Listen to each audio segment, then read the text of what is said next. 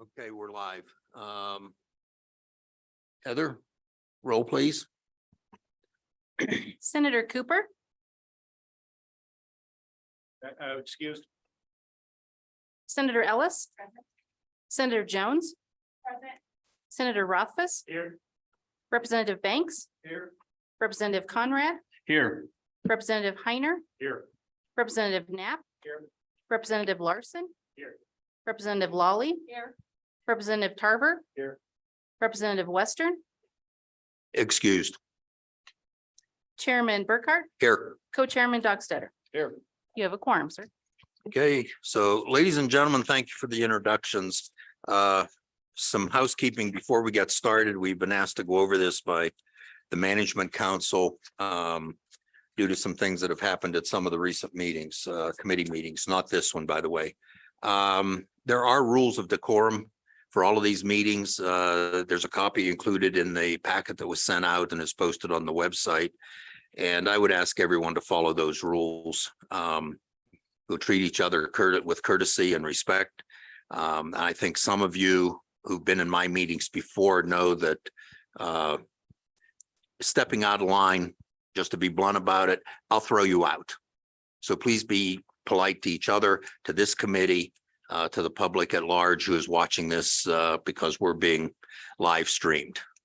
I won't tolerate, and neither will Chairman Dockstader, any nonsense with it. We have a lot of work to do, and I know all of you are here for that reason. So thank you. Meetings are open to all viewpoints. Just as long as we're respectful, we can disagree, but please don't be disagreeable. Remember to address the chair with your questions and comments. And we stay to the topic at hand. Some people tend to get a little far afield. I will call you back, but I'll warn you once only. No personal criticisms. We stick to the topic. We discuss the topic, not individuals. And remember, comments to each other during the committee, such as "that's nonsense," will get my attention. So please, we keep it polite here. And really just be civil with each other. So with that, first order of business is the minutes from the previous meeting. Any discussion on the minutes? Motion to approve the minutes. So moved, Mr. Chairman. Moved and seconded. All in favor, say aye. Aye. Okay, that takes care of the minutes. In your packet, you had a copy of House Bill 190 from last session, and we will only discuss that if we have time. So that would probably be tomorrow. I know it was included early in your first part of your packet because we didn't know where to put it. Any questions on that? Okay, so first up, bill draft 24 LSO 0072, working draft 0.7, geologic sequestration unitization amendments. So Brian, do you want to run us through that? Yes, Mr. Chairman, I can do that. Brian Fuller, LSO, you should have 24 LSO 72. It's working draft 0.7. This is 2-01 in the online meeting materials. This is a bill draft that was requested at the last meeting and for which a working group was appointed, consisting of Senator Rothfuss, Representative Lawley, and several stakeholders. That working group worked on the draft language over a couple of different meetings, and what is in front of you reflects the work of that working group. In summary, Mr. Chairman, this bill draft amends the purposes, the application requirements and notice requirements, as well as required findings for the Oil and Gas Commission for the unitization of geologic sequestration sites. So just running through the bill quickly, Mr. Chairman, starting on page 2, lines 12 through 18. In 3511-314A, which concerns the purposes of the unitization statutes, it inserts language that one of the purposes is to comply with underground injection control class 6 well requirements. And then at the end on line 17 and 18, Another purpose is added to facilitate the utilization of pore space for sequestration. Moving on to page 3, line 4, 2 new definitions are added for the unitization statutes. First is a definition of economic benefits, which is defined to be the equitable proportionate share of all financial proceeds that are due to the pore space owners in a unit area based upon each owner's contribution of pore space to that unit area. Then there's a definition of unit area. This previously was undefined in these statutes, and it is to mean the pore space lying within the geologic formation proposed to be operated, and it may include 1 or more injection wells. Moving on to page 4, these are amendments to 3511-315A, which are the application requirements for a unitization order. So in paragraph 2, beginning line 4, a description of the pore space to be proposed to be included in the unit area and the corresponding surface lands. So that is a change of the description.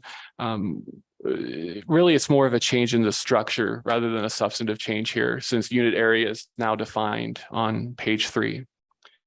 Then lines 11 and 12 clarifies that if federal pore space is proposed to be included, the status records from the BLM district office must be included, and those go into more detail beginning on line 16. The change on line 17 is merely a clarifying change to reference the pore space estate. That is the same on lines 21 and 22.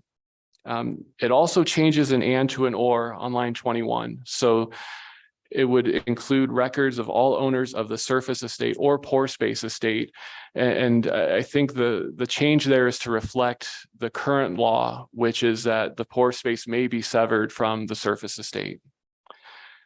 And then these are all owners who are not included, Mr. Chairman. And previously, the language I'm now on line 22 and 23 provided that it would be all owners of surface estate or pore space that were immediately adjacent or immediately adjoining the proposed unit area. That changes now to all owners who are within 1/2 of a mile from the boundary of the proposed unit area.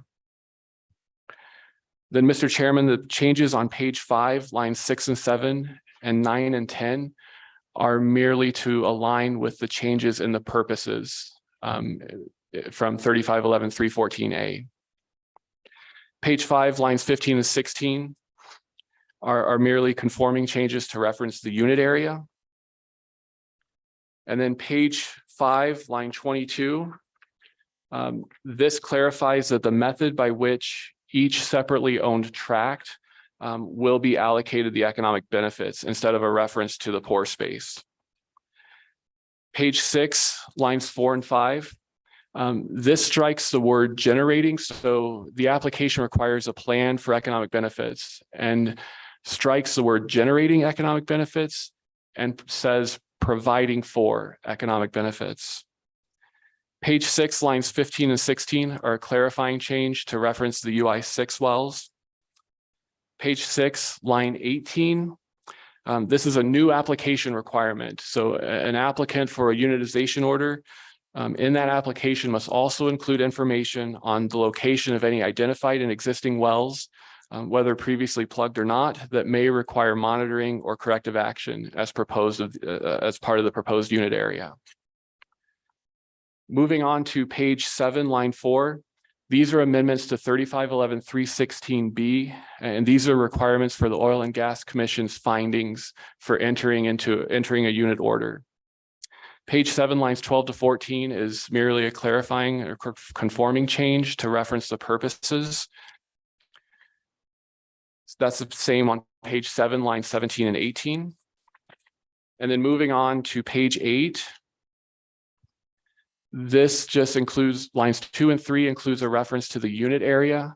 So it would be each tract in terms of economic benefits. It would reference each tract's actual share of the pore space included within the area instead of a reference to sequestration activity. So it's a more specific reference there. Then page 8, beginning line 5, this is paragraph 6, and requires the commission to find that the method for allocating economic benefits provided by the use, and that is another conforming change from striking generating, and we're moving to provided by the use of pore space. And then lines 9 through 11 strikes language that would require the commission to take into consideration the costs that are required to capture, transport, and sequester the carbon dioxide. Instead, what is inserted is a new sentence that provides that for purposes of this findings, the commission cannot and shall not consider federal injection fees, federal lease payments, and any other consideration that's derived from a federal lease as part of that determination whether the method of economic benefits is fair and equitable. Page 8, line 16, and then line 19 are conforming changes. So striking the word generating and instead using the language providing for. And then the use of pore space is another conforming change.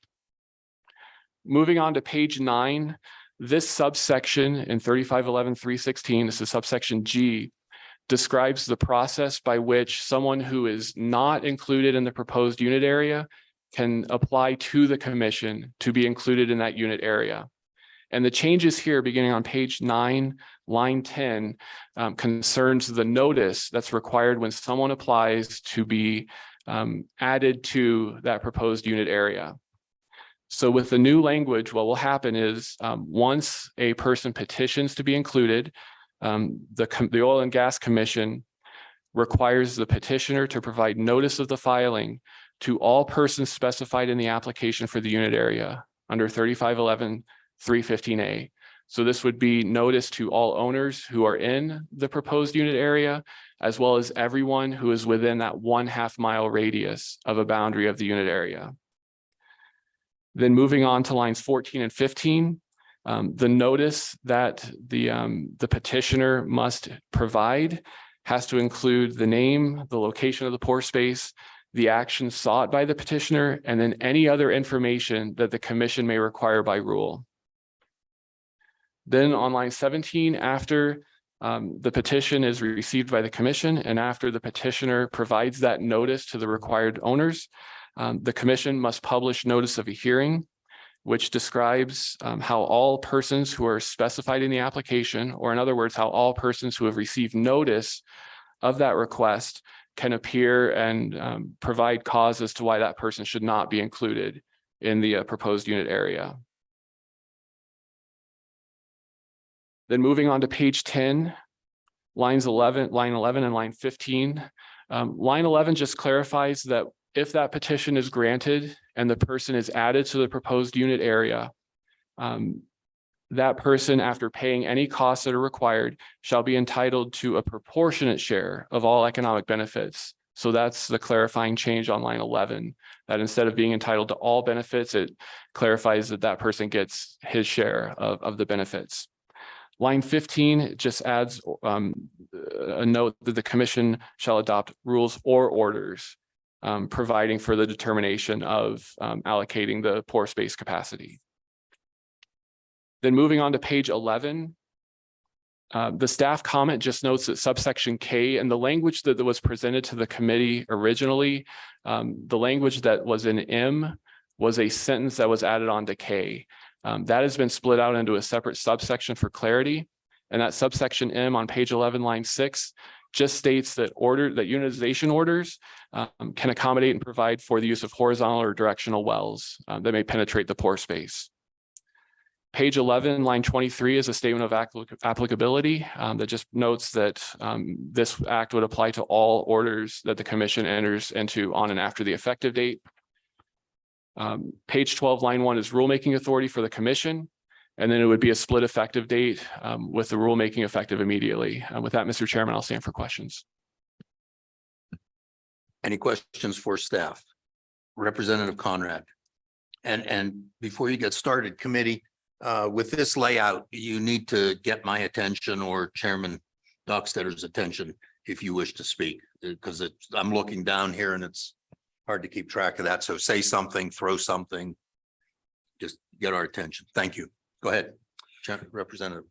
Chairman Brookhart, thank you. Referencing page 4 and 5, lines 21, 22, 23, and also on page 5, 1 and 2. clarifying question, what drove the change from adjoins to 1/2 mile and why was 1/2 mile determined? Mr. Chairman, Representative Conrad, that was a source of I don't want to speak for the members of the working group, but that was part of the discussion of the working group. Providing more notice to owners who, whose pore space may be impacted in that 1/2 mile radius. And with that, Mr. Chairman, I probably defer to the members of the working group to explain further. So members of the working group, and that's mostly Senator Rothfuss and Representative Lawley, comments on that? Representative Lawley? Thank you, Mr. Chairman. I would say that the primary reason had to do with the concern for private landowners in the area and the idea of how the pore space is extensive. And so just making sure everyone had the proper notice, and the way it was designed was before us really limited that. And so we expanded that area really out of a protection for private landowners. Senator Rothfuss. Thanks, Mr. Chairman. Yeah, some members of the working group mentioned the fact that, first of all, other OGCC practices tend to be a zone similar to this 1/2 mile as opposed to immediately adjacent. And that has to do with if you have the potential for subdivision, for example, and still have a mineral estate where you have a narrow width parcel that is separating the active parcel from another possible parcel that would be incorporated in the zone, including them in the announcement. Again, that's what most of the rest of the practices are, a zone region like a 1/2 mile for the informing region as opposed to immediately adjacent. So this conforms more with the rest of OGCC's practice. And I don't know if they're going to come up and speak, but they can kind of go into those differences as well. But it was a good discussion. I think there was unanimity behind the fact that we were better off with the 1/2 mile for completeness so that there would be appropriate information for those that may be affected. Representative Lawley. Thank you, Mr. Chairman. And again, I would just remind the committee that this is about the notice, who gets notice. And so expanding that. And so those landowners can interact and understand what's going on and pose any sort of concerns or objections. And so it's strictly regarding expanding the group of private property owners that would receive notice. Other questions? And one other thing, we had a number of other people participate in that working group. If they wish to add anything, they were welcome to. Just let me know. Okay, other questions? Senator Rothfuss. Thanks, Mr. Chairman. Just not a question, but just a comment of appreciation for the folks in the stakeholder group that worked with us, Representative Lawley and I on these changes and upgrading the working draft. I think it was an excellent process and there was a lot of good input and discussion. I think it ended up in a very balanced place and there was general support for this draft. So appreciation to those that participated. Okay. Other questions? Other questions? Okay, then I have a number of them. So, and I'll just do these in order. Page 3, line 7, and these are mostly for the working group. And staff. We have the term storage capacity to a unit area. Was storage capacity ever defined?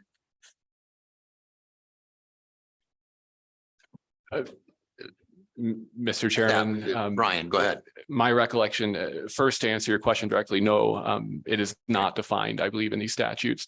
And second, I don't believe that was a topic of discussion of the working group.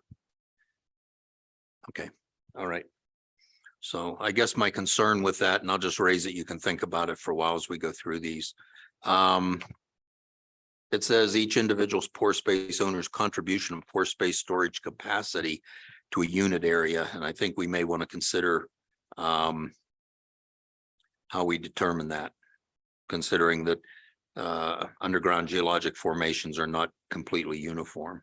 Okay, so think about that. And if you have an answer, I'd appreciate it. Oh, yes, Senator Rothfuss, please.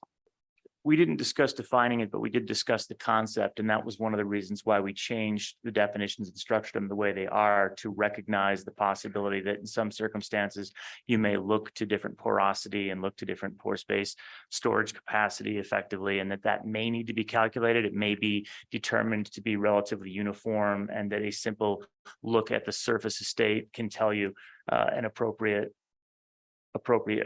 apportionment of storage space, but that may not be the case. So while we didn't talk about defining it, we definitely structured the definitions in such a way that if there was a necessity for changing it based on the thickness of the formation through your estate, for example, or the porosity for your estate, where perhaps that would be different, that could be accommodated. So not to say that it doesn't need to be defined, but it certainly provides the flexibility so that the OGCC through rule and regulation could potentially accommodate that, or simply by hearing could accommodate it, or engineering. Okay, thank you. Representative Lawley? Thank you, Mr. Chairman. I would agree that the discussion had a concept that this would need to be determined by experts, and that would be part of the process to determine that. We could try to define it, but again, I think would be so varied that we can work on a definition, but the idea was experts would have to determine through their expertise and provide through the process what is that capacity in any given formation. Okay, And Mr. Chairman. Yes. One additional note, the commission's rules, while I don't see a definition of storage capacity, does provide a rule that ratifying the capacity within the unit area must cover 3 specified scenarios. So it is contemplated in the rules. okay, thank you. Okay, I'm on page 5, line 16. It says the appointment of a unit operator. And that's the first time in this portion I see the term unit operator. And that, was that intended to be the unit area operator? Unit operator is usually a term we use in oil and gas for a unit. I just want to make sure we're consistent on terms.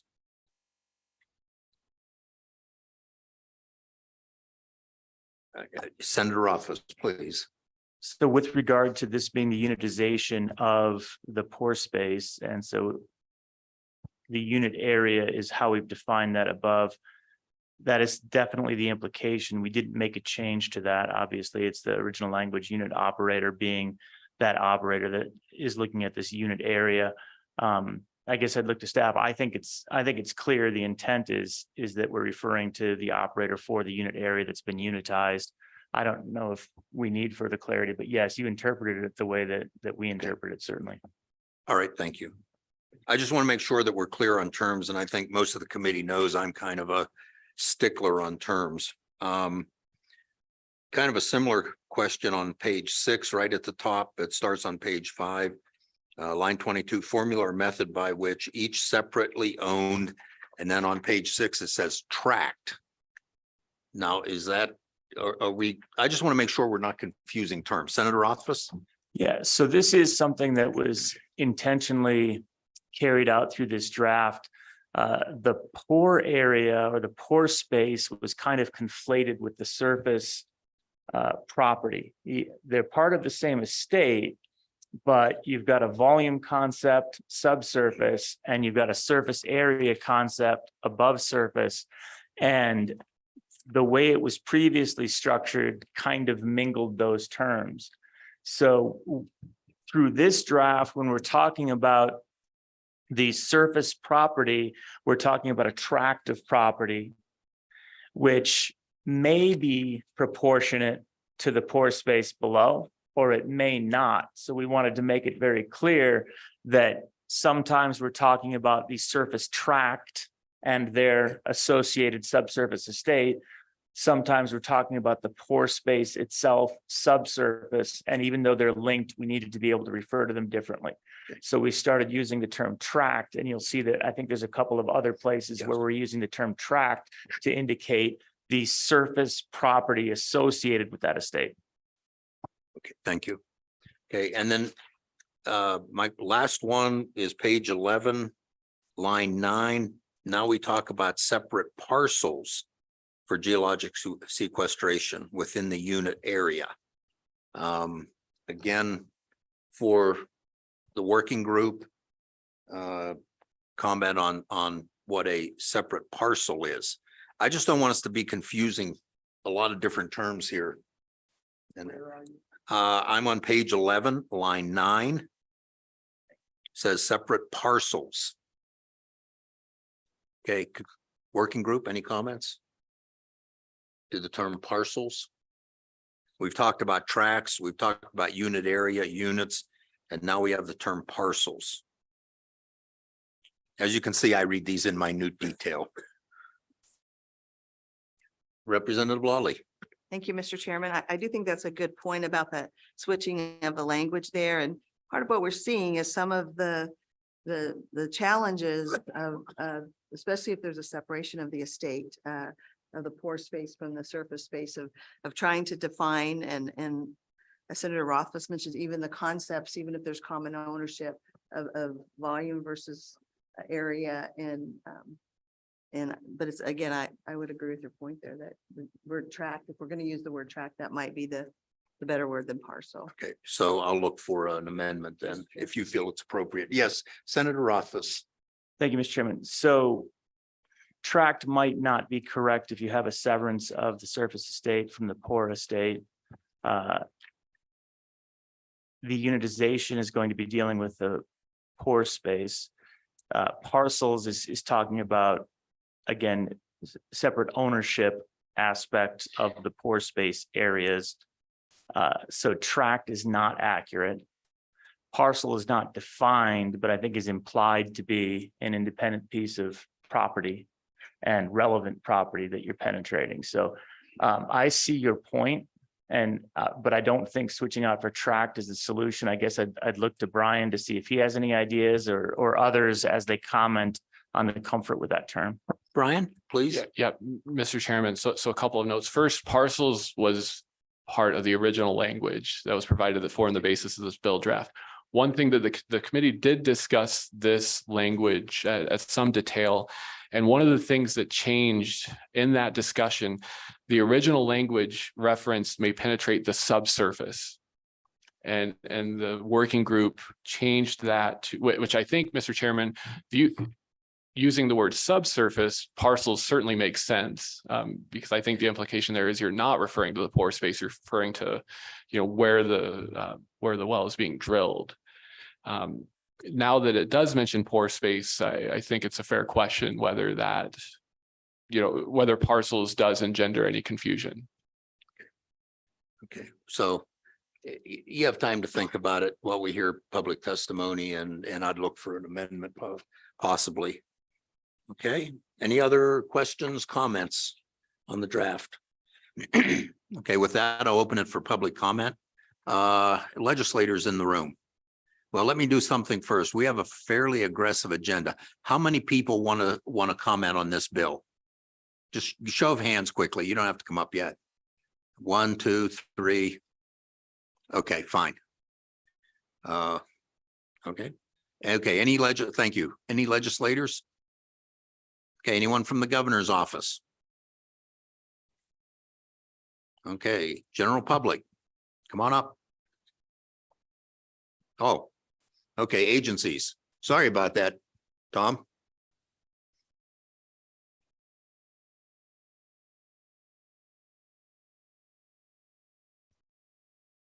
Thank you, Mr. Chairman. My name is Tom Kropatch. I'm the State Oil and Gas Supervisor for the Oil and Gas Commission. And I'll be pretty brief. I just wanted to maybe add some clarity to a couple of the questions that Please. you had specifically. First, on the appointment of the unit operator, that's just standard language that's required of an unit operating plan. So they'll have to tell us who the unit operator will be. That way, that operator gets exclusivity on operation of the unit in the pore space. And so it just needs to be identified in their operating plan who or which company is going to be the operator of the unit and who's entering the agreement and will be part of the order. And I think, Mr. Chairman, when we talk about parcels and tracts, I think we need to be careful because it can get confusing. We need to remember that even though we're talking about pore space in the subsurface, the ownership of that, the boundaries of that ownership are the same as what the surface ownership boundaries are. And so when let's talk about crossing into a different parcel or a different tract, it just means as it crosses, if it were on the surface, as it crosses that property boundary, it's crossing a property boundary in the pore space as well. And so we're assigning economic benefits to each of those tracts, to the owners of those tracts. And in the case of that part on page 11, where the horizontal well may penetrate different parcels or tracts, I think in both cases, it should be tracts, because they mean in the part of this bill, it means the same thing. So tract on page 11 and tract on that you had a comment on, Mr. Chairman, that was on page 5 going into page 6. Those are both the same. They're referencing the same property. It would be different tracts of pore space in the subsurface that match the surface owner boundaries, property boundaries. Yes, Senator Rothfuss. Is it not possible to subdivide a surface tract into 2 pore space tracts? Mr. Chairman, Senator Rothfuss. Supervisor. You probably could subdivide it differently. There would have to be a recording in the surface ownership recordings at the county for that. So I'm not sure how that would separate surface ownership. I suppose you could subdivide it even among owners of this, different owners in the same boundaries as well. Yes, follow up. So yeah, we definitely don't have this situation right now, to my knowledge, but that's the concern that I have, is that even though right now I think we're probably at 100% surface tract equals pore space tract, I wouldn't want the statute not to allow for a circumstance if it's legally allowed, and I'm getting nods of yes, it's legally allowed, which I don't know. We should make sure that this language would accommodate a circumstance where you had a subdivision of subsurface parcels, tracts, whatever the case may be. So from that standpoint, we do have an issue here. We need to make sure the language is right, but I'm still not totally convinced that we can just replace tract and satisfy. Okay, and thank you, Senator. That was my concern with my questions on the terminology. So, Supervisor, anything else? Mr. Chairman, I think that covers everything that I wanted to add to the conversation that had already. Okay. Unless there's further questions. Representative? Yeah. Again, just a comment. Mr. Oh, Chairman. wait, okay. Go ahead. Okay, Representative Lawley, then Representative Heiner. Thank you, Mr. Two hands Chair. confused. Well, I just wanted to. It's early in the comment morning. again, again, with the working group, we had some great people, stakeholders involved and certainly the commissioner here was very helpful, really got with regard to a number of things in the statute, but I would just like to follow up with your comment about the tracts language, because I think I agree with you, and I think I want to just see if we can clarify it a little bit, is based on what you were saying and what my understanding kind of the law as it presently exists is that if there is a subdivision, someone owns and they subdivide the pore space, the tract defined would be based on the physical boundaries of how they subdivided, but as we would view it from the surface estate. So I don't think it's as much of a problem as perhaps as Senator Rothfuss of using the term tract, because by definition, it's determined by how the definition of the pore space, even though the tract, larger surface tract may be a larger area, that would be the determining factor. Is that correct? Supervisor? Mr. Chairman, Representative Lawley, that's correct. It's whatever the subdivision of the pore space is would determine those tracts and what portion of the economic benefits each of those tracts are assigned. All right. Representative Heiner and Representative Lawley, you may need to bring that mic a little closer to yourself when you speak. Thank you, Mr. Chairman. Supervisor, as I read through this bill draft, I'm not seeing anything that protects the interest of non-consenting owners of the pore space. Is that dealt with elsewhere in rules and policy, or is that something that needs to be included in this bill draft? Supervisor, I think staff has a comment on that one, please. Yep, Mr. Chairman, Representative Heiner, that's current law, and that's in a section that's not amended in this bill that requires 80% of those to consent to be part of that. to form that unit. Okay, I think that answers it, but go ahead, Could I Supervisor. just add one addition to what Yes. Mr. Fuller said, Mr. Chairman, and it does require the 80% sign up. It also requires the commission to determine that the 20% or up to the 20% who don't sign up are also allocated fair and equitable economic benefits. So their pore space isn't going to be used without compensation for that, just like all the other owners who did sign up are getting in a fair and equitable manner. Right. Any other questions for Supervisor Kropatch? No. Supervisor, thank you. Thank you, So Mr. Chairman. anyone else, any other state agencies? Okay, now we can open it to the general public. Please come on up.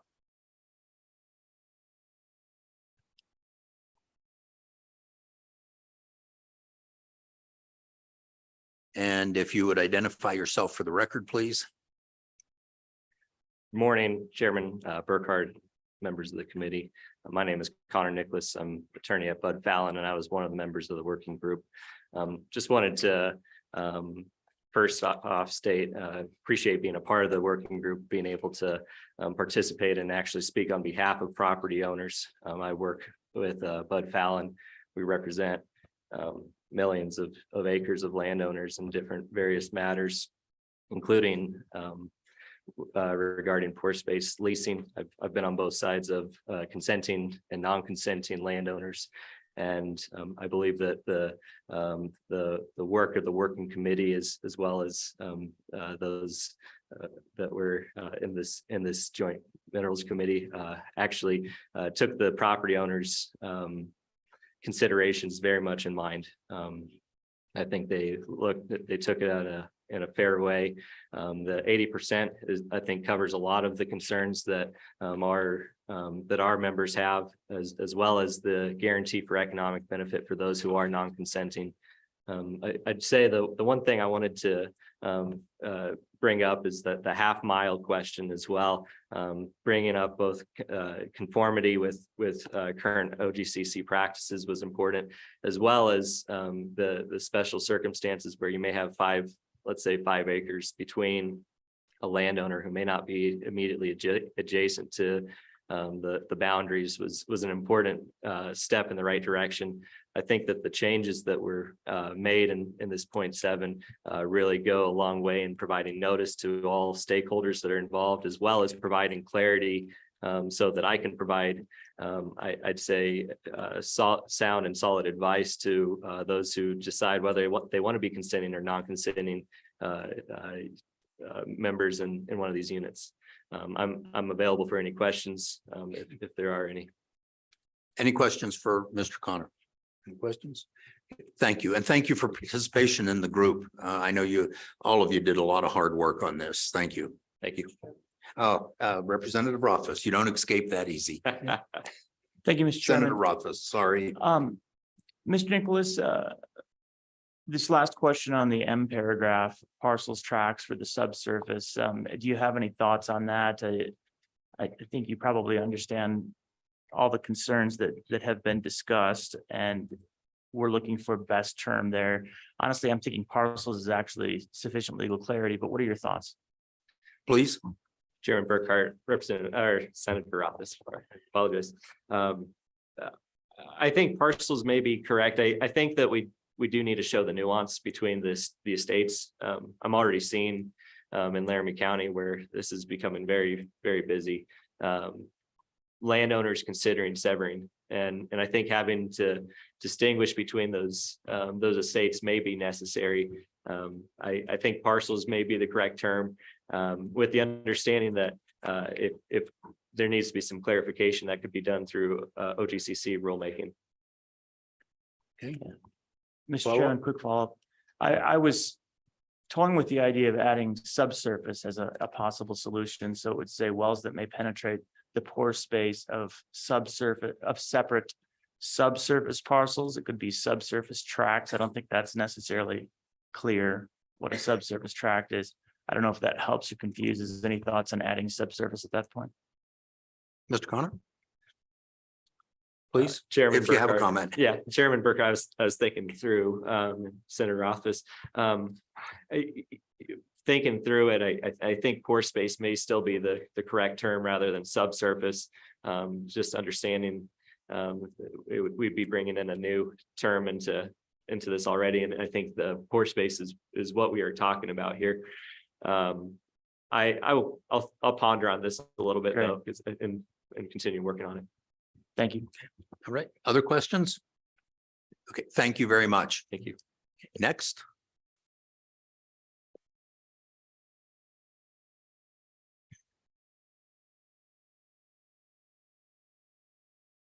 And again, just a reminder for everybody, as you come up, please identify yourself for the record, even if it's your second, third, 100th time up here. It helps staff keep things straight, please. Yeah, thank you, Mr. Chairman. Shannon Anderson on behalf of Powder River Basin Resource Council. So back in 2009, when we drafted this statute, it was theoretical. It's not theoretical anymore. We have members who are actively negotiating pore space leasing and selling. So we really appreciate these improvements. We think they do a great job, as you just heard, of balancing the private property interests and the interest of the state in moving carbon sequestration forward. So we support this, and we do support the half mile as well. It's in conformity not only with oil and gas commission practices you just heard, but also numerous DEQ rules and regulations. Half mile is very standard in regulatory practice. Okay, great. Any So- questions for Ms. Anderson? Questions? Thank you very much. Yep. Next.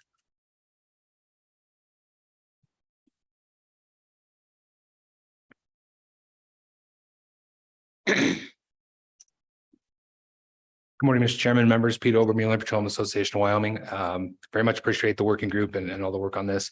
I just point out two things. I want to ask for one amendment and just point out that because this was just made public, then I've got some members who are giving me some feedback even right now as we speak. So I don't know what the committee's plan is, but it may need a little bit more work going forward. I just don't have I haven't been able to work through some of those comments yet. So the one thing I do want to ask for though is simply the effective date. I would like to ask the committee to make it effective immediately using your conforming language for making a bill effective immediately. The reason for that, Mr. Chairman, is these negotiations and work in the permits with DEQ is ongoing right now. And in fact, quite frankly, we really needed this bill to be in place today, but the best we could do is March as opposed to July, and that might make all the difference. So I would appreciate accelerating that. Okay. Questions for Mr. Obermueller? Questions? So I don't see any. Mr. Obermueller, I do have one question though. And you said something that's of concern to me. You said you've just recently seen this. This was posted with the meeting materials.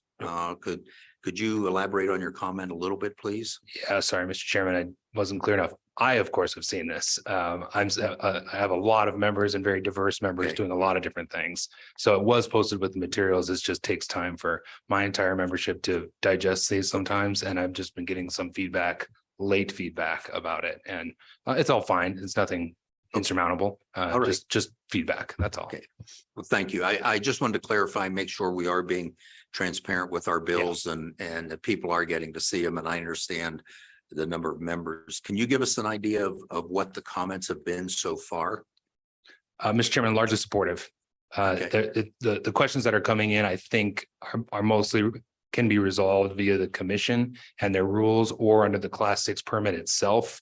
And so a lot about notification, particularly, these projects happen in existing oil and gas fields. And we have the section in there talking about where there are oil and gas wells that have, whether they're plugged or producing, penetrated the zone where there is going to be the long-term storage, and there's required mediation in those cases. But a lot of these fields actually have hundreds or thousands of other wells that didn't drill that far. And so there's some question about making sure that operators and leaseholders know about these projects. I think that's already covered in the Class 6 application itself. But like I said, these are sort of late questions that have come to me, and I don't have the exact answer, so I don't want to ask the committee to do anything about it right now. Okay, thank you. Any other questions for Mr. Obermueller? Okay, Mr. Obermuller. Thank you, Mr. Thank you Chairman. very much. And thank you for the work on the working group. I know you participated in that. So any other comments in the room? One last chance. Okay, anyone on Zoom? No one on Zoom? Okay, last chance. Any more public comments on 24 LSO 0072.7? Okay, with that, I'll close public comment. Committee? Representative Larson.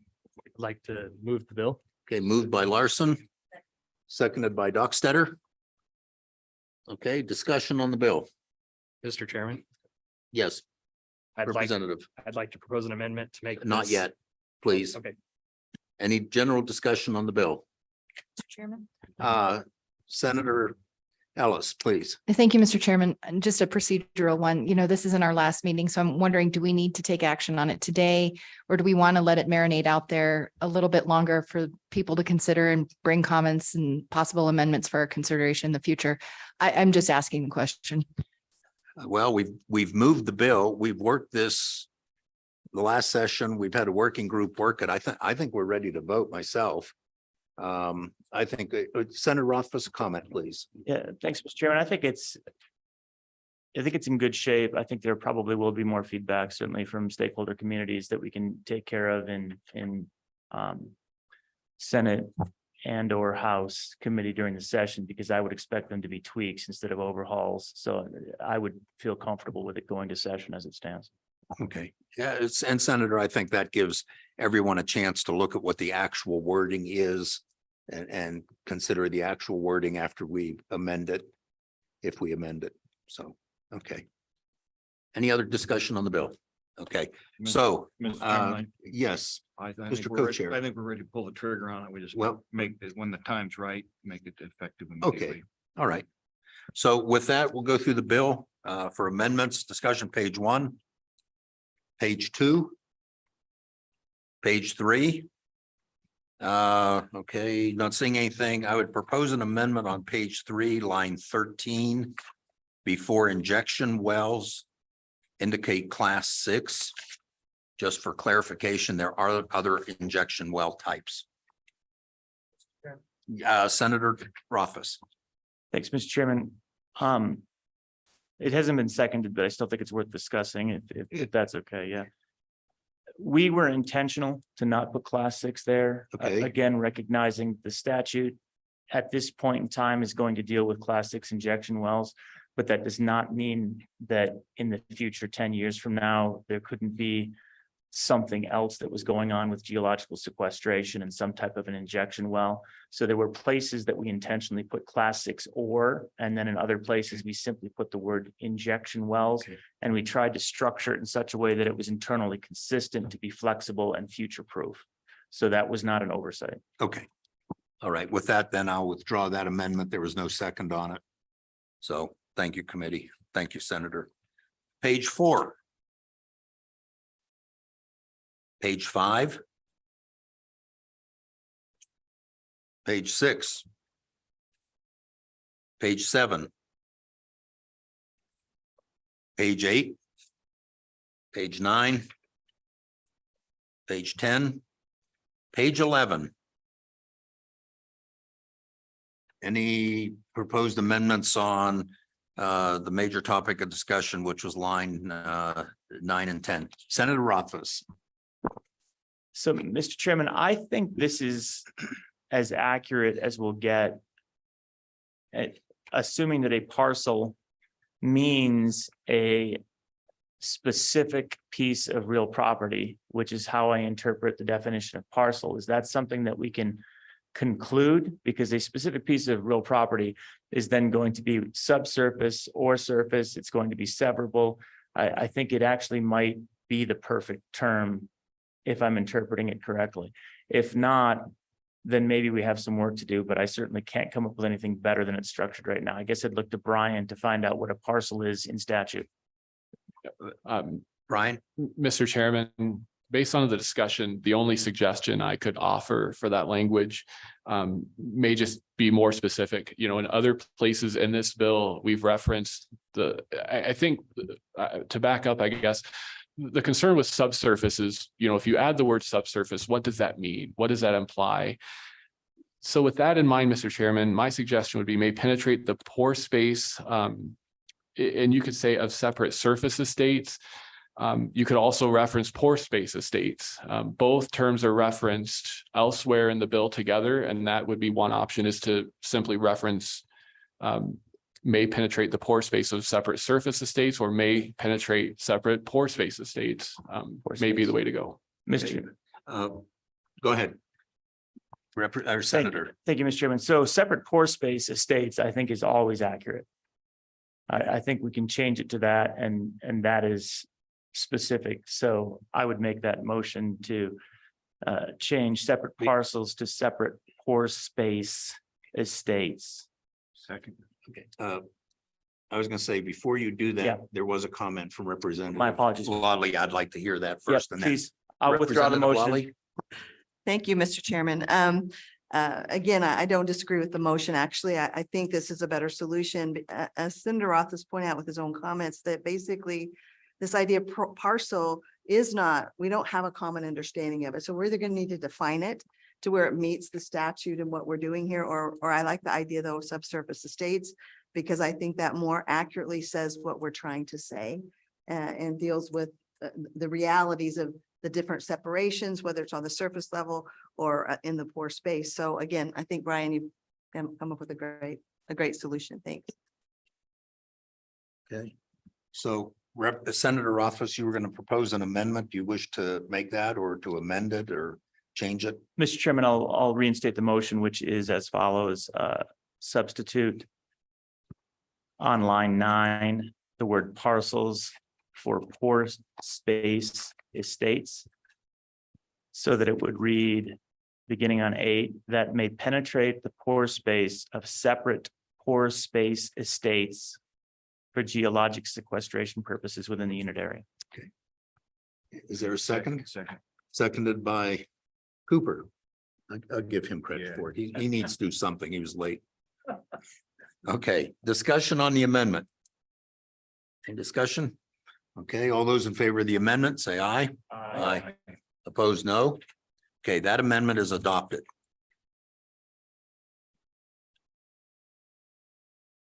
Okay, with that, we go to page 12. Chairman, Mr. Co-Chairman, line 8. effective- line 8, Effective immediately. okay.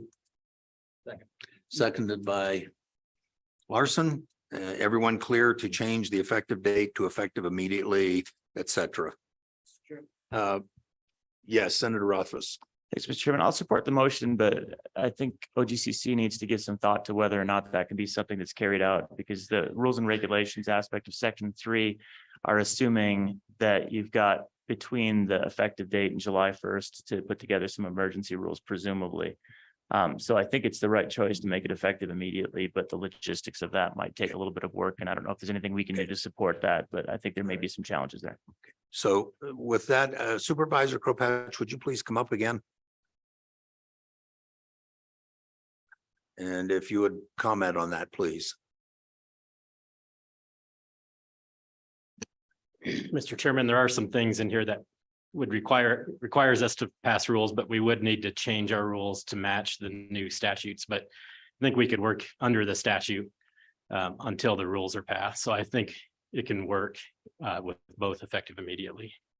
Okay, all right. Mr. Co-Chairman, you had a comment? No, we're good. He said it. Okay, all right. Thank you, Supervisor. Okay, so the amendment is to make it effective immediately. And any other discussion? Okay, all in favor? Aye. Opposed, no. Okay, that's adopted. Committee? Question being called. We are voting on 24 LSO 0072.7 as amended. If you would call roll, Brian. Senator Cooper. Senator Ellis. Senator Jones. Senator Rothfuss. Representative Banks. Aye. Representative Conrad. Aye. Representative Heiner. Representative Knapp. Representative Larson. Representative Lawley. Aye. Representative Tarver. Representative Western. Excused. Chairman Dockstader. Aye. Chairman Burkhart. Aye. Mr. Chairman, the motion carries. And Mr. Chairman, I don't know if you have a preference for how bills, if you would rather assign bills to a certain house right now, or if you'd prefer to do that later. I think Mr. Co-Chair and I will discuss that, where to assign them. I don't think we're going to end up with that many bills out of the interim, but we'll discuss where we think they should go. We'll split them evenly as we usually do. Senator, is that okay with you? Okay. So moving on, and I'm going to digress a little bit from the agenda. And I know I'm going to open a can of worms because we've alluded to it with the previous bill draft. The discussion is, and it's related to this, if we want to allow pore space to be severed from surface estate or require that it remain with the surface estate. And I do have a bill draft, but I'd open it for general discussion of the committee. Any thoughts? I know you discussed that a little bit in the working group. And that, so Senator Ellis, you raised your hand first. Thank you, Mr. Chairman. That I think is a really important discussion point for us, as I've been thinking about this since our last hearing. I think having it be its own estate has created confusion, especially when we haven't attached a right to access it. So I think that we should be looking at that issue. Okay. Representative Lawley? I too have concerns about the policy of separating and making a third estate. I believe that it does create all kinds of confusion, and I'm most concerned honestly about protecting private property rights in a situation where there's going to clearly be some imbalance in understanding of value and what it represents. And so I think that's that's going to exist anyway, but it's complicated by the division of a third estate without the surface access. You can see some of the struggles we were working through this morning already on this unitization bill that begin to make it more difficult. So, I mean, I tend to think other states have not allowed a third division of the estate to be severed, but you can lease it. The surface owner can still gain the economic value through leasing and other means. So again, I tend to think it's something we need to explore and just determine as a matter of public policy. Also, I would say this, that while some may say, well, let's wait and see, and that we certainly could do that, but there is a certain urgency to this, because by granting the permission now under the current law, what happens is that with that permission, people may be encouraged to go ahead and sever, again, without even knowing for sure what they're giving up. And once that's done, that's legal right now. That's acceptable under our current law. Undoing that is not really probably going to be the best policy. So you're going to create some situations where there is some severance. And right now as someone mentioned earlier, there's not been a great deal of severing yet, even though it's the policy.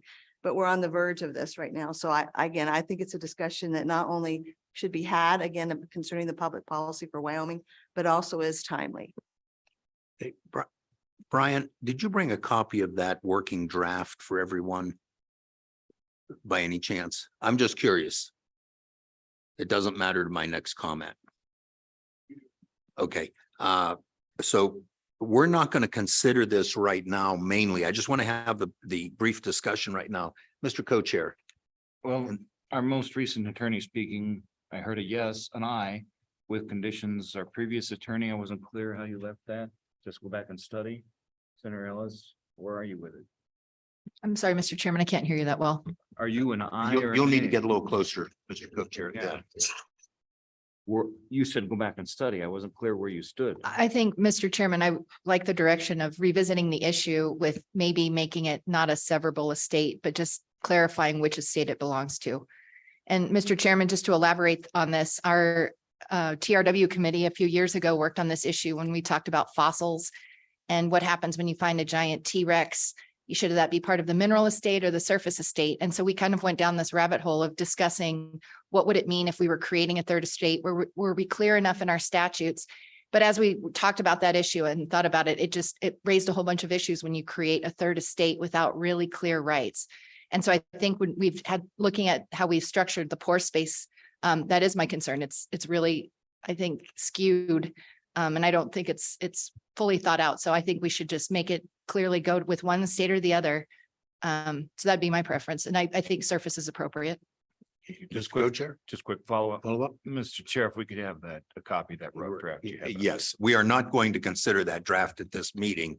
This is just a discussion. Senator Rothfuss. Thanks, Mr. Chairman. And I do think that right now there is clarity. The pore space is owned by the surface estate and the two are associated. I think the concern comes down to whether or not that is further severable. And it's very much worth a discussion and taking time on the agenda. I don't have a hard opinion at this point, one way or the other, honestly, but I think it's an important enough issue and this is the right time, right? You don't want to, we don't want a circumstance where 25% of the pore space estate is severed and then we pass legislation, right? We're not going to be able to do that. So this is the right time to have the discussion. I think it would be very appropriate for us to put it on our next agenda. And I'd welcome that discussion. I don't have a strong opinion at this point, but I'm sure I will by the end of next. And Senator, that was my intention. You all get a copy of the bill and Brian, I will allow that to be posted public, whatever we call it. And that's so that people can see that. The draft does include, Senator Rothfuss, what you said, anything that's grandfathered in would stay grandfathered in. And I think we really need to look at this issue as how we protect private property rights. So Brian, you can go ahead and distribute that, not necessarily right now, before the end of the meeting, and put that on the agenda for the next committee meeting.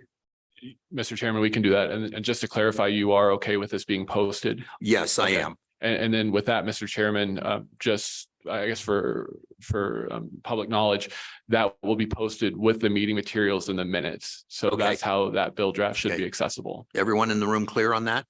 You can see a copy of that in the posted minutes. And that we will do that. And it does take care of grandfathering in those. I know the one other state that has Class 6 primacy and is looking at this has prohibited severing pore space from surface estate. And I've talked to legislators in that state and they have very good reason for doing that. Again, to protect private property rights was the main reason. So that people actually know what they're dealing with. And there's a lot of issues around it, but I think it's something to have the discussion on. So committee, we okay? So it'll be on the agenda for next meeting. And just a reminder to everyone, there will be, we will vote or kill any potential bills next meeting. We won't carry them over. And we won't have a separate meeting to consider them after our last interim meeting. Okay. For people here, everyone clear on what I just did? Any questions? Okay, good. So, okay, with that, we'll move on. And a reminder, we will break. It's a hard break at 12:45. If we're not wherever we are, that's where we're done for the day. The committee has a tour lined up and we have somewhat of a schedule. So anything we have will carry over to the start of tomorrow morning. Okay. Let's see, the letter we have for appropriations, I think the co-chair and I can handle that. We don't need that. What else? We have carbon capture utilization storage report to the legislature from the PSC. I don't think we really need to address that, do we, Brian? And Mr. Chairman, I think that report will be better addressed tomorrow. First during the PSC's discussion and then second during Okay. discussion of House Bill 200. Great, thank you. Okay, so with that, we are now at Class 6 program funding. Jennifer, come on up, and Alan. And I do know that your boss is otherwise engaged right now. So he threw you to the wolves. Proceed. Mr. Chairman, my name is Alan Edwards. I'm the Deputy Director for DEQ, and I'm also serving as the acting administrator for the Industrial Siting Division. And yes, Todd does send his regards and his apologies for not being here in person. Okay, and Mr. Edwards, I guess, I don't know if congratulations are in order or not to be named deputy director again. It's You good to cannot be- escape. It's good to be, Mr. Chairman, it's good to be back. Okay, so, okay, go ahead, proceed. Jennifer? Good morning, Mr. Chairman. Again, my name is Jennifer Zingman. I'm the Water Quality Division Administrator for the Wyoming DEQ. So what I was asked to provide today was just a very brief summary of the Class 6 program and how it's funded. A lot of this will recap what we covered at the May meeting where we talked in detail about the Class 6 program and its funding. So again, just to start with, the purpose of the UIC Class 6 program is to permit the sequestration of carbon for long-term geologic storage such that we're protecting underground sources of drinking water. This is a federal program under the Safe Drinking Water Act, and states are able to request and apply for primacy. So I'm sure you know, we do have primacy. We were the second state. So in Wyoming, the Department of Environmental Quality will issue the Class 6 permits. We talked briefly about the current status of the applications that are under review, and that status is still the same. We do have 5 applications currently under review. The latest news is that we do anticipate that the first permits to construct will go out to public notice within the next month. By the end of the calendar year, this year, we still expect another 10 to 20 applications, again, just depending on how quickly projects proceed. After that, it does get a little more nebulous, but within the next 2 to 4 years, we are anticipating upwards of 40 new applications. So quickly recapping on program funding. Again, we do not anticipate federal funding to support state Class 6 primacy programs. There is one-time funding potentially available under an IIJA grant that we have put in a letter of interest for. We're still waiting to hear whether or not Wyoming will have access to grant funds to support the Class 6 program under that opportunity, but that would be one-time funding only. Current statutes allow the DEQ to accept 2 fees associated with Class 6 permits. The first would be the application fee. When we receive an application or when we start talking with an applicant about a project, we will put together a detailed cost estimate, provide that to the applicant. They provide that amount of the fee with their application when they submit it to us for review. We will track the costs. If there's any unused funds, we'll return that to the applicant. If we need additional funds, we would request additional funds at that time. The second fee that we have is the injection fee. During the time that an operator is injecting, a 7 cents per ton fee will apply. The operator will be billed semi-annually, and those funds go into a special revenue account per statutes. And the only use of those special revenue account funds, including interest, would be to support long-term management and monitoring of the closed sequestration sites. After the Class 6 permit is done, site closure has happened, financial assurance has been released, and title and liability have transferred to the state. So when you look at the 2 fees that we have, again, we have fees that support the very beginning of the process when we have an application up to the point that a permit is reviewed. And then we have fees to support the long-term stewardship phase, again, after all Class 6 requirements have been met, the plume is stable and site closure has happened. At the May meeting, we did bring to the committee's consideration the idea of an annual fee to support staff costs for the middle phase, basically when we have a permit that project is operating and injecting up until the time of site closure. It was not the direction of the committee to pursue that at the time, but we do appreciate your consideration of that approach. That does not affect our implementation of the program, and we're continuing to use general funds to support that phase of the permitting process. We do continue to track workloads carefully and plan staff resources as needed. We greatly appreciated the new position that we received this past legislative session. We did fill that position promptly on May 1st. And as you may have heard during Director Parfit's presentation to Joint Appropriation Committee, we are working with the governor to consider requesting an additional 2 geologist positions this next session to support the anticipated workload. And we do appreciate the committee's letter that was provided to the Joint Appropriations Committee supporting staff resources for carbon sequestration. So that concludes my summary. Again, that's a very high level overview of how the program is funded, and I would be happy to answer questions. Okay, Questions for the department? Questions on how they're funded? I think we got a pretty good presentation last time. Comments, anything from committee on that? Yes, Representative Heiner. Thank you, Mr. Chairman. As we took primacy of the Class 6 well permitting process, our intent was to expedite this approval process such that it would be more rapid than the federal government could do that. Initially, of course, as we stood this up, it took a little longer than expected. But as we're getting into this now, if a company were to file a permit today, do we think we could meet those expectations of a timely and quick permitting process as we envisioned it? Ms. Zigmund? Mr. Chairman, thank you for the question. And my answer is yes. I do think that we can be more timely than the federal government.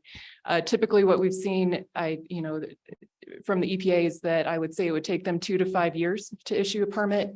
Again, it depends on the quality of the application that we receive, but we do anticipate that we can issue the same first permit, the permit to construct, in under a year. So I do think that given primacy, we will be more timely with our permitting as expected.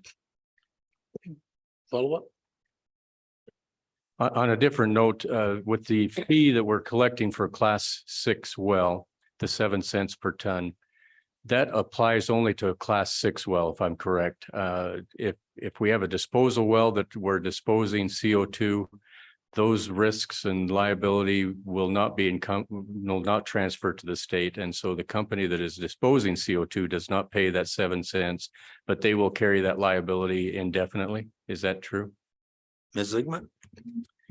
Mr. Chairman, let me see if I can answer the question. I may have not caught both parts, but to clarify, the injection fee only applies to the Class 6 wells. We do not have any other fees currently for Class 1 or 5 wells through the department.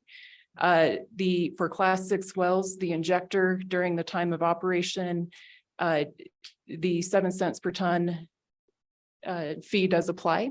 And during the time that the injector holds title to the carbon dioxide, the injector is liable for any damages associated with the project. And Mr. Chairman, I'm not sure if that fully answered the question, so if not, I'd be happy to. I know where you're going with this, Representative, so go ahead, please. Yes, Follow up. yes, there's just clarification. There are some wells that are just classified as disposal wells where CO2 is being disposed of and injected, but they don't fall under the Class 6 well. And the fee was intended to provide for continuous monitoring after the injection period so that DEQ could continue monitoring for any leakage or problems such as that. But if a company does not permit a Class 6 well and alternatively just decides to permit a disposal well and injects that CO2 into the formation for some period of time, that CO2, in my understanding, will never transfer to the ownership to the state. And so the state will never monitor that, and we don't need any funds to be able to monitor that. So the liability thus remains with the company that injects that disposes of that CO2 in the formation forever. Is that correct? Ms. Zigmund? Mr. Chairman, that is correct. The transfer of title and liability that was contemplated under Senate File 47 only applies to Class 6 carbon sequestration wells. Senator Office. Thanks, Mr. Chairman. I have a follow-up on that and then another question. The follow-up, we talked very briefly at some point about converting well types to a Class 6 well. I don't think we ever really fully implemented that in statute, but it was something we briefly touched on. I guess I'll tack on to that. Have we contemplated how the funding of the long-term monitoring of that would take place if we were doing a transfer to a Class 6 well where you've already effectively had a substantial amount of CO2 injection? You've decided, all right, I'm going to now pursue a path. You would need to have a makeup fee, effectively something along those lines. Clearly don't need to handle that right now, but is that something that's been discussed, or is that something that we need to think more about? Ms. Zigmund, before you answer though, Supervisor Kropatch, do you have anything you would like to add to this discussion right now?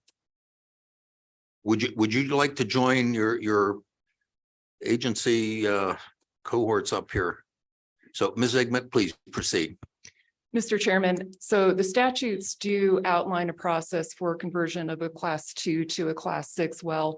And, we communicate regularly with the Oil and Gas Conservation Commission if we have questions. And the first step that if we feel that, potentially a class 2 well is now transitioning to a class 6 purpose and intent, we would have that conversation with Mr. Crowpatch first. And then there's a procedure for the Oil and Gas Conservation Commission to have a hearing to consider that conversion.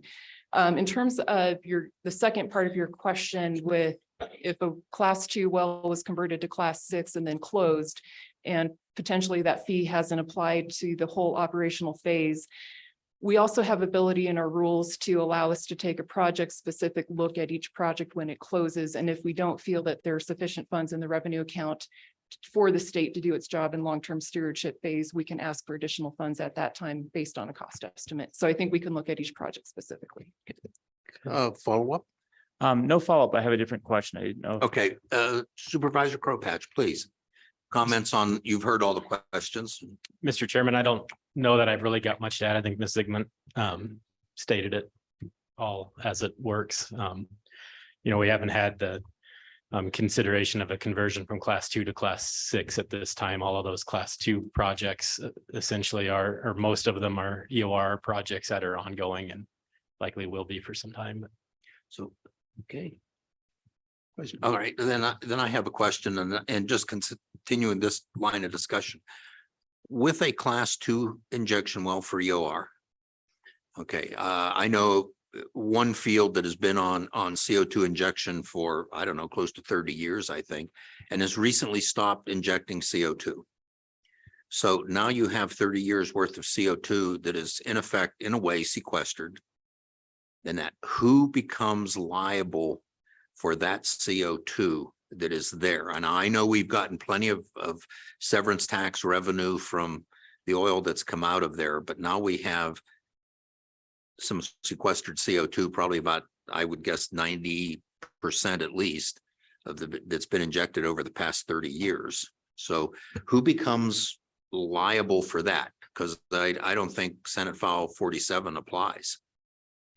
Mr. Chairman, the operator would remain liable for that CO2. I think a difference to keep in mind and the reason liability for long-term monitoring in class 6 versus the class 2 EOR is the volumes of CO2 that are injected. The enhanced oil recovery projects are only injecting the volume of CO2 they need to use to recover the oil versus maximizing injection for sequestration. And so if it were to convert to class 6 at the end of the life to then inject more CO2 for the purpose of sequestration, then liability monitoring may be necessary. But at the end of the EOR project, if they just shut that down, generally the volume of CO2 injected is less because they're only purchasing enough for what they lose to the formation through the life of the project, but they're recycling that CO2 long-term through the injection of the EOR. So as they produce, CO2 comes out, they re-inject the CO2. Much of that CO2 is just re-injected, especially as the life of the project goes on. It's much more recycled CO2 that's reproduced and re-injected. Okay. Senator Rothfuss. Thank you, Mr. Chairman. Different line of questions comes to the monitoring account and the way we establish that. That's a very long-term account. I was curious if I believe it's established in effectively the state agency pool is where that account is going to reside, which means it's going to have a very low return on investment and is not looking at any strategic investment. However, those funds realistically might be parked for 30 years. Has there been any discussion about looking at alternative investment strategies for some portion of those funds to secure against inflation over time and to ensure that there's adequacy of those funds in the long run? Ms. Zigmund, I guess that's questions to you. Sure, Mr. Chairman, we have not had any discussions specific to strategic investments beyond, what the account is currently expected to do. We were asked extensively, during our rulemaking process for Chapter 29, when we established the 7 cents per ton fee, as to whether or not that would be sufficient in consideration of inflation. We do think it will be. As always, we can propose revisions to rules if we think we need to increase that fee. And then again, as I mentioned, with the ability to do a site-specific closure estimate and ask for additional funds at that time, I think we can guard against inflationary costs and make sure that the state has the resources it needs. But we're not opposed to that discussion about different investment strategies. It's just not one that the DEQ has had. Follow up? Well, it's obviously early yet, but it might be worth looking at creating an account, a sub-account in Pool A, so that you can have some portion of that account in Pool A strategically invested and maybe work with the CapFin committee or something on that. Representative Conrad. Mr. Chairman, thank you. A question really for the agency, and maybe it's Deputy Director Edwards' question. It's overall permitting question. It's admirable, obviously, that we do have primacy as it relates to the permitting in this area that reduces the timing.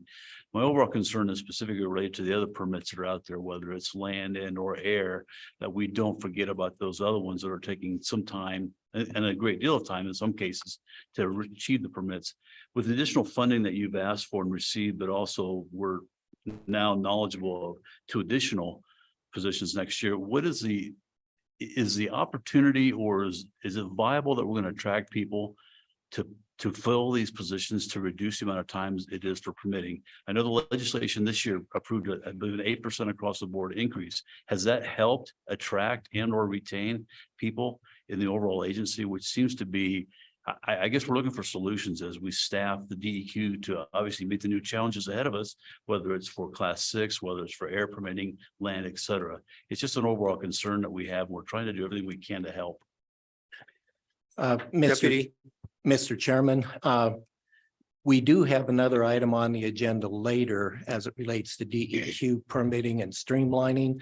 And that might be a better place to roll that all together into a larger conversation. I could provide some here, but since it's on there, perhaps we could wait and cover that in more detail. So Representative, I'd agree with the Deputy Director on this. I have discussed a concept with the department that I think will help with permitting because we need to get it out the door much quicker than we are. So why don't we hold that for that discussion? And I think you might find that interesting discussion and that more of a discussion than any bill draft. Thank you, Mr. Chairman. I'll stay. Okay, thank you. Okay, any other questions?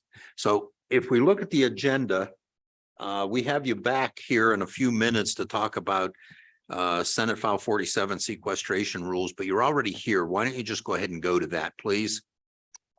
Absolutely, Mr. Chairman. So again, I was asked to provide a brief overview of Senate File 47, which was passed in 2022. And this was legislation, as we've been talking about, regarding the long-term stewardship and liability phase for carbon sequestration Class 6 wells. In summary, statutes were revised to, upon completion of a carbon sequestration project, transfer the title to the carbon dioxide and the liability to the state, provided that the liability to the state does not result in payment of damages in excess of the amount of funds in the special revenue account. And again, that special revenue account is what the state will use for long-term management and monitoring of these sites. To walk through a few key steps or points of the legislation, first 3511-319N was added to authorize DEQ to issue a certificate for the project at the time that we issue the Class 6 permit. And that certificate includes a statement that the permit has been issued, a description of the area covered by the permit, and then any other information that the DEQ deems appropriate at that time. And that the injector files that certificate of project with the county clerk. Second, 3511-318 specifies that the injector, again, must have title to the carbon dioxide and that the injector holds that title until it is transferred to the state after the project completion certification. And again, during the time that the injector holds title, the injector is liable for damages. And then finally, in 3511-319, the process is described for the DEQ, again, after the project has been completed, Class 6 requirements have been met, the site has been closed, the DEQ would then issue a certificate of project completion. And that would follow a public comment opportunity. At that point, once that certificate of project completion is issued, the title and the liability would transfer to the state and we move into the long-term stewardship phase. It is important to remember that the certificate of project and the later project completion certification are concurrent with, but they are separate to the Class 6 permitting process. And that was done intentionally. Thus, the revisions of having the certification process and the transfer of title and liability does not affect the Class 6 primacy program. This is an area where the state has opted to be more stringent than the federal regulations. Federal regulations do not require states to transfer title and liability. So again, this was purely a state decision in terms of what directions Wyoming should go with this transfer. To highlight a few other key points, the project completion certificate and the subsequent transfer of liability to the state can't be issued again until all Class 6 permit requirements for post-injection site care and site closure have been met. Those requirements are fairly robust and they are outlined in our rules. And to demonstrate post-injection site care and closure requirements have been met, we both need modeling and data to show that step has been achieved. And again, the purpose of those requirements are to ensure that before the title and the liability are transferred to the state, that the sequestration project is stable and to the maximum extent possible that it no longer poses a risk of endangering underground sources of drinking water, human health, safety, and the environment. We did add in the statutes, or it was added, that the project completion certificate cannot be issued until at least 20 years after injection cease.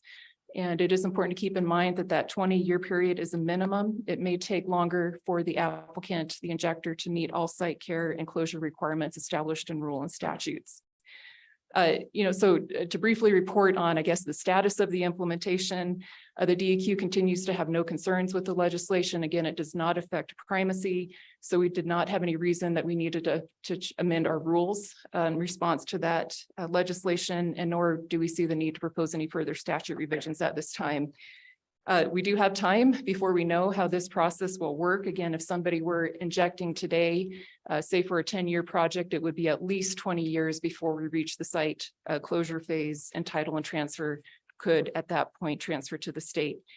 But as the Class 6 permitting process evolves and we have further questions, we will keep this legislation in mind. And if we do have further recommendations to the committee about additional changes to these statutes, we will propose them at this time. Mr. Chairman, that concludes my remarks. I'd be happy to stand for questions. Questions? Senator Rothfuss. Thank you, Mr. Chairman. So I think this was one of the more important things we did last year and will serve the state well. But one of the discussions that we had both on this committee and in the legislature on the Senate floor certainly was the idea that we don't know what we don't know yet, which is kind of what you're talking about with the fact that we've got plenty of runway ahead of us. I do think it would be beneficial, though, for us to be proactive and to try and think through those scenarios, get together a group, work with the university and put together a little working group that can think of what might happen that we haven't anticipated, what might need to be in that legislation, because we really are talking about some critical decisions now that will then affect 40, 50, 60 years from now in the state. So rather than just waiting to respond, if we can be thoughtfully proactive and maybe have an iteration come back to this legislative committee over the next couple of years for some tweaks that are seen as best practices, looking at what other states are doing, looking at what we've come up with as policy anticipation, I think that would be incredibly valuable and would really strengthen. We're leading in this space, and when you lead in the space, you don't get to just copy and paste what other states are doing. But that puts the onus on us to do a great job, I think, Mr. Chairman. So if we can be proactive on that, get together a working group, I'd be happy to work with it. I would appreciate that. Thank you, Mr. Chairman. Ms. Zigmund? Mr. Chairman, I greatly appreciate the suggestion. I know that we would be happy to participate in that. I do think there is value in, again, since we have the time, proactively thinking through the questions we might receive in 30 years when, we will likely not be here and we need to hand off a good product to our successors. I will mention, we talked briefly in May about the interstate pore space issues. I think that is one question that could be worked into a work group discussion. We've already been working with UW on that. But those are some of the questions that we're not ready to propose any changes for yet, but we could be proactively considering. Okay. Mr. Edwards. Yes, one couple of comments. One, As Jennifer indicated, it's going to be maybe 50 years before the first project is done and we have the true measure of success. I just want to make sure it's clear for the record. I do not anticipate being here when that happens. But partially in response to Representative Conrad's question, since we're dealing with Class 6, I would like to point out that the permitting is going very well right now under Class 6, but when we looked ahead at the amount of permitting that likely could come down the road, Director Parfit treats as a pretty high priority the 2 Class 6 positions that we've been working with the governor on.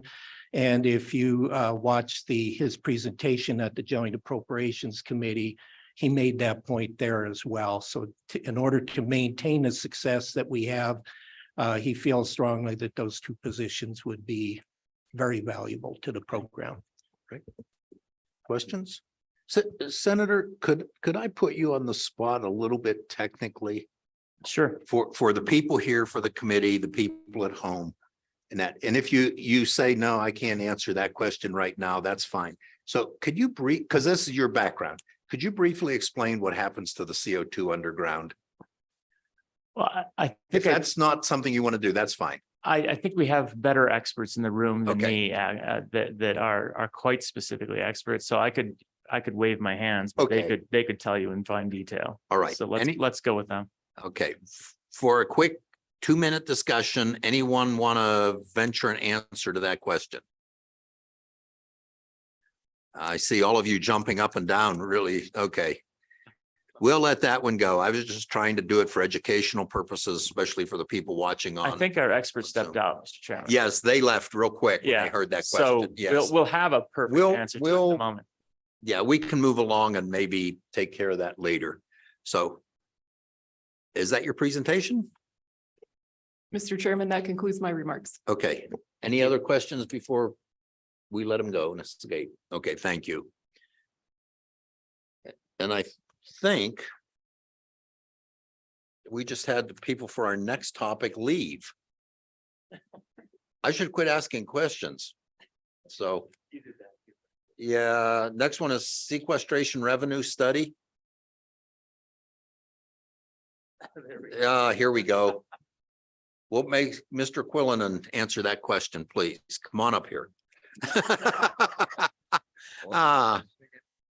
2 or 3 minute explanation, mostly for the people in the room, people watching on Zoom. What happens to the CO2 when it gets injected underground? Oh, Mr. Chairman. No thanks. chemical formulas, no math. So Mr. Chairman, members of the committee, the first thing to picture when you take CO2 and put it in the ground is we're putting it into the ground as a supercritical fluid. So it's a dense phase CO2. It's no longer a Please gas. define that for everyone. Absolutely. So it behaves much more like a fluid. So it's dense phase.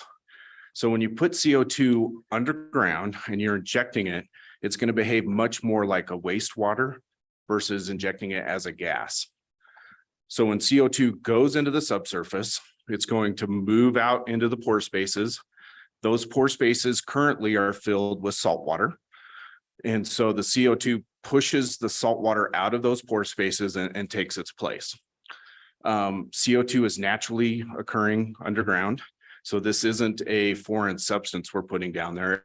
All of these formations already have CO2 in them. We're just going to be increasing the concentrations. So CO2, as it moves out, and it's going to slowly dissolve into the brine, dissolve in it as it moves out into this, we call it a plume. But we've got very accurate models that have been developed through hundreds of years of oil and gas development that we use for these practices. And we can very accurately predict the movement, the rate, the direction of this CO2 plume as it moves out into formation. Over time, it does react with the rock and the brine, and it will mineralize. And so over geologic timescales, depending on what rock and what fluids are there, the CO2 does slowly turn into a rock and then is held there for geologic timescales or eternity, as we would say it. Thank you. Any questions? I just wanted to make sure everyone had an understanding of what happens with the CO2. Thank you. Thank you, Mr. Chairman. And for everyone, there is a message there, which is if you aren't on the agenda, you might want to watch showing up because you will get called on. So with that, we'll go to sequestration revenue study. School of Energy Resources. Yes, and EOR. And I guess Mr. Obermueller. Unless you want to do this separately or together, I don't care. I do have a question for Director Kritka, though. It was my understanding that Ms. Fornstrom was going to give some of this presentation. She's unavailable.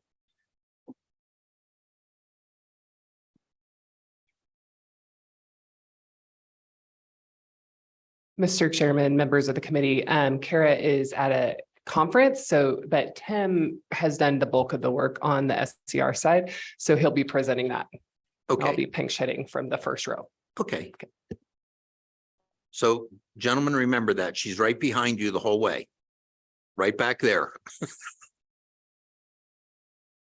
So I guess with that, Dr. Considine, you want to proceed, or Lon, or whoever? Mr. Chairman, actually, I'm going to start for you. Okay. Thank you. I'm Lon Whitman, Director, Enhanced Oil Recovery Institute.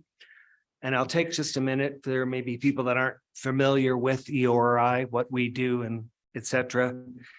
We were created and funded, started the Enhanced Oil Recovery Commission in 2004. They are a state agency and have a biennium budget that funds the Enhanced Oil Recovery Institute. We're located in Casper. We're a center of excellence at the University of Wyoming School of Energy Resources. The director of EORI reports to Executive Director Kritka. And we work collaboratively with multiple agencies in Wyoming, including WEA, Oil and Gas Commission, DEQ, Governor's Office, and others. Our mission, briefly, is to increase severance tax revenues to the state of Wyoming through projects work directly in the oil field with oil and gas operators in Wyoming. To date, we would estimate return of revenue to the state at around $350 million from projects that EORI has worked with oil and gas operators. Our budget's roughly $2 million a year, so 10 times our budget's been returned in severance taxes. I'm going to set the overview for this for the three of us that are presenting today.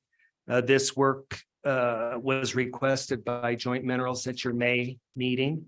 The report is collaborative between EORI, the School of Energy Resources, and the Petroleum Association of Wyoming. Could I interrupt you for just a minute? Just as a reminder, the committee, this was discussion on proposals on how to use CO2 on tax breaks, taxing, all of that, if you remember from our May meeting in Kemmer. Okay, I just want to remind the committee where this came from. We directed this to be done. Go ahead, please proceed. I'm sorry. Thank you, Mr. Chairman. Yes, this was from your May meeting.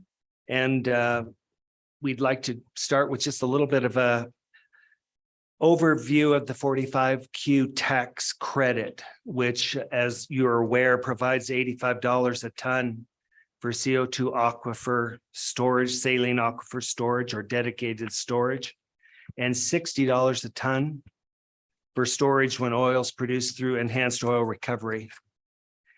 And we're really addressing this $25 per ton gap, which de-incentivizes enhanced oil recovery and the capture to send CO2 for EOR. That's the basis of this report, is that $25 a ton difference between permanent and enhanced oil recovery. We'd like to point out that Wyoming will see benefits through both options. The state will receive far greater revenue when CO2 is stored through enhanced oil recovery. And also to be clear that this tax credit is only available to new carbon capture projects. So it doesn't apply to any current CO2 EOR projects that are in operation in Wyoming. So their revenue from the current projects is unaffected. This committee. Mr. Whitman, I'm Mr. going to Chairman. interrupt you again. So committee, so everyone's on the same page. We are on this second handout. Okay, and I think the people on Zoom can see that also. I assume that's the one you're working off of. That's right, Mr. Chairman. Thank you. Okay, proceed. We're on page 3. Right at the bottom. So the committee asked our group to study the pathways to bridge this $25 per ton gap with the goal to incentivize CO2 EOR in Wyoming. So we're here to show you what we've found out. So to summarize, there'll be 3 parts to this presentation. I'm doing the framing and an incremental CO2 EOR potential look in Wyoming. Will be followed by SCR and Tim Considine, who will dive deeper into the economics and the severance tax benefits and options for the state of Wyoming from EOR. And followed by Pete Obermuller with PAW, who will look at some policy option incentives to prioritize CO2 EOR over dedicated storage in Wyoming. So setting the stage again, the conclusion for this team was to look at a 50% severance tax reallocation. It's not a cut. This study revealed that to bridge that gap of the $25 per ton gap would involve about 50% of severance tax. And again, that depends on your formations, your reservoirs that are involved. But for the purposes of this first look, we looked at a 50% severance tax reallocation or a 3% severance tax for new CO2 EOR projects. So, Mr. Whitman, just a question, please, just so everyone is clear. The 3% is 3% of the 6%. Am I correct? No, Or Mr. is Chairman, no, we're it's talking 50%. Okay, that's why I asked the question, just so everyone's sure. Yes, That severance tax is 6%. This is half of it. correct. Okay, everyone clear on that? Okay, please proceed. Sure. There's several options for leveling this playing field between dedicated storage and CO2 EOR. Mr. Obermuller will look at some of those with you later on. And again, we recognize that each field in Wyoming, all fields everywhere respond differently to CO2 EOR. This is a look at EORI for the fields using screening and modeling methods that we use. So it's a first look. CCS versus CCUS. We'd like to make sure it's clear we're not suggesting that CCS or permanent storage isn't necessary. We believe they work together. Largely CO2 EOR projects moving forward will need options for permanent storage when operations in the field are shut down temporarily. They want to ensure they always have a place to store the CO2. So these 2 forms of CCS, CCUS will work together. CO2 supply in Wyoming. I think it's important for this committee to recognize that there are limitations and there is supply issues in Wyoming. So if there are supply issues, which we have, that would affect both CO2 EOR and storage. There would be no need to store if there's no CO2 available. Neither study showed the increased value to the state through incentivizing the development of new CO2 EOR projects if additional CO2 supply becomes available. And we're looking at incremental oil production. Today's presentation also will be followed up with a final report. But this is focusing on incremental or additional production from new CO2 EOR projects moving forward, if carbon capture projects are available. So the economics and the evaluation here is based on CO2 coming from some type of power plant or CO2 source with capture. And the economics and numbers reflect transportation costs, storage costs for capture projects. And it certainly should be noted that without CO2 EOR, you risk leaving substantial oil reserves in the ground.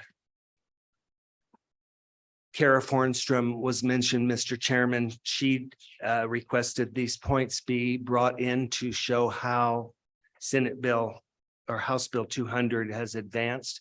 What main issues have been seen with House Bill 200? Largely that they are economic questions about the ability to move forward with capture projects. I'll defer some comments on that, but that was the focus of her suggestion, was that the main issues with seeing capture move forward were economic. To the EORI specific part of this presentation or this work is on page 7. So I think this was a unique project for EORI in that we work closely with the industry partners with CO2 EOR currently in the state. That allowed us to bring numbers today that are very reflective of what industry would see looking at the same type of evaluation. As you're aware, the existing CO2 EOR projects in Wyoming are Beaver Creek, Big Sand Draw, and Grieve, which are operated by Denbury, Monell and Salt Creek that are operated by Contango. And there is a project at Bear Oil, Lost Soldier Wirtz, operated by Amplify Energy. They provided numbers for this evaluation that included in this focus area, which is on your next page. There's a simple map of how we went about deciding how to evaluate fields in Wyoming for potential CO2 EOR. Our focus area is in that northeast corner of Wyoming in that circle, where we have a number of power plants and we have existing CO2 pipeline infrastructure in place. This study focused on what we would call cluster field areas, and there's 2 of them. Part of the question always has been in Wyoming, how do we get after smaller oil fields for CO2 EOR that would be uneconomic? The best solution is what we would call a cluster approach, where you would have multiple fields in one project. One field alone, perhaps not economic, but the collective 2 or 3 fields together become very economic. So this looks at 2 cluster areas. It looks at 2 large fields. And we also provided a look from 30,000 feet for upside potential from CO2 EOR for the state of Wyoming.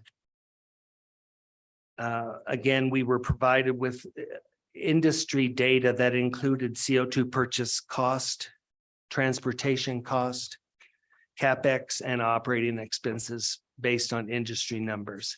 So we believe what we're presenting today is quite accurate with how an industry evaluation would proceed. Key takeaways for this group: upside potential, as you're probably aware, is enormous in Wyoming. From this screening and high-level view, we would estimate reserves at over 2 billion barrels that would be produced through enhanced oil recovery using CO2, which reflects the severance tax revenue to the state of over $6 billion at a $50 oil price.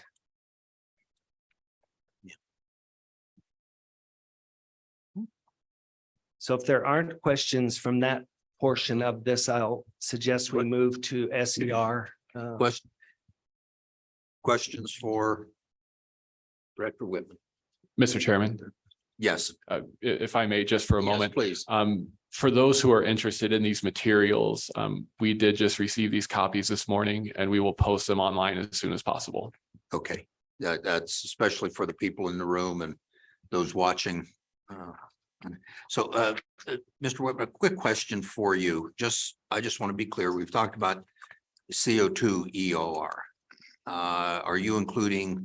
Do you include water flood in your definition of enhanced oil recovery?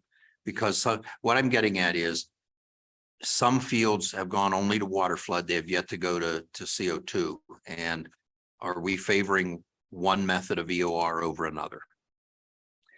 Mr. Chairman, this did not include CO2 flooding of any type.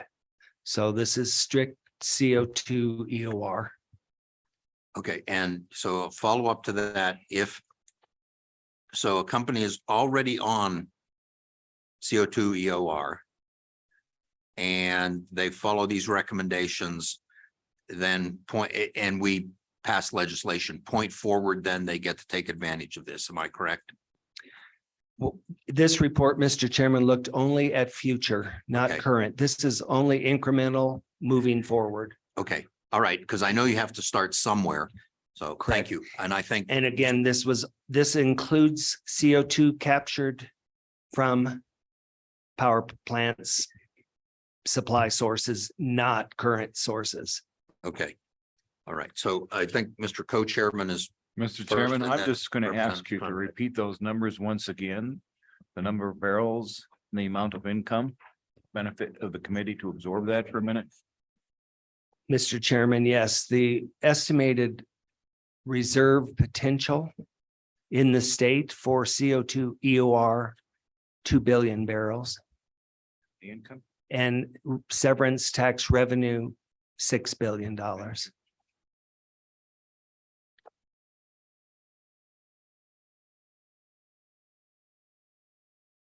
Representative Conrad?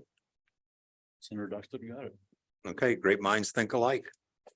Okay, All right, then I'll pass this to Tim. Dr. Considine. Good morning, Chairman, members of the committee. I'll be going through this slide deck, incentives for carbon capture with enhanced oil recovery. Now, currently, as slide 2 summarizes, there's a problem. Lack of investment in carbon storage, leading to lost tax revenues for the state of Wyoming. And the revised tax credits, federal tax credits, may result in more capture projects.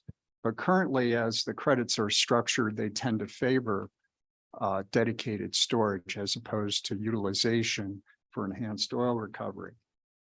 Now, based on industry sources, there are 2 currently complementary incentives for captured carbon. There's dedicated storage with an $85 per ton federal tax credit and an estimated cost of storage of $20 per ton, netting $65 per ton to the capture provider.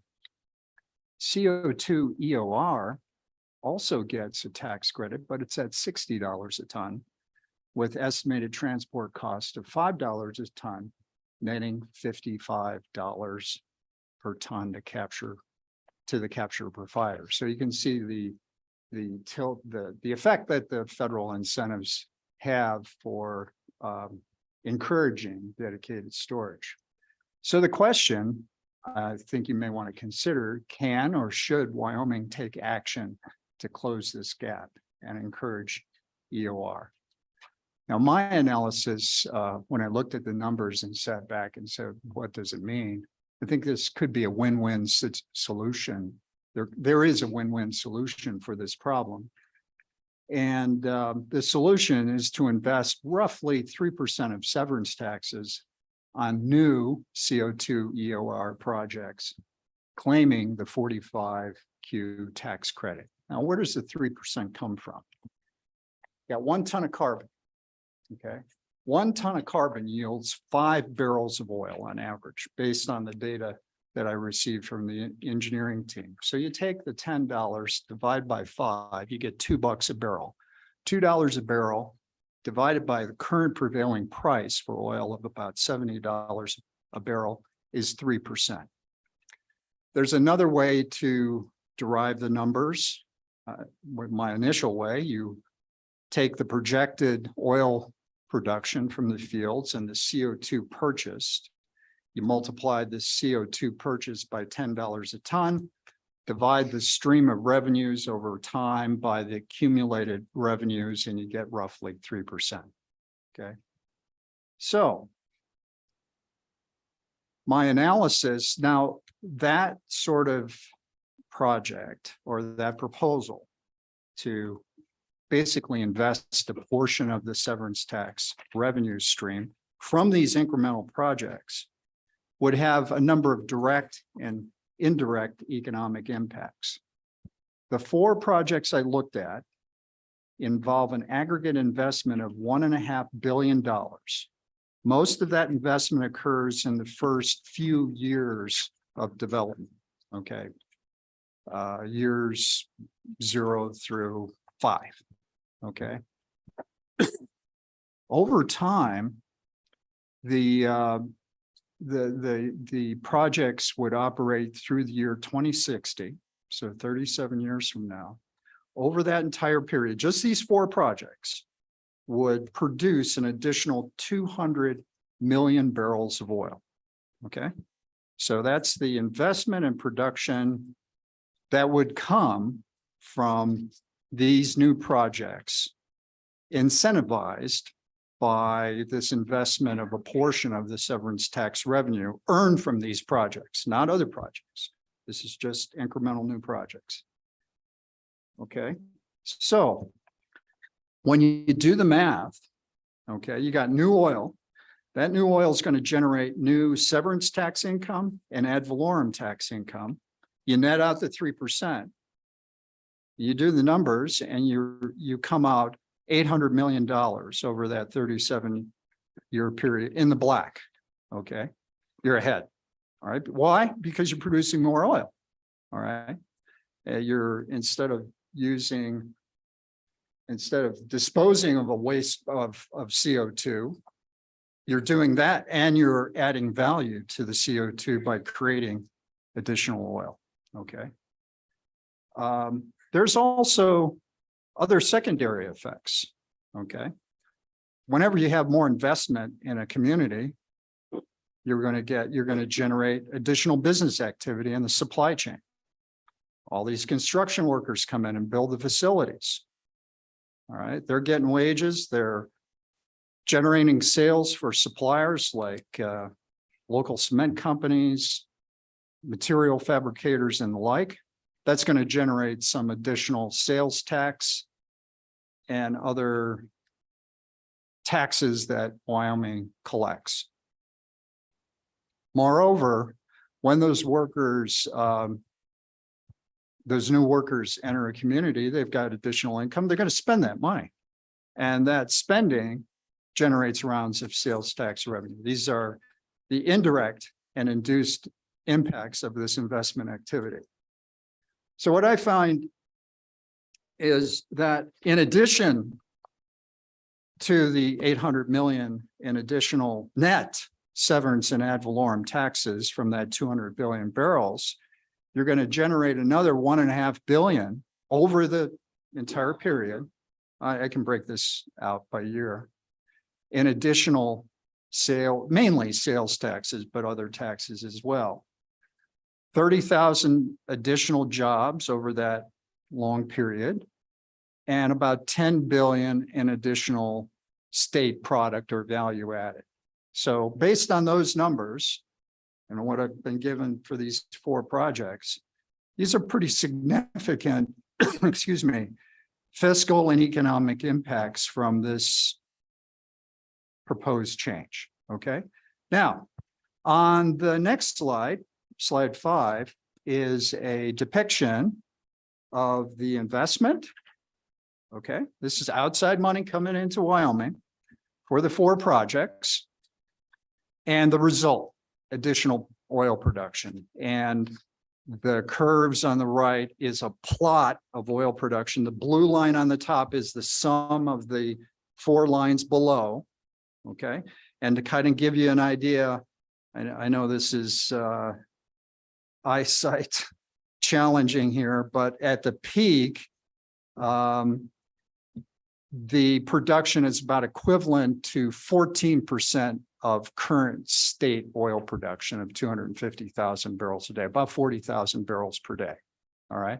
So it's significant, and that's just the 4 projects. It's not, it's not talking about Dr. Whitman's 2 billion estimate. That's down the road. Okay. As I mentioned, I did I did the calculations for the net severance scan, and then I did an economic impact analysis using the in-plan model to model, estimate based on multiplier analysis, the indirect and induced impacts of the investment and the additional production. Now, on slide 7 are the fiscal impacts that you may be interested in. And I break them out 2 ways. On the left are the total additional tax revenues that come from these projects in 4 different time periods. The near term, 2024 to 2030, a 7-year period. And then following are 3 10-year periods out to the year 2060.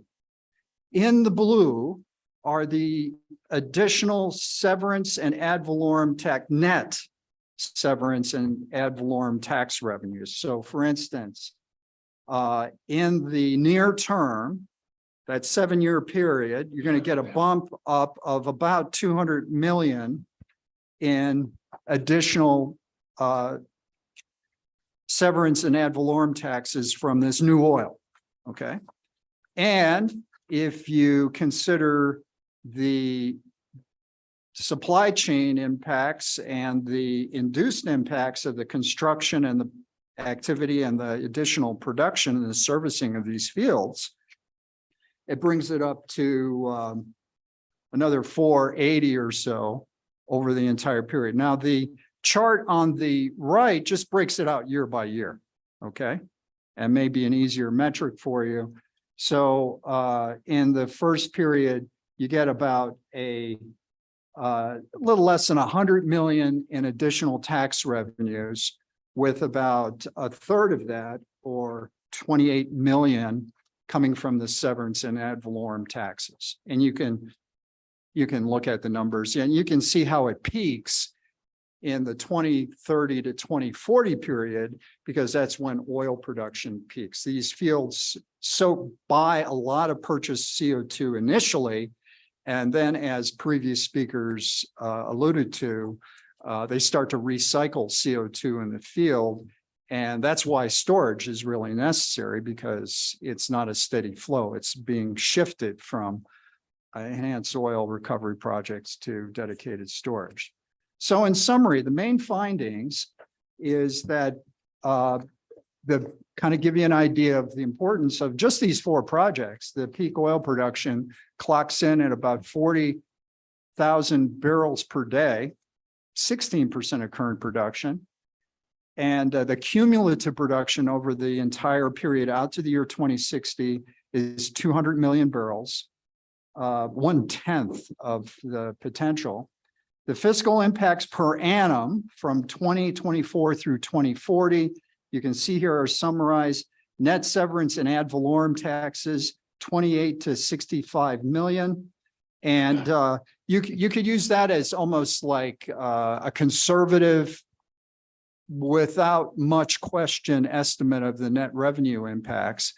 And then if you consider the indirect and induced impacts, you're adding on another 100 million or so, for a total of roughly 100 to 175 million over the near term. And then that next period, 2030 and 40, those numbers go up.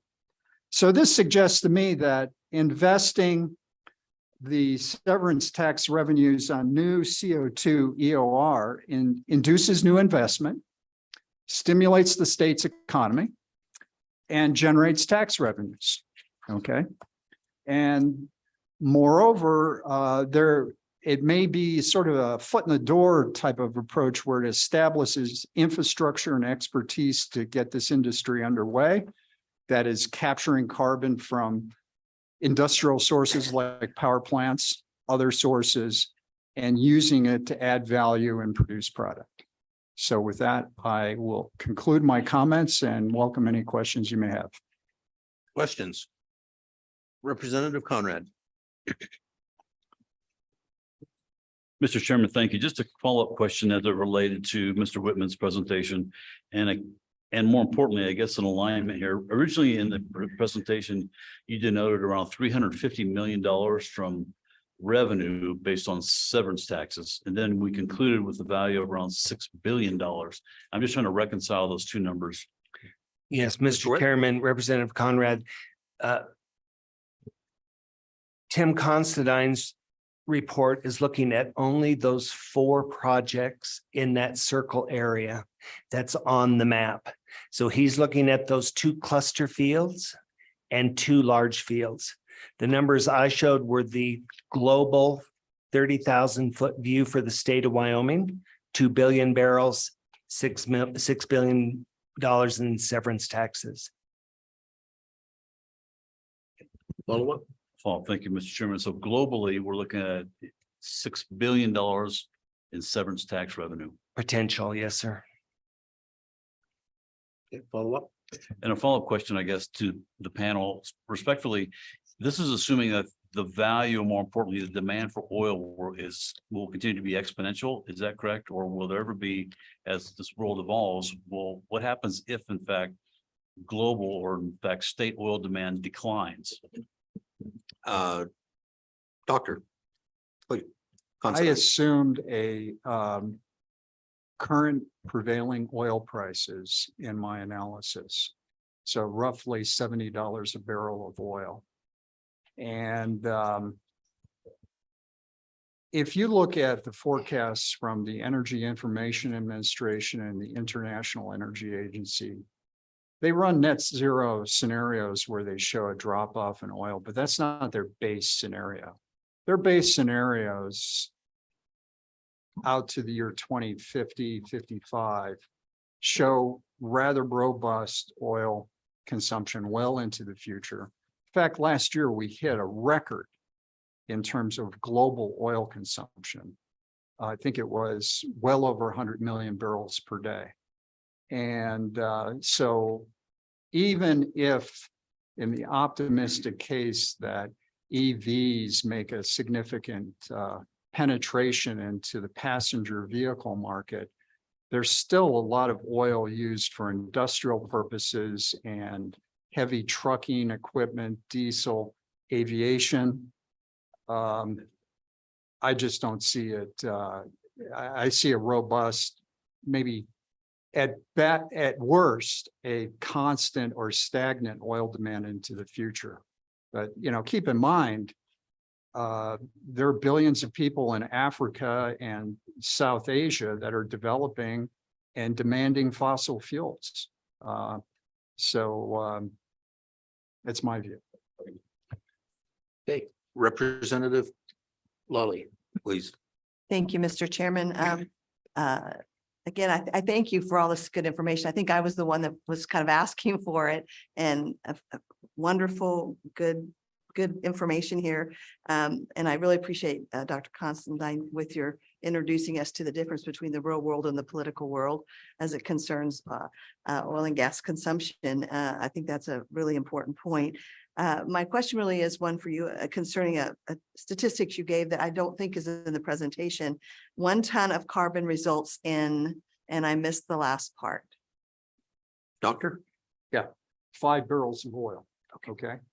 So that is based on the field data I received from the engineers. And it varies, as was mentioned, field by field. Yeah. That's an average, rough number. Yeah. Okay. Yes. Follow up, just. Mr. I think Oh, Mr. Whitman wanted to address it All right. also. Go ahead. Yeah, Mr. Chairman, Representative Lawley, we went with the best average, so to speak, numbers to give you an overall view. Our numbers also were based on $50 oil. We were a bit more conservative. We did review the Craig report, which I think longer out was 60. We dropped even lower. So I would estimate that 2 billion barrels, $6 billion revenue is extremely conservative. Follow up. Okay, Representative Lawley, follow up. Thank you, Mr. Chairman. I appreciate that. thought so too, that you picked a very conservative at $50 per barrel. And again, I just found that to be a helpful metric, like the 1 ton of carbon results in 5 barrels of oil and enhanced oil recovery. So that was helpful to me, but I didn't quite catch it all. But again, thank you. That was very helpful, robust information. I appreciate the work that went into it. Thank you. All right. So I guess with that, Mr. Obermuller, you're up. Thank you, Mr. Chairman. Members, Pete Obermuller, Petroleum Association of Wyoming again. Nice to be here and certainly appreciate my colleagues at EORI and SER for all the hard work they do, not just in this, but in everything in both of their missions, just excellent institutions. And shameless plug, Mr. Chairman, my association is meeting this year at the end of August at the University of Wyoming, and hopefully all can make it. Your chairman and Senator Rothfuss are both going to impart their knowledge, but also there's tours scheduled of both SER and their drilling simulator and their 3D simulator, as well as the Highway Research Center with Dr. Peary. The state has invested a lot of money into that as well, and excellent opportunity to learn what's going on over there. So that aside, thank you, Mr. Chairman. Appreciate that. So what you just heard in terms of the potential of incremental barrels of oil and associated revenue is all fantastic and exciting. But then you have to juxtapose that with the tipping of the scales from the federal government in terms of what they prefer happens to carbon, which in Wyoming is and has been for a long time a commodity, not a waste product. And they have said that they prefer, based on their tax credit scenario, that it be permanently stored. As Dr. Whitman pointed out, permanent storage is fine. In fact, as he pointed out in the EOR context, I think even in an earlier conversation, it was brought up that carbon is used at volumes initially and then recycled after that. So in terms of using other carbon, there has to be permanent storage involved. But in terms of producing the incremental barrel of oil and the revenue for Wyoming, the train has left the station in terms of where the federal government wants to go. The question you have to ask yourselves is, what can we do to promote the use and reuse of carbon? That can be for EOR. It can also be for manufacturing purposes. We don't contemplate that in this particular scenario, but there is uses for carbon outside of EOR too that reuses it for manufacturing purposes. So in May at your meeting, what I proposed, what we talked about was one possible way to go about this. There are other ways, and it's really up to the committee how simple you want to make it. Each one of them has some policy implications. So let's take North Dakota, for example. Right now, North Dakota offers a 50% reduction in their severance tax for incremental enhanced oil recovery for a 5-year time period. It's just that simple. It is, in fact, simply a reduction in severance tax for that period of time. That is one option that you could do. That's not what I proposed before, but that probably is the most simple argument. Now, I imagine Senator Rothfuss and I could switch chairs and make each other's arguments perfectly on this. We've had it 100 times. So that's the policy implications of that. But what would happen in that case if it's incremental EOR from carbon injection is then that would put the tax benefit, the tax credit on the injector. And then it would be up to them then to use that savings in order to access carbon from an emitter or a third party or wherever they access the carbon. And that's where the private negotiation would take place. What I talked about in May actually flips that. And what Dr. Constantine was talking about in terms of investing severance revenue is that you take the revenue on the backside after the incremental production, and that severance is invested into either the emitter or a third party who captures the carbon and then makes it available for sale. Right now, the incentive for them is just to take the $85 per ton from the 45Q federal tax credit, because it does not make economic sense to make carbon available to an injector. But if Wyoming were to add this kicker and it just levels the playing field, then based on all the economic circumstances surrounding them at the time, whoever has access to the carbon to sell can make that decision. Should it go to permanent storage? Should it go to EOR for injection purposes? And which one makes the most economic sense? And Wyoming has leveled that playing field using the credits from the backside. Now that that has policy implications as well. How do we do that? How do we credit the third party that's in taxes they pay otherwise, or do you set up a fund at the back end of it that funnels through the Energy Authority or through a combination of some third party like PAW or others that can help do it in sort of more of a grant situation after that? That's possible as well. But then on that side, it's the emitter or the third party entity or whoever has the carbon to sell then gets that credit. And then in terms of that deals with the question Senator Rothfuss and I have had over many, many years about, does a tax credit actually incentivize the activity? In this case, you would have to have a contract in place for EOR injection in order to receive the credit. So you would have to agree to one to get the other. And that contract, both parties would know what the value of that credit was. And the negotiation happens between the third parties. Again, the goal is to make carbon a more accessible and economical commodity for the purposes of EOR to access all these benefits that Dr. Whitman, Dr. Constantine talked about. One last point about this. I hope I'm being clear, but please ask questions if I'm not. There's a $25 per ton gap between the credits. Wyoming does not need to close $25. The costs associated with permanent storage versus the costs associated with our existing infrastructure for EOR, the existing infrastructure and cost for EOR are much smaller. So you really only need to close somewhere around $10 in order to make it, in order to level that playing field.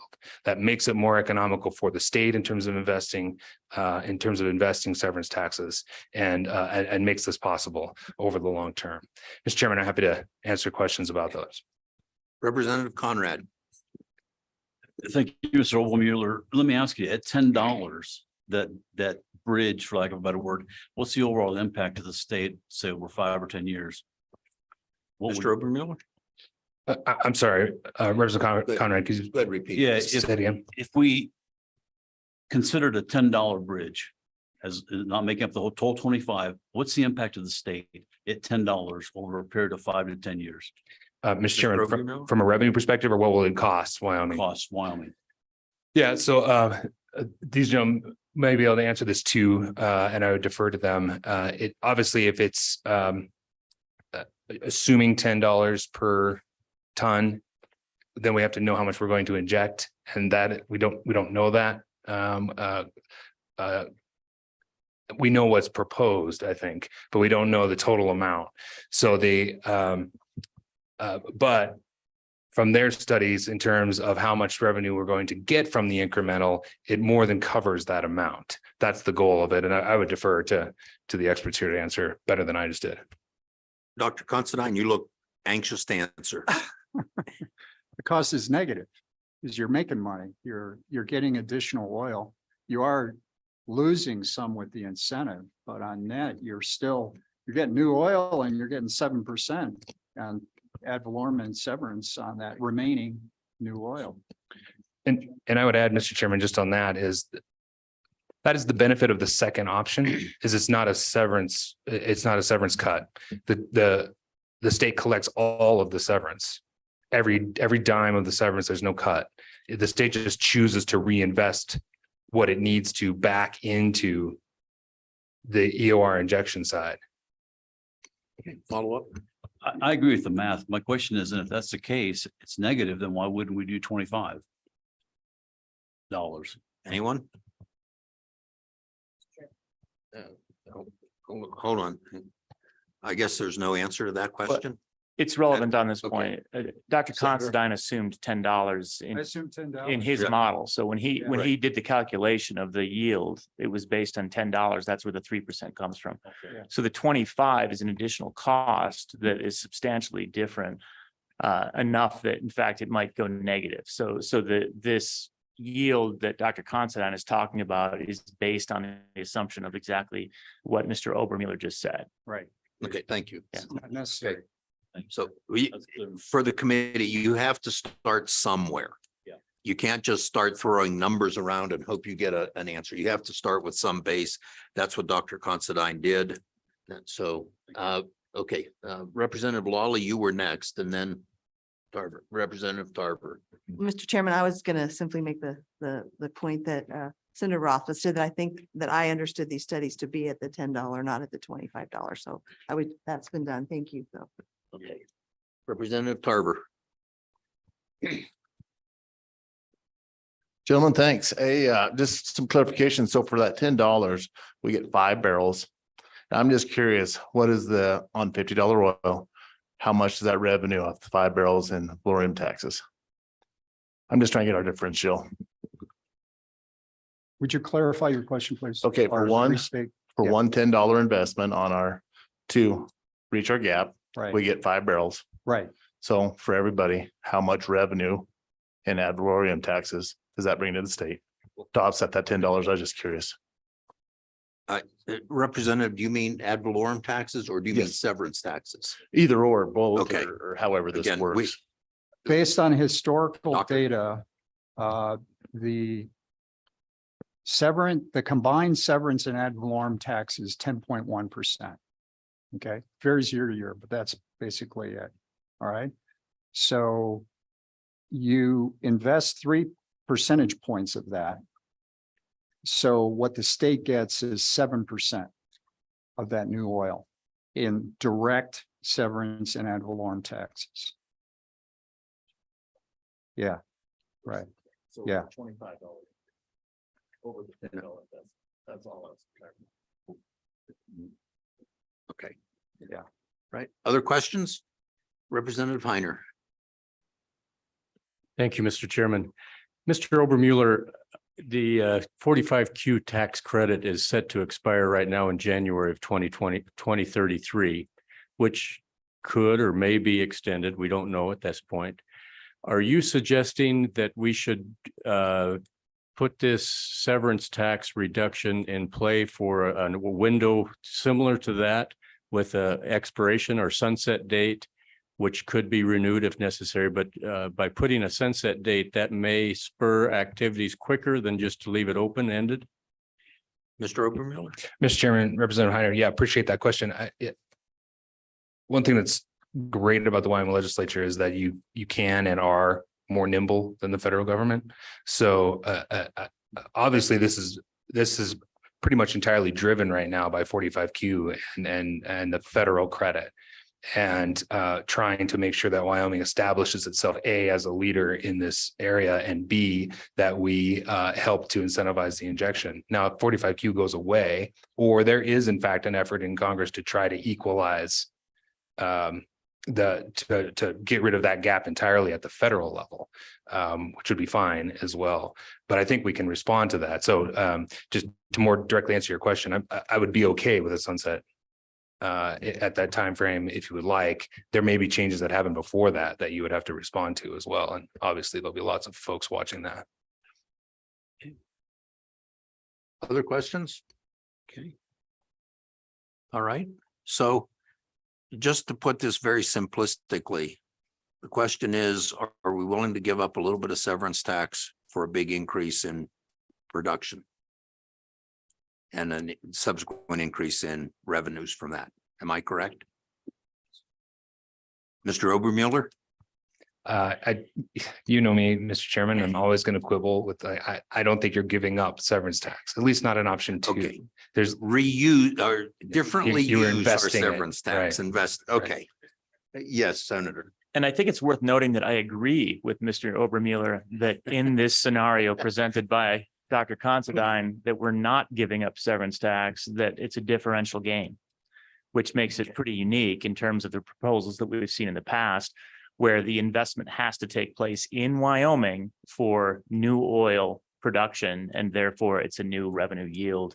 In fact, the other advantage, which I don't think was explicitly mentioned, but it was implied by Dr. Considine, is that any of the carbon capture systems that are implemented through this investment are going to have additional secondary utility in the long run, far after the enhanced oil recovery is utilized. So there's secondary effects that go to the SER, CCUS projects that aren't even mentioned in here that will be of tremendous value and will help to mitigate the economics of the costs of CO2 capture in the state of Wyoming as well. So there are secondary effects that add to the win-win here. And I'd put a third win on it, win-win-win from that standpoint. So I like the structure that this team has put together. Other questions? Representative Lawley. Again, more of a comment that I too am very interested in this idea, and I like option 2 for a number of reasons. But again, would like to see the committee look into this further and pursue the concept. Don't you agree?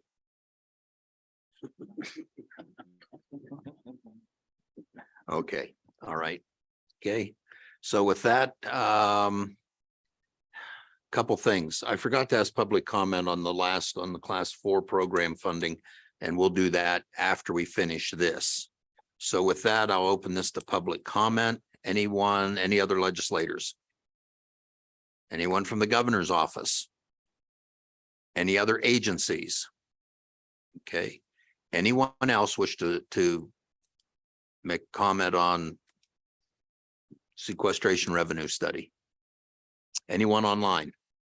Okay, so with that, just sit there, please. Close public comment. Committee, we don't have a bill to consider, but what are your thoughts? Representative Rothfuss, I knew I could count on you. Thank you, Mr. Chairman. I do think that we should have some legislation drafted for next meeting. It'll have to be short, concise, and hopefully perfect, because we've only got that meeting to work on it. But if, again, we put together a little working group like we did last time, once again, I'm happy to work with it to draft some legislation that implements effectively what Dr. Considine put together as the investment strategy here. I think we should bring that back and consider it at the next meeting. Mr. Co-Chair. Thank you, Mr. Co-Chair. Mr. Obermueller, you mentioned that a neighboring state to put a reduction in. Could you review that for us for a moment? Mr. Obermueller? Yes, Mr. Chairman, Mr. Co-Chairman, North Dakota has in place just a straight severance reduction to the injector, and that reduction is or to the oil and gas operator in an EOR situation. That reduction is a 50% reduction in severance for a 5-year time period. Thank you. Anyone else?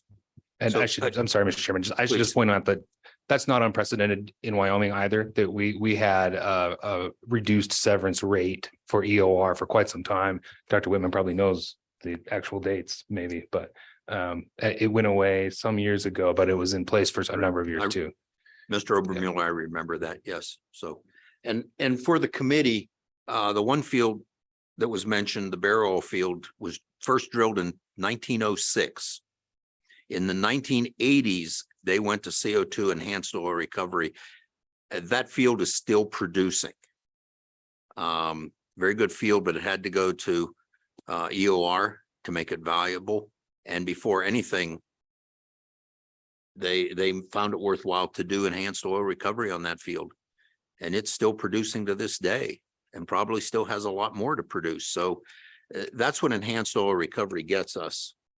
So with no other comments Mr. Co-Chair. Well, is this your thoughts, Mr. Co-Chair, on this is the director, were you calling, Senator Rothfuss, are you calling for a piece of legislation to be formulated?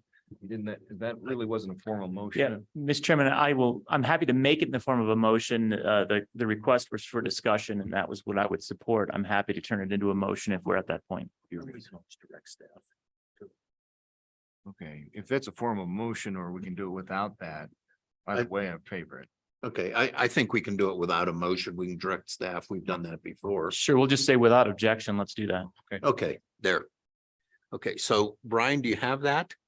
And we'll use a small committee, like we did before, a small working group. What I would propose is when the working group finally feels what they have as a final draft bill, that be circulated to the committee.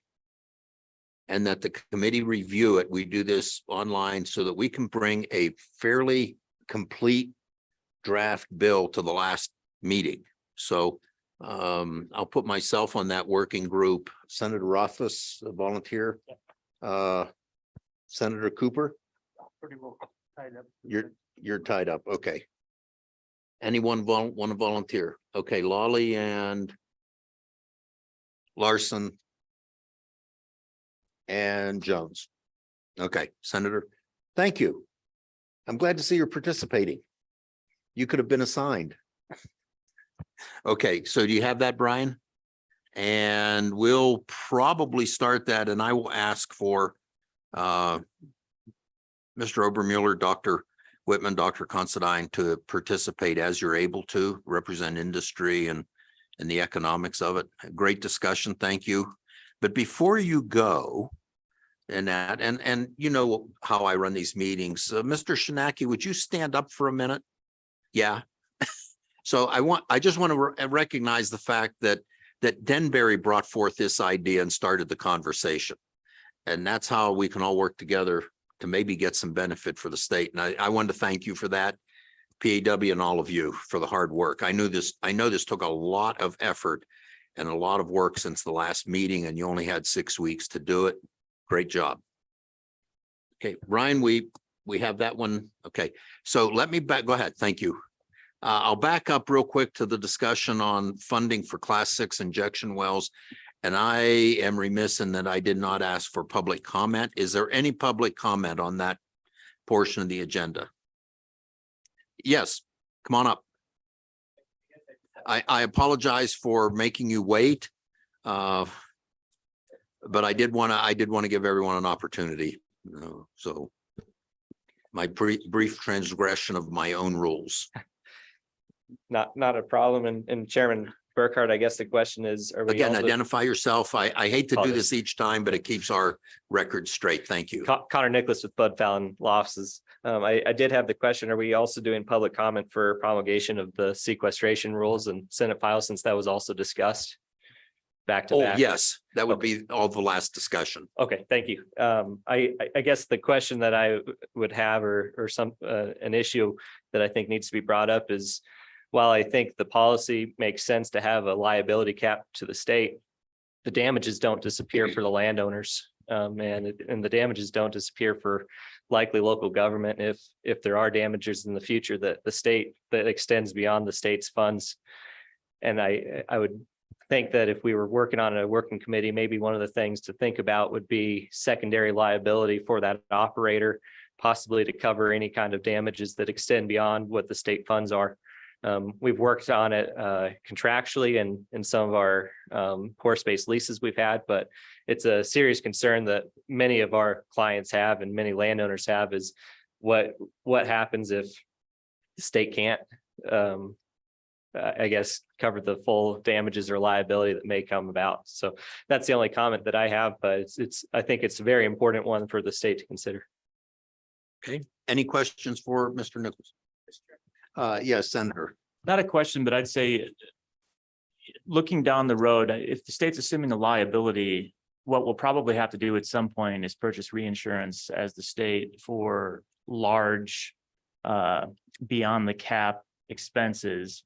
Again, we've got a lot of runway, but I think that's just something that DEQ needs to start looking into now and contemplating. I don't even know if the reinsurance sector understands what that's going to look like yet, but they'll have maybe a couple of decades before we'll have to purchase that potentially. So it's something to contemplate, but I think we've got more time on that to figure out what's after the cap. Brian, did you capture that concept, what we were just discussing here on secondary liability and secondary insurance under 47? I mean, Mr. Chairman, I have a basic, I Okay, think, grasp of what's All right. being discussed. so I'm not sure we can address that in this interim. We may want to carry that to the next interim. But my understanding of 47 was, though, the liability for the state goes pretty much in perpetuity. Mr. Chairman, that is correct. Once the certificate of site completion is provided to the injector, the state assumes liability, the injector is released. The liability, though, Mr. Chairman, is limited to the amount of funds that are available in that geologic sequestration special revenue account. Okay. All right, so probably something to consider and maybe put that on the list and we can discuss it for next interim. Thank you.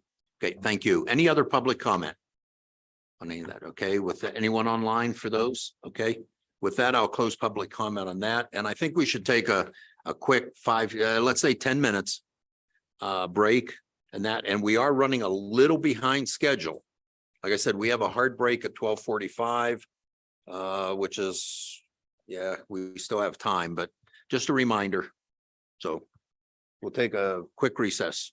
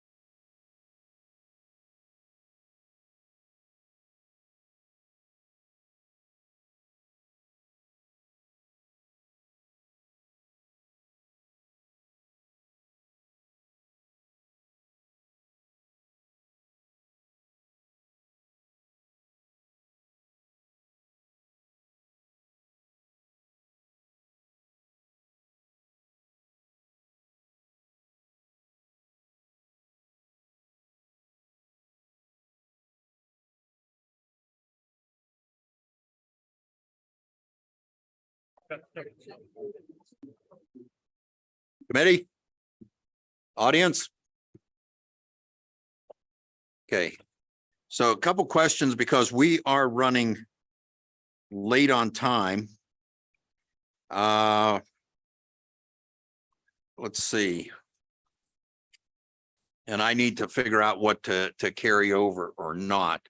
One thing I will have Dr. Seidel come up next. And that he needs to leave today, so we'll take care of that one. We have 3 bills to consider. And I'm looking. Deputy Director Edwards, will you be here tomorrow? Yes, Mr. Chairman, I plan on being here through the remainder of the meeting. So okay, the permanent all right. Streamlining industrial siting could carry over. Okay, we may hold the permitting overview till tomorrow. Let's see, discussion of sequestration revenue. Who's here for that one? Okay. All right. And let's see, non-coal blasting. I think that's just the department, correct? Mr. Chairman, I'll be here through noon tomorrow. Okay. If you need to move. If we need to carry that over. Okay, thank you. So. State status. I think we can carry that. Okay, excuse me for mumbling into the microphone.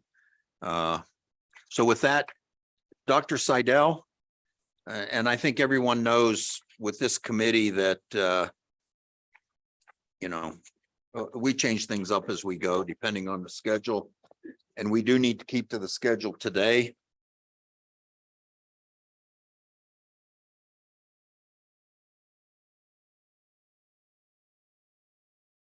So, Dr. Seidel, proceed if you would, please. Thank you, Mr. Chairman. And I'll just point out, it's usually not a good idea to have me come up when you want to save time, but I will do my best. Well, we can take care of that. I'm sure you can. Please, proceed. Thank you. So hello to the committee. I just want to thank you all for sharing some time with me today. As you know, I'm the president of the University of Wyoming. I do have a computing background, and Representative Burkhart had asked me about whether I might talk about the impact of computing on this industry and the economy in Wyoming. So I'll just say that I'm not an expert. I'm learning a lot about the extraction industry and about minerals and the energy industry in Wyoming, but I do know something about the computing side. So I'll try to motivate this first with some thoughts I have about the broader economy in the state of Wyoming and the impact that computing will have on things like minerals extraction, energy, manufacturing, and so on. And I'll just start off by saying, I think you all know better than I do that we need a completely broad-based approach to development of the energy industry in Wyoming. And there are a lot of major opportunities that include lots of things from of course, the extraction, but then the processing and then the manufacturing as well. And I think there are opportunities on a 5 to 10 year timescale we're talking about for major growth in these industries. And they're going to require both partnerships with places like national labs. And of course, a number of us have deep and long-term relationship with the labs, and investments from the state and in cooperation with companies. And I will give you some recommendations on both, but just some examples of what I'm talking about.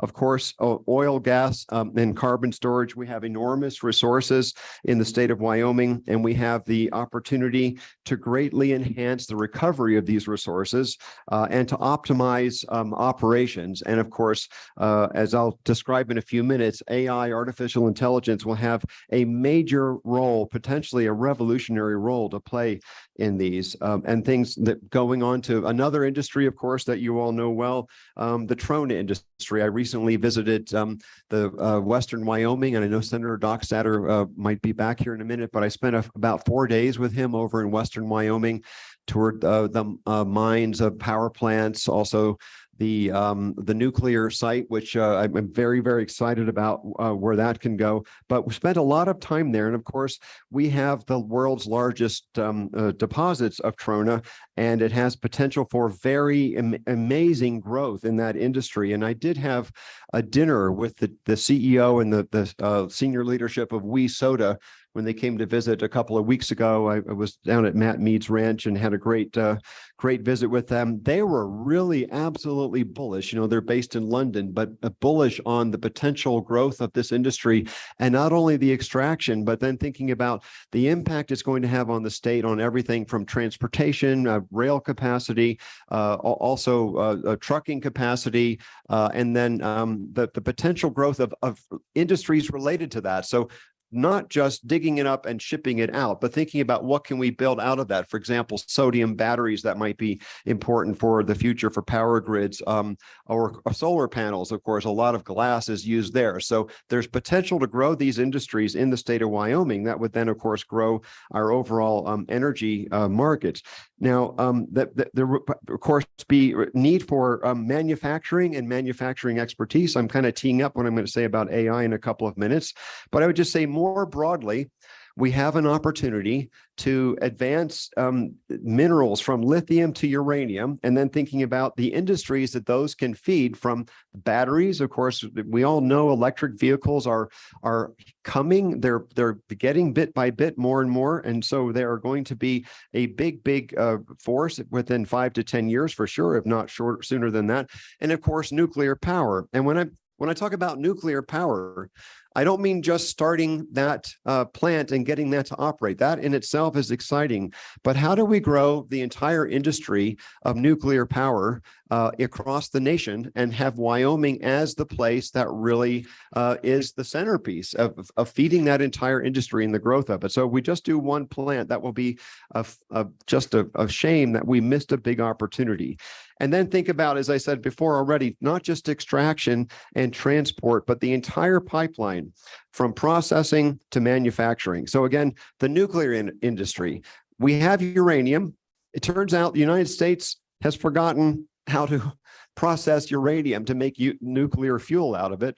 Of course, we know we have the knowledge, but not the infrastructure to do this. The UK is one of the primary partners that we will have in doing this. We've already been in touch. I've visited the UK a couple of months ago and been in touch with their equivalent of the Nuclear Regulatory Commission about how we can begin to build those relationships. On batteries, I mentioned this already, but if we have lithium, if we seem to have significant lithium deposits, how do we actually not only extract that, but then build up that entire industry with the manufacturing and so on? And I mentioned solar panels already. So these are decadal investments that are going to require these partnerships. And we've already had some preliminary discussions with places like Idaho National Lab, Argonne. I used to be on the board of Argonne, so I know the lab extremely well. But to think about all of the above strategy, as the governor often says, nuclear energy, wind, solar, coal, geothermal, and to build, for example, a prototype power grid that sort of takes into account all of these and then figures out the best way to manage it. Again, this will require new paradigms in computing. And I'm going to shift gears now and talk for a couple of minutes about AI and its impact. So, you've all heard about AI, particularly in the last 6 months with the introduction of ChatGPT. I suppose most of you have played a little bit with it, or at least your kids have for sure. Their kids are doing their homework with it.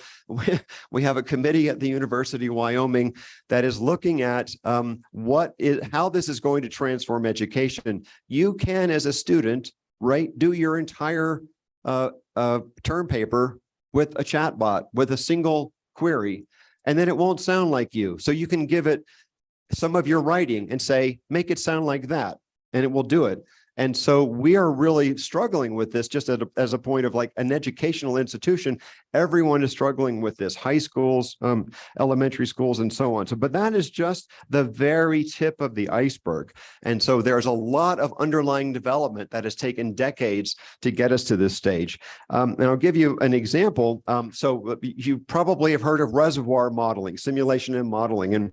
And we have a major national supercomputing center in Cheyenne, the NCAR Wyoming Supercomputing Center, or NWSC. by the way, it is underutilized as an economic engine for this state. It could be, I don't know, some of you may know, but by strange coincidence, how many years ago? 16 years ago, 2007, I was asked to chair a committee by the National Science Foundation to recommend where NCAR should place its supercomputing facility and how should it be configured and what should it do. And I chaired that committee, and our recommendation was Cheyenne, Wyoming, and it would serve as the basis for an economic development plan in addition to the simulation and modeling it does for atmospheric sciences.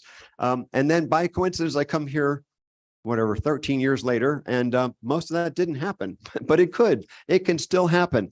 And so I'm going to propose to you an initiative in AI that would take advantage of that supercomputing facility that could be used for economic development. But I would just say decades of development of simulation and modeling on supercomputers has led to enormous economic growth in this country. This is before the advent of AI. Once upon a time, I was the director of a thing called the National Center for Supercomputing Applications. So this is kind of thing I used to do when I loved to do it. But we had an industry partners program that had about 35 industry partners, including BP and other companies like that you will know, GE, the Mayo Clinic, big simulation and modeling program around oil and gas, for example. That brought in about $12 million a year in revenue from these companies that partnered with us.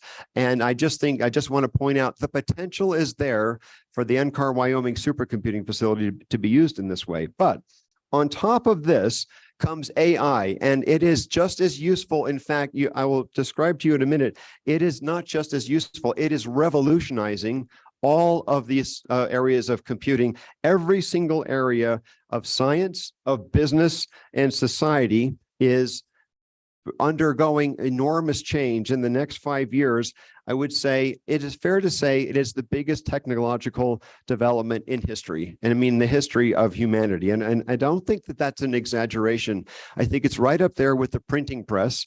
In the 1400s, there was the printing press, and after that, people needed to learn how to read. It is that simple. That is, people are going to have to learn how to take advantage of and use these technologies. So another revolution occurred around 1950. Actually 1947, the invention of the transistor. The transistor is the basic unit that powers every computer. And now people have learned to put hundreds of billions of transistors on a single chip. So when you talk about a microchip, it has billions and billions of transistors in it. And that was the revolution, but it took about 50 years to get to the point where it was so useful. It is going to be more and much faster with AI. So I will talk about that in just a minute. And then if I have time, I'll talk for just a couple minutes about another revolution that's coming around quantum information science, which will revolutionize the transistor by orders and orders of magnitude within 5 to 10 years. So it's really coming. So let me come back to AI. Why is it relevant? So I already mentioned ChatGPT. It is the tip of the iceberg. Right now, it's kind of fun to play with, and kids are doing their homework with it.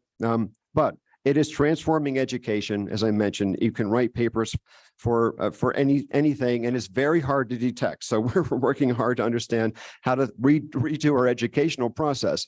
To give you an idea how big it is, Microsoft in the last 6 months has invested $13 billion in OpenAI, the company that produces ChatGPT. So within potentially weeks, you will have Microsoft Word, Outlook, PowerPoint, they're going to have access to those tools, and you will be able to ask Word or Outlook to reply to emails on your behalf, to write papers within Word on your behalf. This isn't 10 years from now. This is like next month. This kind of thing is happening.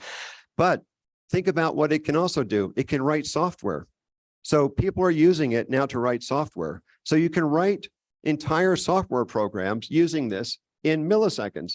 And then, of course, you still need to have software engineering skills and so on, but it is vastly going to accelerate the development of the kind of tools that we use. So it's not only that people are making it faster and faster, it itself is being used to hurry the development of these things. So every tool will be much more rapidly developed.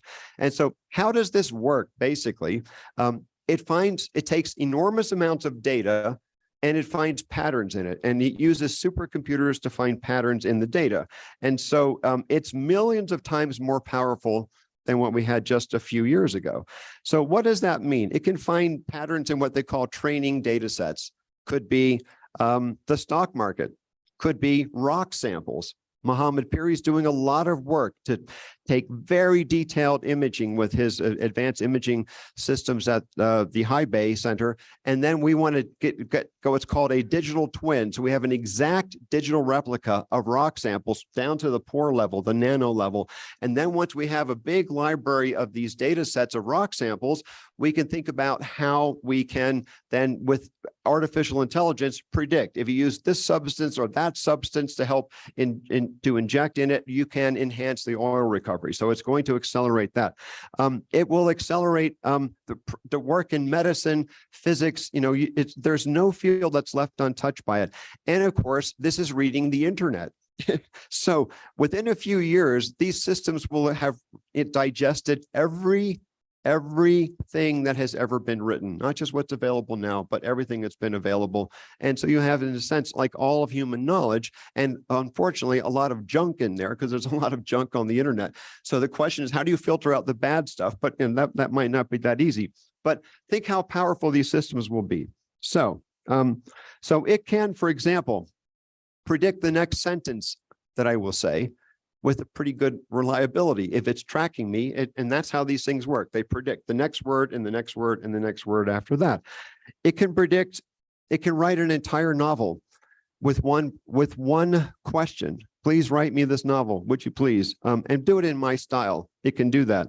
You can, in a millisecond, ask it to rewrite it to sound like Bob Dylan. I've played with this. I've had to generate a 5-page document and say, make that sound like a Bob Dylan song. Just comes right out. Just does sound like it. If you add video and his picture, it can make it sound like Bob Dylan is delivering it. Now, this sounds kind of cute, right?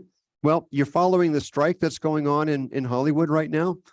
One of the things they're worried about is there is a plan to take a digital scan of an actor, pay them $200, and then they don't need them anymore. They can use their likeness and their voice using AI techniques to generate the video of them. So that's an example where an entire industry is suddenly being disrupted by this. So it's going to go on and on, but it can be applied in medical imaging, find a tumor in a medical image, predict new drugs that can cure cancer, et cetera. So every area of science and engineering is being revolutionized by this. Materials design. You want to build new batteries? It's going to be an essential tool. Solar cells, an essential tool. Chemical engineering. I visited with Genesis Alkali. Most people there are UW chemical engineers. So they're going to need to know, they're going to need to know all of this stuff, and physics and so on. So it can predict answers to basically every question. It's going to get better and better, faster and faster. So what this means is that every commercial market is going to be transformed in sometimes unpredictable ways. There have been some studies by McKinsey and Goldman Sachs.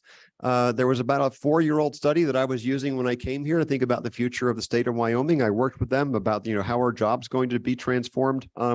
They've updated their studies in the last couple of months, I should say. And they know on a county by county basis what the impact they predict. Of course, the predictions are probably not right in detail, but they have projections about how job markets are going to transform in the state.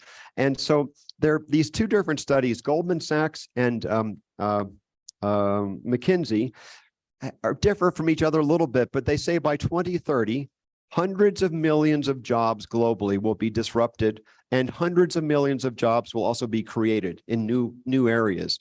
And so think about this. What kinds of jobs? Basically, anything that could use automation, things like customer service, manufacturing, healthcare, retail, transportation, autonomous vehicles, supply chain and logistics. It's all going to be important for optimizing and so on. I'll give you an example.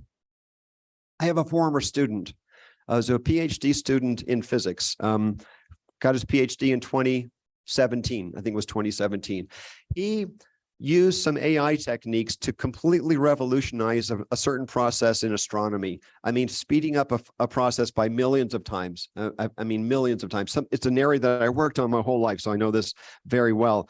So he went to work first for Google for 3 years, and he was recruited to JP Morgan, where he, as a 6-year out of grad school PhD, is now the vice president for AI at JP Morgan. They created an entire division. So you can imagine they want to use AI techniques to, within milliseconds, predict some movement in the stock market, and they move money around and they try to optimize what they do with this. So with all that, enough of that. I just want to bring this back in the last few minutes to talk about how this can apply for things that are specifically of interest to the Minerals Committee. So this is where I get into ground that I'm still learning about. But in carbon capture and sequestration, I had a long talk with John Latinsky, and of course I talk with Holly a lot. John just hired by Holly at the SER around the Dry Fork Station in Gillette. So using AI tools just in the beginning of this to optimize injection operations in the wells based on real-time data. So they have data centers all over the place. They use AI, and AI doesn't have to understand the underlying physics. It just says, if this happens, I should do that. If that happens, I should do this. And it does this by looking at millions and millions of examples in the past, and it knows how to make these operations. Before a few years ago, this was impossible, what I'm talking about. Now it's like child's play with this. There's a DOE project now involving 6 national labs, including PNNL, Los Alamos, Berkeley Lab, Nettle, and so on. You know these labs to create AI techniques for the entire site, and then for multiple wells for injection to optimize that process. But in the next decade, there's a project to try to do the entire basin-wide models of this with not just a few wells, but 50 by 100 mile swaths of land.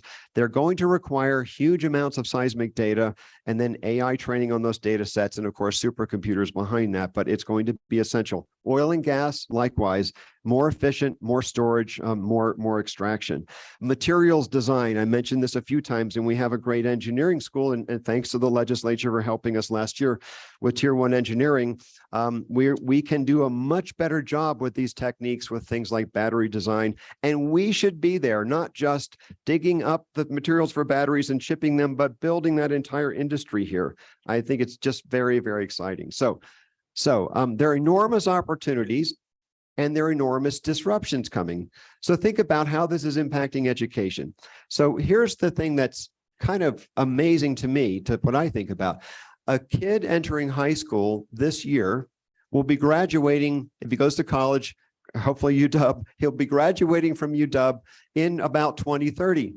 That's the time scale when Goldman Sachs and JP Morgan and these companies, McKinsey, are saying that these job markets are going to be absolutely transformed. So we need to think about how to inject the training and the preparation for this in education. Of course, UW is the point of the spear for the state. So I think there's a lot we can do to prepare for the jobs of the future and enhance the Wyoming energy industry, and to add to our own capabilities by developing stronger partnerships with the national lab, so they've got critical mass. So one thing we're working on right now at the university, and we had a board meeting the last couple of days over in Lander, is to propose a comprehensive program at the university around AI. So we're not finished with this. The board is still in discussions. I don't want to get the board on this, but there could be a proposal that comes through the legislature about some investments in AI at the university that would include, of course, the computer science and electrical engineering departments, the new School of Computing, but across the whole university. You think, how does this apply in agriculture?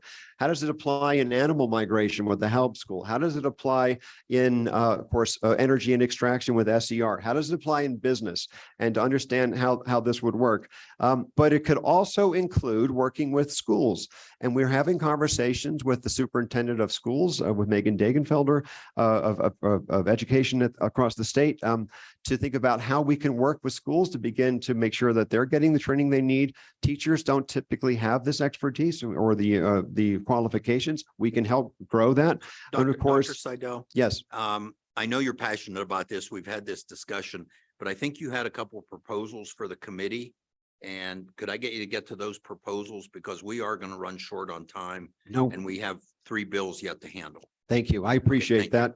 And yes, I could go on for hours, but I will stop on that. But I would just say the proposal that we have for the university is to make an investment in AI at a level that would allow us to do a number of key things.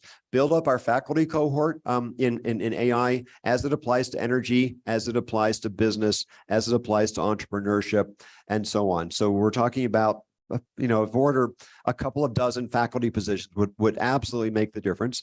And then to work with NCAR Wyoming Supercomputing Center to build an industry partners program. We're talking with major vendors like NVIDIA and others about the potential to really have a partnership with them. I may go visit the CEO of NVIDIA later this fall to talk about that, to think about working with the schools and to also have economic development experts at the university specifically to work with different market sectors and locations like Western Wyoming and so on in the state. So that would allow us to really get a jump start on this. And we're talking about, time is now to prepare for this. The next thing I wanted to say was that if you think that's interesting, just hold on for a minute because all of this computing is about to be revolutionized by a thing called quantum information science. And there, I would just say, in a nutshell, you've heard of a bit. A bit is a 0 or a 1. Okay. So 8 bits makes a byte. That's 256 different states that could be in. So it could represent like the color light blue or dark blue or you name it. With quantum information science, it's a bit is called a quantum bit. It's in 0 and a 1 at the same time. So a byte is like 256 different things at the same time, not just one. And so if you think about this, when a computer has billions of bits in it, a quantum computer is unbelievably more powerful, but can do all the things a supercomputer could do, plus, billions of times more than that. So this thing is about to be changed completely all over again. And there are projects right now. There are 2 major proposals from the Economic Development Authority under the Department of Commerce and the National Science Foundation. They're literally injecting billions of dollars into economic development opportunities. And we are proposing some major projects to both the Department of Commerce and the National Science Foundation around economic development. One of them is in collaboration with Colorado to build up the quantum industry. They're pretty advanced in northern Colorado, but we're just on their border. They really want to work with our community colleges. They really want to work with the university. There is a statewide symposium right now, this morning at Casper College on quantum information science, trying to begin to train high school students and community college students as well. So we're just at the beginning of this. So as part of this investment that I was talking about in AI, a small fraction of this could go to help us build up the quantum information science piece. And the very last thing, I know I'm running short on time here, is that all of these technologies are ripe to be developed for entrepreneurship. So you think about the energy industry, many new techniques and technologies will be transforming what we've just been talking about here all morning and the rest of the day. And so we are focused a lot on entrepreneurship coupled with this. And with the WIP initiative, the Wyoming Innovation Partnership, and I see Lauren Schoenfeld is back in the back there, is overseeing this for the governor's office. We're working very well with the community colleges, with Kim Dale here at Western Wyoming College and the others to build out these entrepreneurship hubs. So these are things that will have enormous impact over a period of a few to 10 years. And we're here to really help grow the economy of the state. Dr. Seidel, thank you very much. Very interesting. I think we'll hear more from you in the future. Any questions for Dr. Seidel? Dr. Seidel, before you leave, this is a good goal. 2030. We've got a different world for our students. Sounds like you're prepping them. You've warmed up our friends in committee 2 for this hire. They're ready. And then you're working with Superintendent Dagenfelder. So we go across 48 districts to feed into our university. Those 2 questions. I'm sorry, what was the Dr. question? Seidel? Yeah. Our friends on committee 2, you've warmed them up to this hire. They're agreeing to add these positions to the university. Dr. Seidel, that's the Appropriations Committee. Yeah. Oh, well, I will of course be talking to the Appropriations Committee. You can bet for sure about these ideas. They got to be a part of that. Right. And Mr. Chairman, Superintendent Dagenfelder, how are you tying this into our 48 districts across the state? Well, Doctor? Mr. Chair, Senator Dockstader, we are talking with her regularly. She's a ad hoc member on the Board of Trustees. So I saw her just Thursday and Friday last week. And we already have some proposals for how the university can begin to provide online courses to supplement what teachers can do in schools. And we have a 3-year plan, which is we start by providing the educational materials and we broadcast into the schools. We'll prototype with a small number of schools.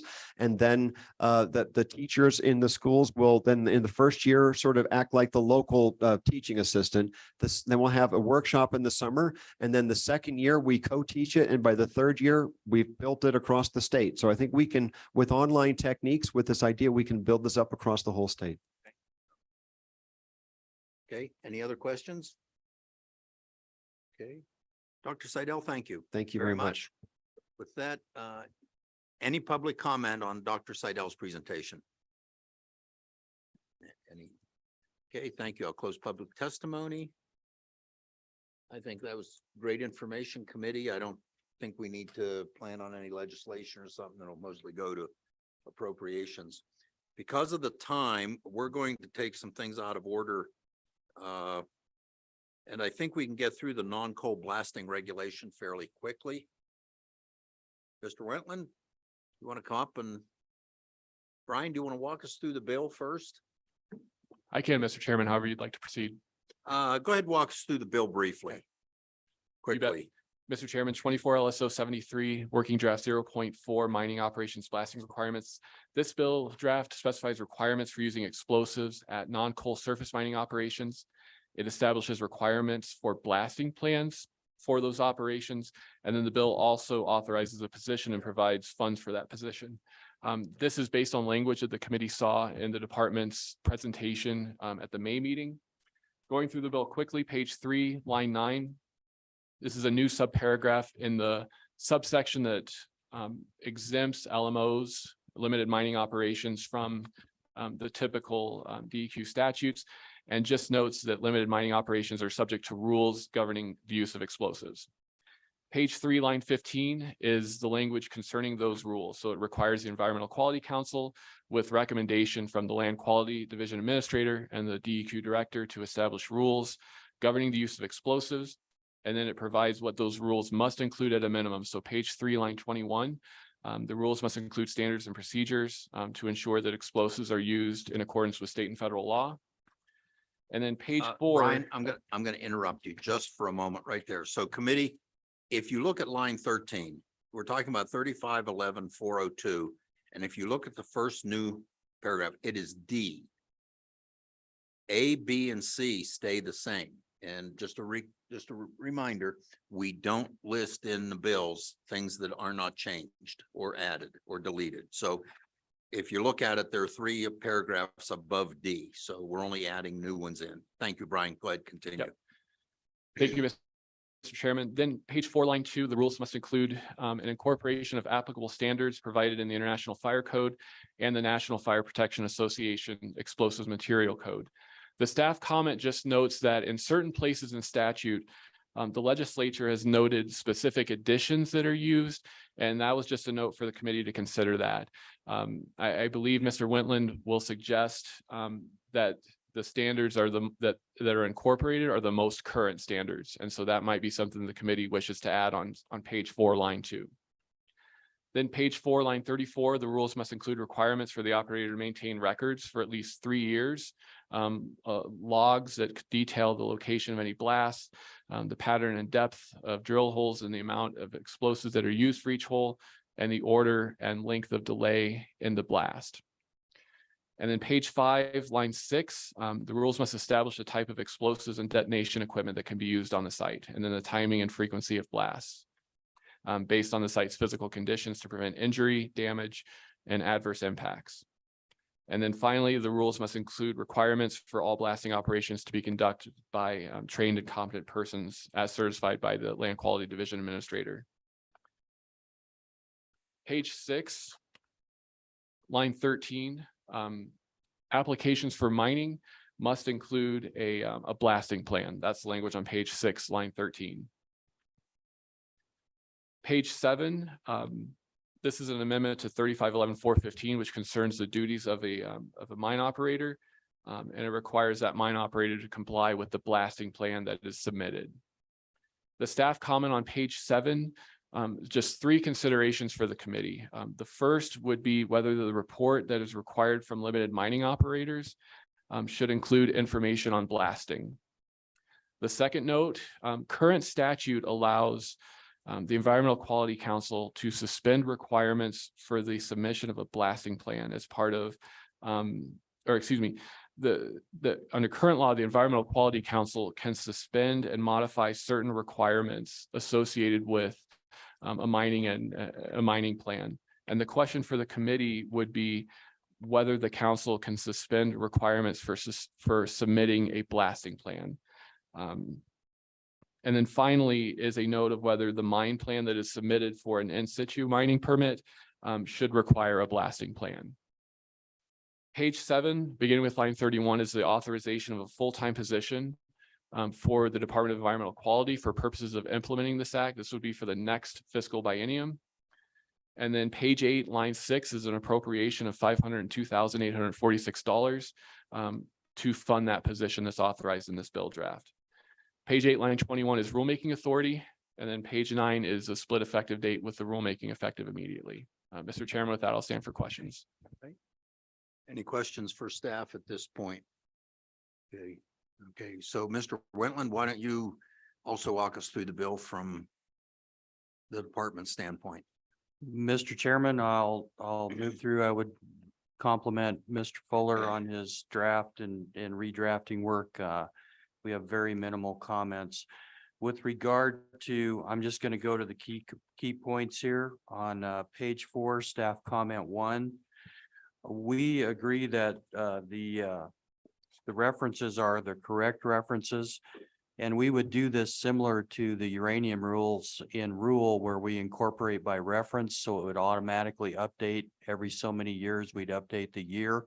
So we don't see a reason to change that language. We believe that that language works.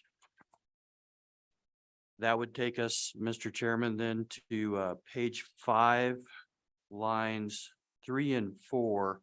We are going to ask that you add back in, it was removed, the statement of the order and length of delay, and adding in back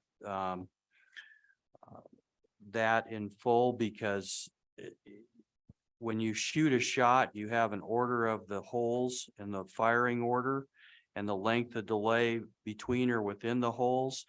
That affects the particle velocity. So we would ask that that just be added back in.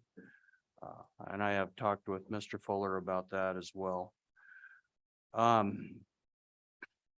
Then on page 7, Mr. Chairman, staff comment 1. And I believe we did provide a handout for the committee too as well on these. No, we don't think that the shot reports are a separate item. They don't need to be in the annual report. If we have a complaint, we're going to do an investigation on a specific shot and that shot report. So we believe the language that is in place works.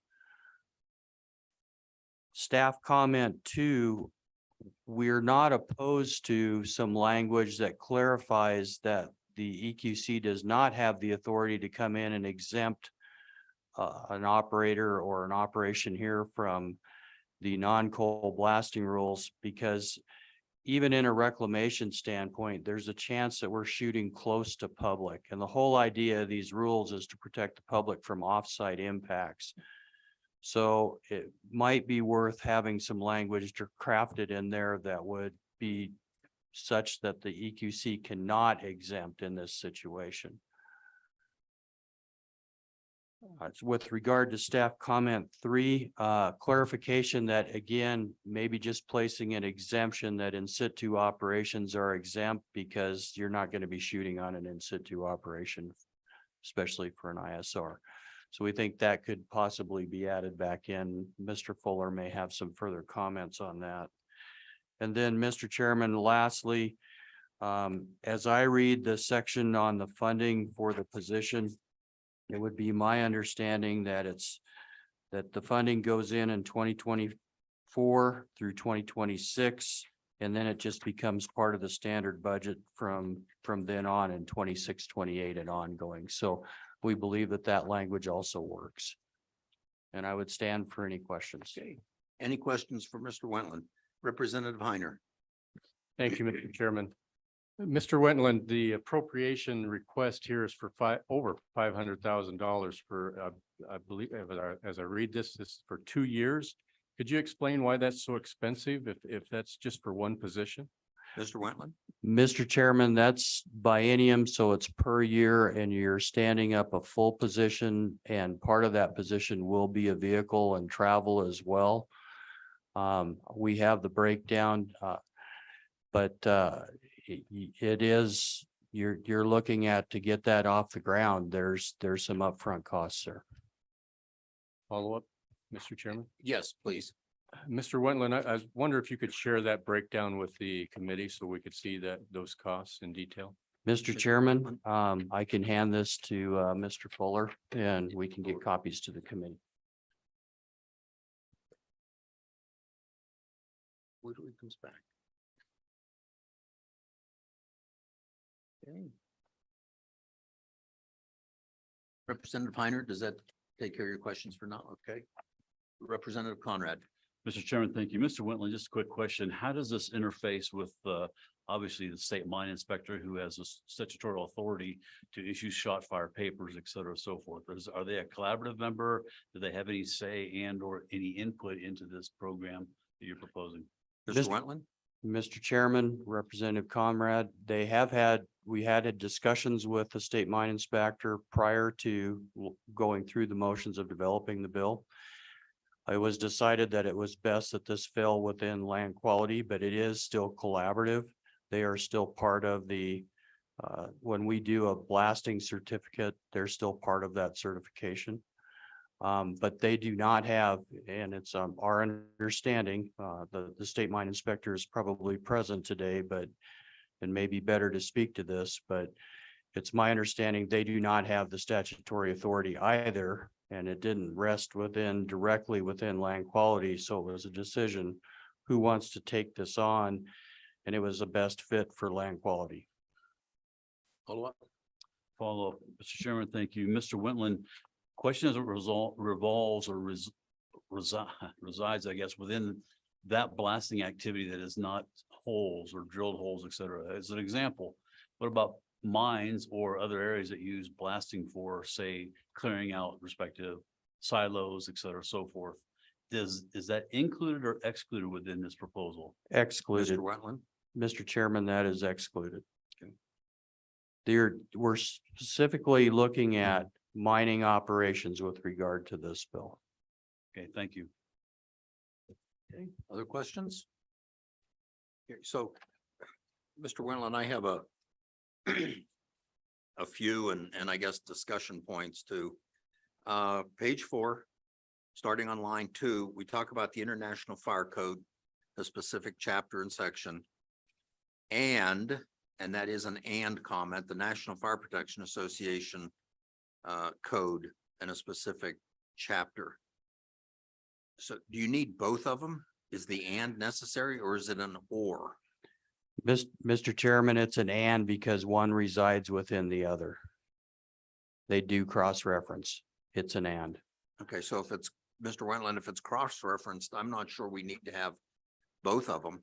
If one includes the other, automatically, if you include it in statute, you've automatically included the other. Mr. Chairman, for clarification, and I really recommend we do both here. We've Okay. had some long discussions around this, in particular with our blasting engineer. And it is very clear the way it is in our recommendation here, and I would really strongly support we have both. So Mr. Wentland and I haven't had a chance to ask the state fire marshal. Has the state adopted the International Fire Code? Or is this a unique thing? Mr. Chairman, I can't answer that question as far as the state fire marshal. You would have to ask them. Okay, thank you. So on the specific codes, and I've had this discussion with the Attorney General, they generally want to see the specific code and the NFPA codes, they revise them every 3 years and 495 is the current for 2023 is current. So that leads us to a little bit of a quandary of saying the most current or that, because the counsel I've gotten from the state Attorney General is we cannot commit ourselves to a future standard that we don't know what is in it. Now, I know that makes things very difficult and that, but I think that's something we need to resolve it in some manner. And Mis- I would look to, go ahead. if you have a Mr. comment. Chairman, can I comment to that just a little Sure. bit? When we drafted this, we looked at it and we treated it very similar to the URP rules because the uranium rules are incorporation by reference. So in the statute, we have the overall citation and the rules and regulations. Then every so many years, like you mentioned here on a 3-year basis, we would go into the rules and regs and update the year. And that brings you to that most current reference. So we felt that and our recommendation to the committee is we treated it very similarly here. So that should work in this scenario. All right. So, okay, so moving on, page 5, line 6, establish the types of explosives and detonation equipment to be used and the size, timing, frequency of blast based on the site's physical condition to present. Is the department capable of doing this? Because what it looks like to me, and I may be reading this wrong and staff can correct me, that the department will tell the company how to do their blasting. Am I wrong or right? Mr. Chairman, that's not the interpretation we have of that. It is saying that it establishes the types of explosives. Are you using, for example, prill or emulsion? Detonation equipment, what type of boosters, what type of detonators are you using to be used? The size, the timing, frequency of the blast, and the site's physical conditions. Those are all, this is actually language that is very similar to the Cole language already in place. So we are capable of this and it somewhat mirrors that program. Okay. So going down then, we talk about as to prevent these 3 things: injury to personnel, damage to public, private property, outside the adverse impacts on any underground mine. Do we need to add adverse impacts to oil and gas wells and pipelines? Mr. Chairman, I wouldn't be opposed to that ad. Typically, those are fixed structures and your particle velocities are calculated against those. And it's common, at least in your larger shooting events, that if you're going to be up against a physical structure like that, like a pipeline, for a good example, you would go in and provide some type of data or revision to the department here and say, we're going to be within these limits. There are structural limits that you can shoot to.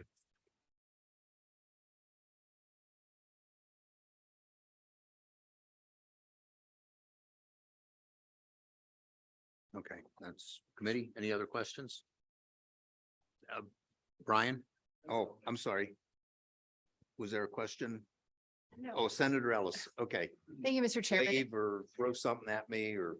I thought we were getting there, but on the non-delegation issue of, are we committing the state to adopt regulations that haven't been written? I am wondering if LSO has figured out a workaround for that. I've had that come up in a few other things I've worked on. I think there's a solution, but do we have one? Brian? Yeah, Mr. Chairman, Senator Ellis.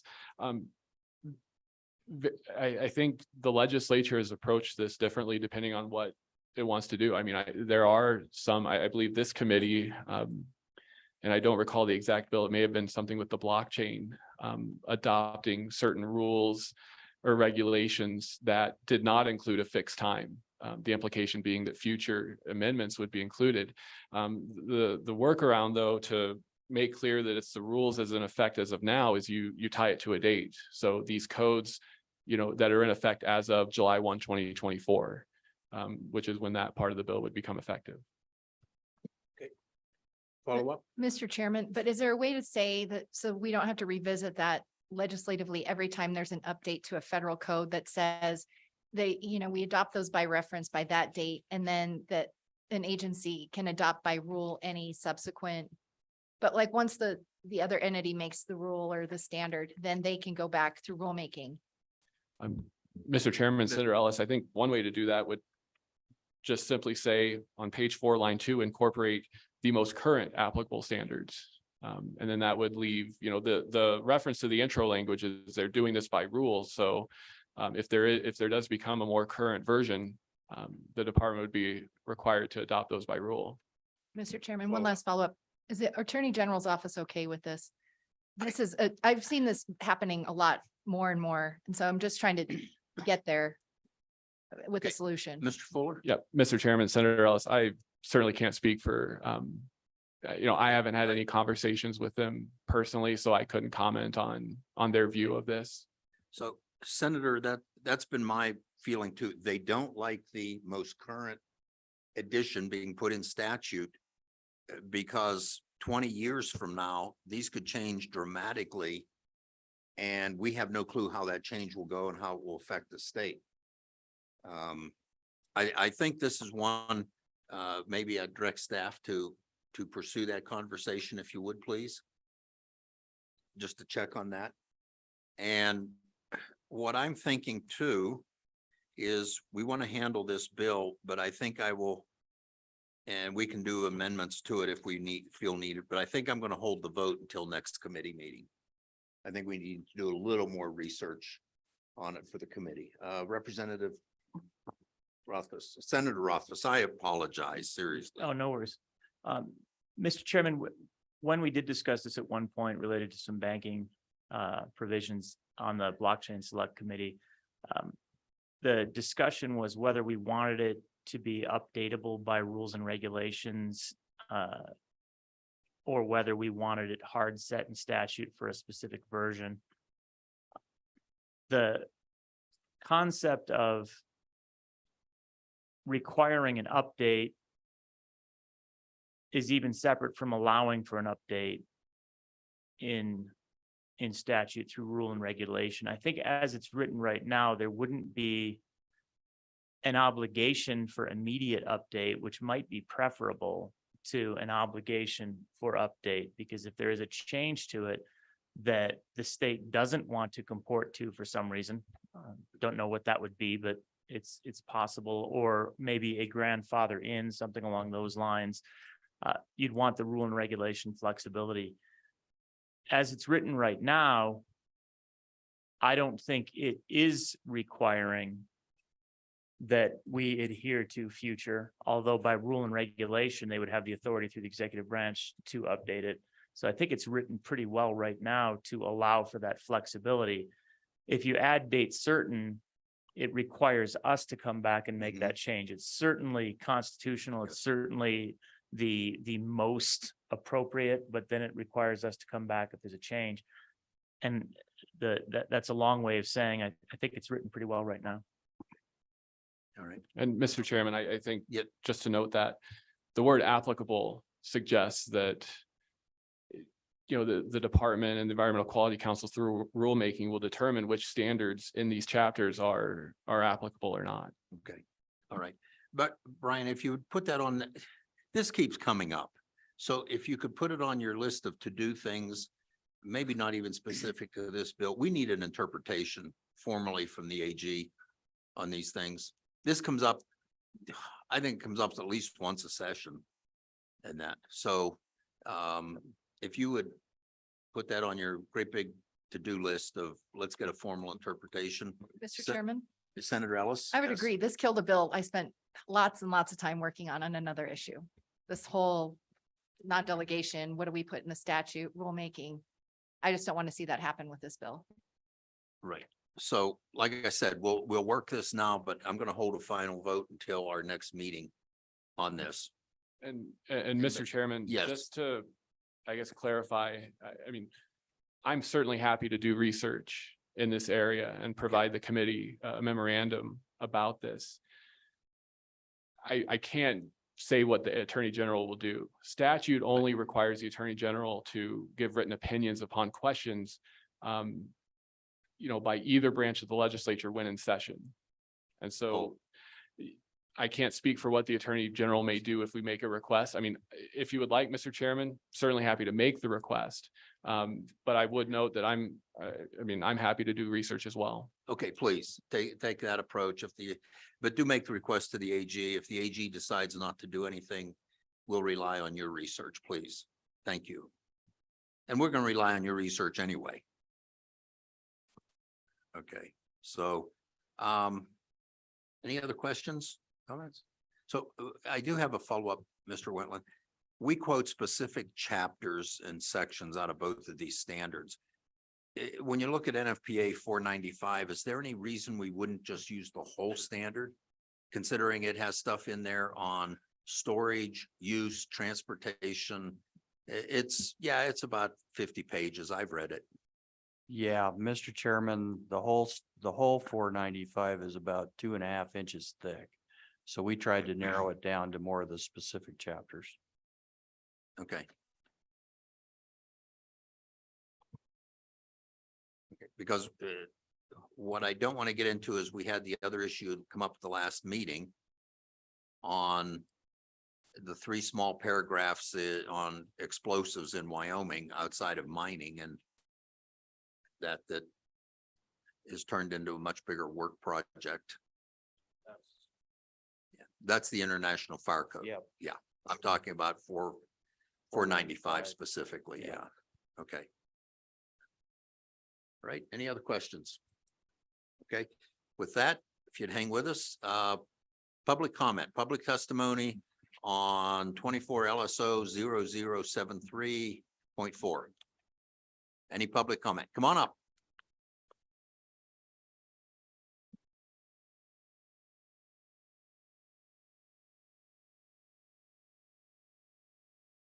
It's Connor Nicholas, Bud Fallon offices. My employers are getting their money's worth today. Chairman Burkhart, the only thing that I would like to have considered is and on page 5 and number 4, potentially adding in adverse impacts to water resources and infrastructure. That's an item that we often are worried about when we are granting these kinds of permits or I wouldn't say permits, but leases or any kind of impacts that these have towards water wells in the area. And that would actually be quite a significant one potentially. Similar to oil and gas, I'd say. Okay. Right. Okay, thank you. Questions? Mr. Nogos, any questions? Okay, thank you. Thank you. Okay, any other public comment in the room? Mr. Detai? Okay, thank you. So anyone on virtual? So committee, it looks like we have a number of suggestions, recommendations, potential amendments. What do you want to do? Handle the amendments and that, but I don't think we want to vote on this bill today. I think we want to see a consolidated bill that we can see what all the changes are. Okay, so let's just go through the bill and we'll do this again at the meeting in November. Amendments on page 1, suggested amendments, page 2, page 3, page 4, I'm sorry, page 2. Representative Conrad. Chairman Burkhart, would it be advantageous to ensure that, and I apologize, maybe it's in page 1, but to ensure we have language excluding the silo components? Because this is going to be a confusing matter moving forward in other agents or other mines. And Representative, define what you mean about the silo component so everyone understands. Blasting for purposes of excavating, removing blockage, et cetera, from silos is excluded within this definition. Okay. Senator Rothfuss. On a different point, I was just wondering, are we assuming that LSO and DEQ will work through these amendments? I wasn't going to suggest any of these. Right, because I was that's what taking I'm these all assuming. as incorporated in the next draft. Right. So Mr. Chairman, Senator Rothfuss, I can address, as we work through the bill, I'm happy to address based on Mr. Whitland's submission and discussion. Okay, please. Where, do what that then. would look like. Okay. Yep. Perfect, thank you. So the issue Representative Conrad brings up, do we need to, Mr. Wetland, do we need to specifically call that out? Yeah, Mr. Chairman, Yes. I'm happy to answer that. The way the bill is drafted, it imposes in the affirmative requirements to comply with these rules for explosives. And Okay. I think my reading would be if it's not listed there, there would be no requirement to comply with those rules unless it's expressly listed as it is Okay. here. Right. If we don't list it, it's obviously not, yeah, you do what you want to. Mr. Wetland? Mr. Chairman, I concur. Okay. All right. So Representative Conrad, is that actually legal anymore? Yes, sir. Oh, okay. Interesting. Yes, Mr. It wasn't when Chairman. I did it. Mr. Chairman, if I may, Yes. to Representative Conrad's concerns here, he is correct. Like if you have some demolition work or if you have a plug in a crusher, it's not uncommon to use a small charge to free the plug. He wants to make certain that those activities are exempt, if I'm understanding correctly. That's Yes, correct. Thank you. yes. Okay. Okay. Page 3. Page 4, and I would say for now on paragraph Romanet 2, we leave it as is for now, and we'll base that on staff's research. Thank you. Mr. Chairman, on that one too, if I may, might take a look back at how we did the original URP language on that. Okay.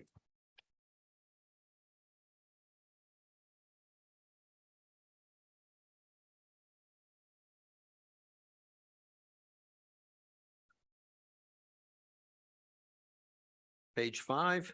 And Mr. Chairman, I Yes. just want to confirm with Mr. Wentland, I think his suggested change there is on lines 3 and 4, where it does say, and the order and length. I just want to make sure that's to his satisfaction. Yeah, Mr. Chairman, I believe Mr. Fuller is correct. Thank you. Okay. Yep, that's fine. Okay, Mr. Chair. and On page- Representative Lawley? Yep. On page 5, we're still on page 5, I think. I would like to see or at least discuss the idea of adding under on line 16, adverse impact of water or water resources. There or somewhere in this list. Okay. All right, that, good. And that's an amendment, I think. We aren't going to vote on any of this. We'll look Right. at it. Right. but I Anyway, would- so, yes. Mr. Chairman, the only thing I would note with, lines 13 and 14 reference public and private property outside of the permit area. And that's a fairly broad term. And I think one consideration for the committee would be if you start adding more specific items to the list, does that suggest the exclusion of items that are not included? All right, Senator. On that point with the B provision, which I thought was really broad, it's talking outside of the permit area. And I was contemplating, are there any circumstances where there might be other parties, private property, or even potentially some public property that is within the permit area? Or would that already be contemplated within the permit, which is what I'm assuming is the assumption? And it looks like from Kyle's head nodding that it's Mr. probably Whitman? taken care of. Mr. Chairman, Representative or Senator Rothfuss, I'm so sorry. You are correct. It is contemplated within the permit because you're already under those regulations. This is really designed to protect people and structures offsite. All right, page 6. Page 7, we had a few comments, recommendations on staff comment And there. And Mr. Chairman, I think based on the discussion for Mr. Wentland, I think the first and third bullet points would require no change to the bill. Okay. The second bullet point, I believe, would require an amendment to 3511-401J. Just to change that reference to currently 3511-406B is referenced as provisions that the council, the Environmental Quality Council can modify or suspend. It just needs to say B1 through 20, and it just leave out this new paragraph. 21 that's on page 6, line 13. Okay, yeah. You go ahead and do that in the next draft. Okay. Page 8. And Mr. Chairman. Yes. On page 8, in response to Representative Heiner's question, I believe Ms. Hunter emailed to the committee that document. The way I read it, it looks like what is listed is that $200,000 of that are one-time expenses of that 502. I believe that's how I read that sheet. All right. So on that, Mr. Wentland, I thought that the department already had an explosive expert person, engineer, something like that. Mr. Chairman, we do, and it is specifically to the SMACRA coal grant. Okay. And specifically for coal. This is an ad, and this is a substantial ad. And I will tell you, and similar to what I testified back in May, is that we're seeing even our class sizes hit into the lower to middle 30s now. An ideal class size is about 18.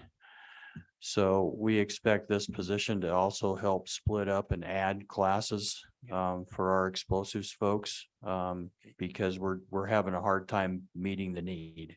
All right, thank you. So, go ahead, Senator. So on that B paragraph, though, if 502,000 includes some portion of startup costs in addition to the salary, the sentence on 16 through 19 suggests that the entirety is part of the standard budget as opposed to simply those funds associated with the ongoing employment of that FTE.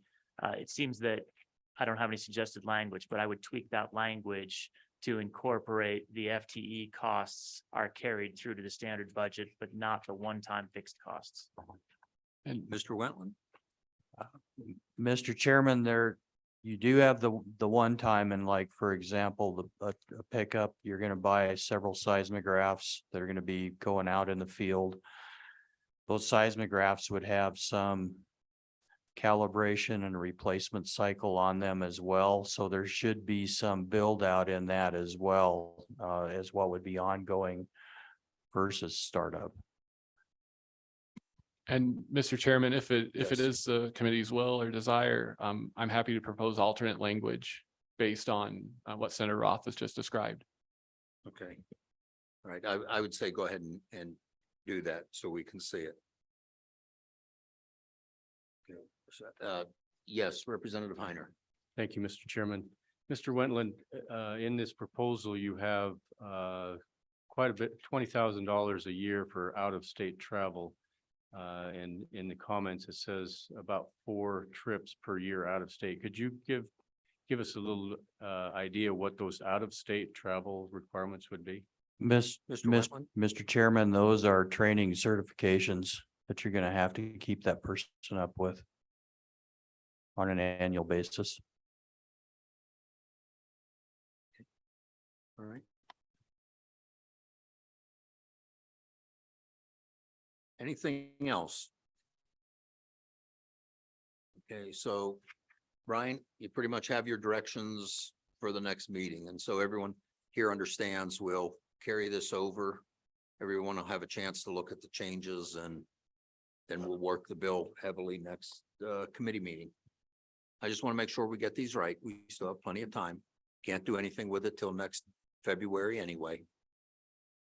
Mr. Chairman, Yes, I would just add that I appreciate you started early on this because there's a lot of things to work through and have a good bill by the time we get there. So appreciate that opportunity. All right, thank you.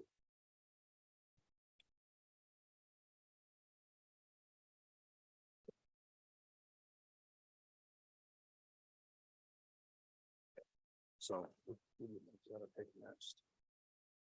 We have people here for this one. What do we have in time? We have an hour. Do we have an hour? Just give us a minute to figure out what we're gonna do next. Brief. We had it. Yeah. Yeah, nobody wanted to say anything. They just kind of blew it up. Hey, you got to have some fun in here. Yeah, okay. We have this one. And these are updates and then we have. Okay, yeah, we can do that. Let's, because they're here for this, some here for this sequestration. Okay, so because of the time, we're just trying to figure out what we're gonna do, and I think talking to the co-chair, we will hold the last item, industrial siting impact assistance fees, for tomorrow. And probably the budget and research priorities from the School of Energy Resources till tomorrow. Also, thank you, Holly. We've already talked about that. So, okay, the next one up, and then anything we don't get done, we'll take up tomorrow. I think they're mostly reports. We'll take up the discussion of sequestration revenue. We have Rocky Mountain Power, Black Hills. Department of Revenue is here only if they need to speak. They're on Zoom. And Mr. Luthi with the governor's office is also on Zoom. So Brian, you look confused. Did I confuse it? Okay. All right. I just want to make sure. So like I said, 12:45 is a hard break. So why don't I get Rocky Mountain Power to come up first? You're first listed.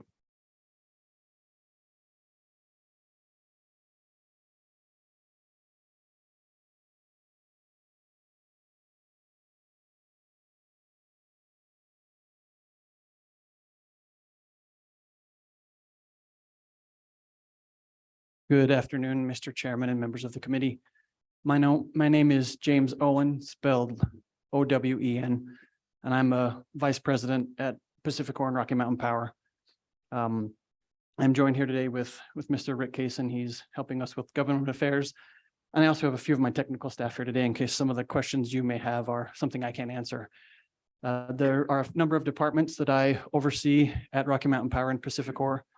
They include environmental fuels and mining, each of those three departments. Mining includes our mining operations, our actual extractions. Fuels includes our procurement of all the fuel we need that we aren't mining to continue to fuel our plants. And environmental includes compliance and implementation of environmental technologies, which means that I am responsible for evaluation and implementation of carbon capture technologies at our coal-fired facilities, which includes inherently House Bill 200 compliance. So what I'd like to talk with you today about is a few things, and I'll be brief considering the amount of time that we have today.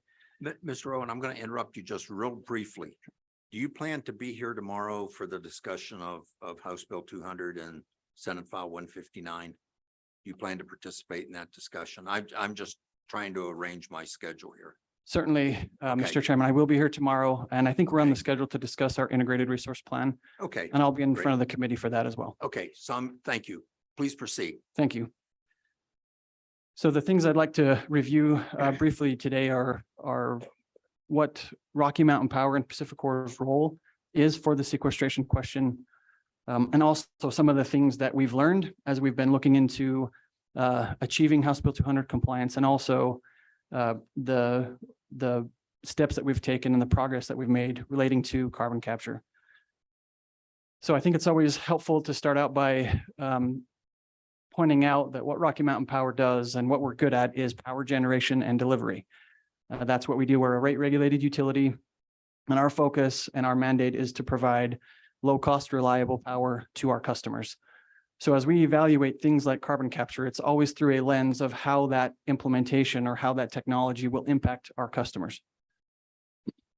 But of course, we are also producers of power using coal-fired generation, which means we generate CO2 and we emit CO2.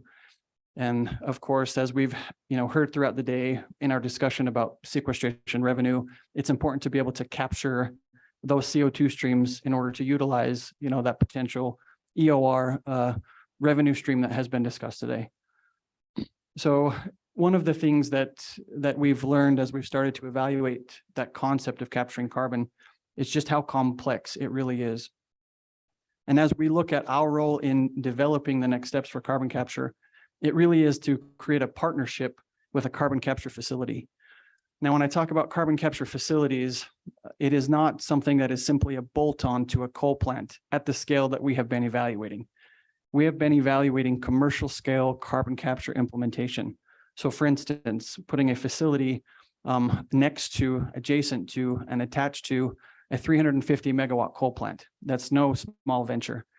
It isn't just a bolt-on, like I said, it's a separate facility entirely.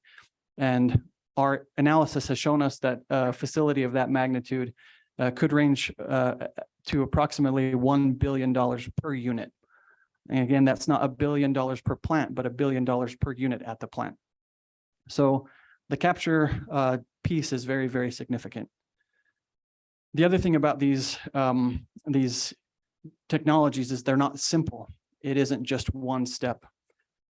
For instance, you could say that in order to create a partnership with the carbon capture consortium, that consortium needs at least 4 pieces, and I would say 4 at minimum, and possibly more, potentially up to 7. So for instance, you'll need a partner that can design and construct the facility. You have to be able to design it, you have to build it. You have to have a partner that understands the capture piece, or what I'll call the capture partner. And that partner has to be either an expert themselves or be able to partner with the technology developer itself. And that is also not a simple question, because there are multiple technologies of carbon capture, and they are at variant levels of maturity. So when you look at carbon capture, it's easy to just say it as a word, but there are multiple technologies, and no 2 technologies are exactly in the same space or operate the same. Another partner that you need is a sequestration partner. And you could say that your sequestration partner either needs to also be a transportation partner or have a partnership with a transportation partner, so that to the extent that you need to move carbon after you've captured it through a pipeline to your sequestration location or your oil field, that has to exist. And then you also need a financing partner. So at the very least, it's now, as you can see, if there's a contract that exists between each of those levels, it can become very complex very quickly. So Rocky Mountain Power sees its position as being the producer, if you will, of CO2 that partners with or contracts with a carbon capture consortium that includes all of those elements. And also keep in mind, a facility of this magnitude could use up to 25 to 30% of the power you're generating at the plant just to operate the facility itself. So it's a load on your system already to operate it. So the partnership that we would have to have with this entity would be complex in itself. We would not only be giving them CO2, we would be presumably being their power source, whether they need steam, whether they need water, whatever they need to operate the power for their facility would have to come from us. As we've tried to wrap our heads around all of this, we've learned quite a few things. One of the most important things we've done in 2022, we ran a request for proposals for turnkey project bids at a few select locations on our facilities. So what we wanted to do is go out to the entire carbon capture market and find out if there was anybody out there that could do this, that was ready to do this right now. And this is in part driven by the requirements of House Bill 200. House Bill 200 has minimum level requirements in terms of the amount of carbon you have to capture and the amount of your system that is retrofit with carbon capture. So we tried to tailor our RFP to capture within the market what might be out there. And even before we issued that RFP, we issued what we call a request for expression of interest. So the request for expression of interest was very broad. We wanted to know who out there could do carbon capture, and we wanted them to tell us about their technology, how much it costs, the scale that they could do it at, the level of maturity that they could do it at, what funding they might have through DOE, how much they might rely on things like 45Q tax credits, all of that information. So we feel like that we have gone out to the market to test it, to see what's out there today. In our request for expression of interest responses, I was really pleased with what we got back in terms of the level of interest. And I don't believe that the problem is lack of interest in carbon capture. I think it's there. I think that there are a lot of companies and technologies that want to leverage those 45Q tax credits, especially after they increased through the IRA. I think the challenge is still cost and risk. And when I say cost and risk, I'm talking about the cost and risks associated with taking a technology that may operate at bench scale and commercializing it and having it be actually functioning at commercial scale. So again, I think that there's a lot of interest in carbon capture, but not everybody has solved the equation to mitigate those costs and risks. So after we received these expressions of interest and we evaluated which technology made the most sense and which units made the most sense, we issued our request for proposals on 3 units in our Wyoming coal fleet: Jim Bridger Unit 3 and Jim Bridger Unit 4, as well as our Dave Johnston Unit 4. And those were we did a feasibility study. We had a third-party consulting company provide feasibility analysis for us that told us which units in our fleet were the very best suited for carbon capture today with the most mature technology today, which is amine-based post-combustion. And that technology has been implemented 2 times that we're aware of commercially. One was Petronova in Texas, and the other one was Boundary Dam in Canada. You're probably familiar with these facilities. Won't go into the details on them, but I can say that both have experienced significant challenges relating to cost and risk.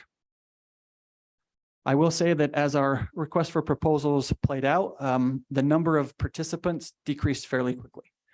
So we had 60 different companies that engaged with us at the request for expression of interest phase. And by the time we were asking for proposals, that had shrunk down to a single consortium of about 5 to 7 parties, and 1 proposal came out of that RFP. I am pleased to say that we continue to engage with that party that proposed to us, and we're continuing to evaluate what their proposal looks like. But that's something that we haven't completed our evaluation of that proposal. So as you look at what's before you, particularly as it relates to the sequestration revenue, I think it's helpful for this committee and for the legislature to understand the complexities that come on the capture side and the complexities that will exist at the utility level. So in light of keeping my remarks short, I'm happy to pause there and make myself or my team available for questions. Questions? Okay. So, Mr. Owen, I do have one. What is Rocky Mountain Power's position on charging a state fee, call it, for the sequestration of carbon dioxide in pore space? Mr. Chairman, our position is always going to be customer centric. So fundamentally, if we are partnering with a capture company, and that capture company they're going to have a certain set of economics that justify whatever value that they're willing to purchase our carbon for us from. If we can push costs and risk away from our customers and onto our partner, that will be our focus. So we would support any proposal that allows us to mitigate the cost and risk for our customers. Now, what that would mean is that you would be pushing that risk back onto the technology company. So hopefully they will be able to justify through whatever tax structure or whatever tax incentives that they have, whether it be through the federal government or the state, to still contract with us. But that would be our focus, is how that impacts our customer. Okay. Representative Heiner. Thank you, Mr. Chairman. Mr. Owens, several states in your service territory have passed legislation to phase out the importing of electricity that is generated with fossil fuels, and that's happening in the near future.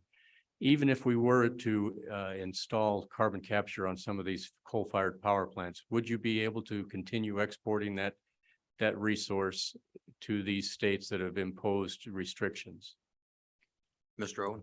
Mr. Chairman and Representative Heiner, it's a great question, and it's one that adds another layer of complexity to this question. So because of those policies on the West Coast, there are limitations on what we can recover as it relates to any type of investment that we make into coal. And if you look at the customer base and the customer mix, quite a few of our customers do lie within those states that have those policies. So one of the things that we've been trying to evaluate is, if we were to implement one of these projects and we were to get denied any recovery in those states, what impact would that have on the Rocky Mountain states, namely Utah, Idaho, and Wyoming? And in particular, we also don't know exactly how Utah or Idaho would perceive, the benefits that they may or may not receive or that their customers may or may not receive. So it would be one of our most key regulatory questions and something we'd certainly fight for. But based on the way that those rules are written now, it would be a significant uphill battle for us to recover anything. Okay, I want to remind the committee and those testifying, this section, we're talking about sequestration revenue. This is good information, but we want an idea of how you stand on charging a fee, a tax, whatever, to sequester carbon dioxide within the borders of the state of Wyoming. And so I would ask you to stick to the subject. We're going to run out of time, but that's the main topic here. Do we charge a fee or a tax for that sequestration? Okay, so any other questions? All right, with that, Black Hills.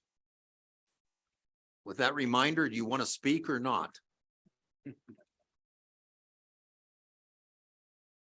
I know that Mr. Obermuller is just chomping at the bit to speak on the topic. Just a reminder, I'd like to stay on topic with this. We'll have a good discussion of House Bill 200, 159, all of that tomorrow. But this topic is, where do you stand on charging to sequester carbon dioxide? Perfect. Mr. Chairman, for the record, David Bush with Black Hills Energy. With me today is Mark Lux, who's our Vice President of Power Delivery.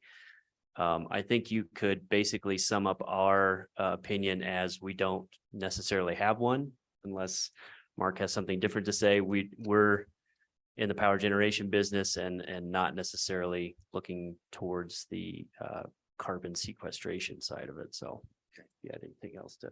Yes, similar to Pacific Corp and Rocky Mountain Power, our interest is customer costs. And I think we all must recognize that carbon capture doesn't come without a cost, even with the IRA tax credits. And it doesn't come without a lot of water use as well. Real simple way to think about it is 1 million tons of carbon captured equates to 500 gallons per minute of water. So as you think about the impacts of carbon capture and taxing carbon, there's just another element of this is, can we really get the feasibility to capture the carbon in the first place, just based purely on the economics? The auxiliary power used as well, we have to replace that capacity with something. So there's an added cost component that hasn't really been discussed in a large part to all of you in terms of the impacts of the energy that's required, both in terms of the water use as well as the auxiliary power. So bottom line of all this is, our interest is customer impacts, and adding a tax on the CO2 just further burdens that cost impact. All right. Questions for Black Hills? Okay, thank you. Okay. Petroleum Association. Come on up, Pete. This is where the discussion gets interesting, probably.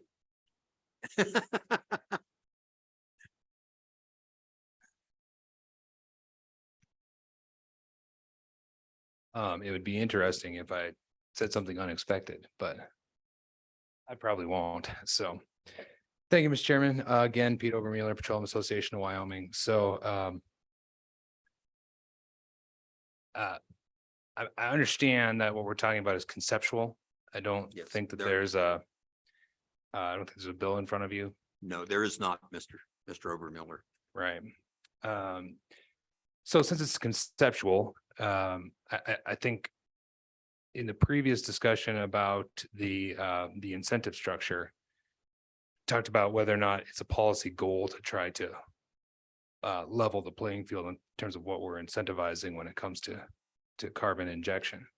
In this discussion, I think from a conceptual standpoint, the question you have to ask yourself is, do we want to be a state that incentivizes the build out of infrastructure for carbon sequestration at all?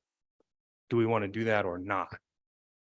And I can't answer that question for you. As policymakers, you're going to have to answer that question yourselves, because carbon capture is going to happen. It's going to happen in this country regardless. Whether or not we're the leaders, that's open to debate. So for obvious reasons, I'm not going to support even conceptually the idea of a sequestration tax. And I just replay for you the video from May about the discussion on the fee, which the committee set aside. Even though we're leaders, we're still at the very embryonic stage of this process. Perhaps there's a discussion to be had in the same way that you all had the discussion with wind developers and provided them a pretty substantial moratorium on taxation because they're a nascent industry. That perhaps down the line, once it's established and infrastructure is established, that there can be some conversation here. But an immediate conversation like this puts a weight on this industry when it actually should be given a lift. And not just for the purposes of my members who happen to be interested in carbon sequestration and permanent storage, but because, as I said previously, in Wyoming, carbon has long been a commodity, not a waste. And we can capitalize on that commodity, not just for EOR, but for other purposes. Carbon is used extensively in medical grade applications and food applications and other industrial uses, possible manufacturing. Other industries are looking to build their manufacturing, their processes, their industries next to a place where they can access carbon. And the fact of the matter is, Wyoming has its current sources of carbon is limited. So we have a situation where part of the reason why we had that previous conversation is because carbon is expensive and makes it not economical to purchase carbon for purposes of EOR. And if carbon is already expensive and we're trying to tackle that over here with this idea, and at the same time we're going to put a tax on sequestration over here, what is that message? What is our policy? Do we have a coherent policy about this? I don't know that we do. So I'll leave it there, Mr. Chairman. I think my position. I'm happy to answer more detailed questions about it, but I think most critically, we tried to do our due diligence on getting good numbers and good data for you to look at on the previous topic. I don't know that that exists for this one. I'm happy to be a part of, and I imagine I won't voluntold them for anything, but I imagine SCR is game for looking at this too. And at a minimum, I think that we should do that. In part because I'm afraid, Mr. Chairman, that we've somehow talked ourselves into this idea that particularly when it comes to sourcing carbon from outside of Wyoming, that somehow we're dealing now, all of a sudden that makes it waste as opposed to a commodity. So, Mr. Chairman, I'll leave it at that. Okay. Questions for Mr. Obermuller? So, Mr. Obermuller, how do you answer that question though? Because I've gotten it numerous times. We're looking at taking CO2 from outside of Wyoming and disposing of it here. Right now, I know of no plans to use it for anything else on some of these projects. It's going to come here for disposal. And I keep getting the question, what is the state getting out of this? And I don't have a good answer for it. And that's where we're trying to get to is, and I understand you make some very valid points, so please don't misunderstand. But it's a discussion I think we need to start having. And where do we go from here? I mean, I've gotten a lot of pressure from other legislators, from community as a whole. Mm-hmm. Yeah, Mr. Chairman, fair enough. It's a fair question. We should ask it about every single industry and take a look at the pie chart of the revenue supplied by one industry versus every other industry. What is Wyoming getting from anything else? So it's, coming back to the same well every time is frustrating for me. But to your point, just the one project alone in Southeast Wyoming, we're talking about, millions that have already been paid out to 200 plus landowners in Wyoming. We're talking about the ability to generate millions in revenue just from the various fees and the rentals, et cetera, and royalties to state lands and those sorts of things. So there is in fact tangible benefit to Wyoming right now as it sits. But the bigger question is more long-term when you start to ask yourself, where are we going to get the carbon to do the kind of projects we want to get? Can we get it all in Wyoming? I would argue that right now we cannot. And so to cut off our nose, spite our face by trying to just be isolationist about it, I think is a short-term view.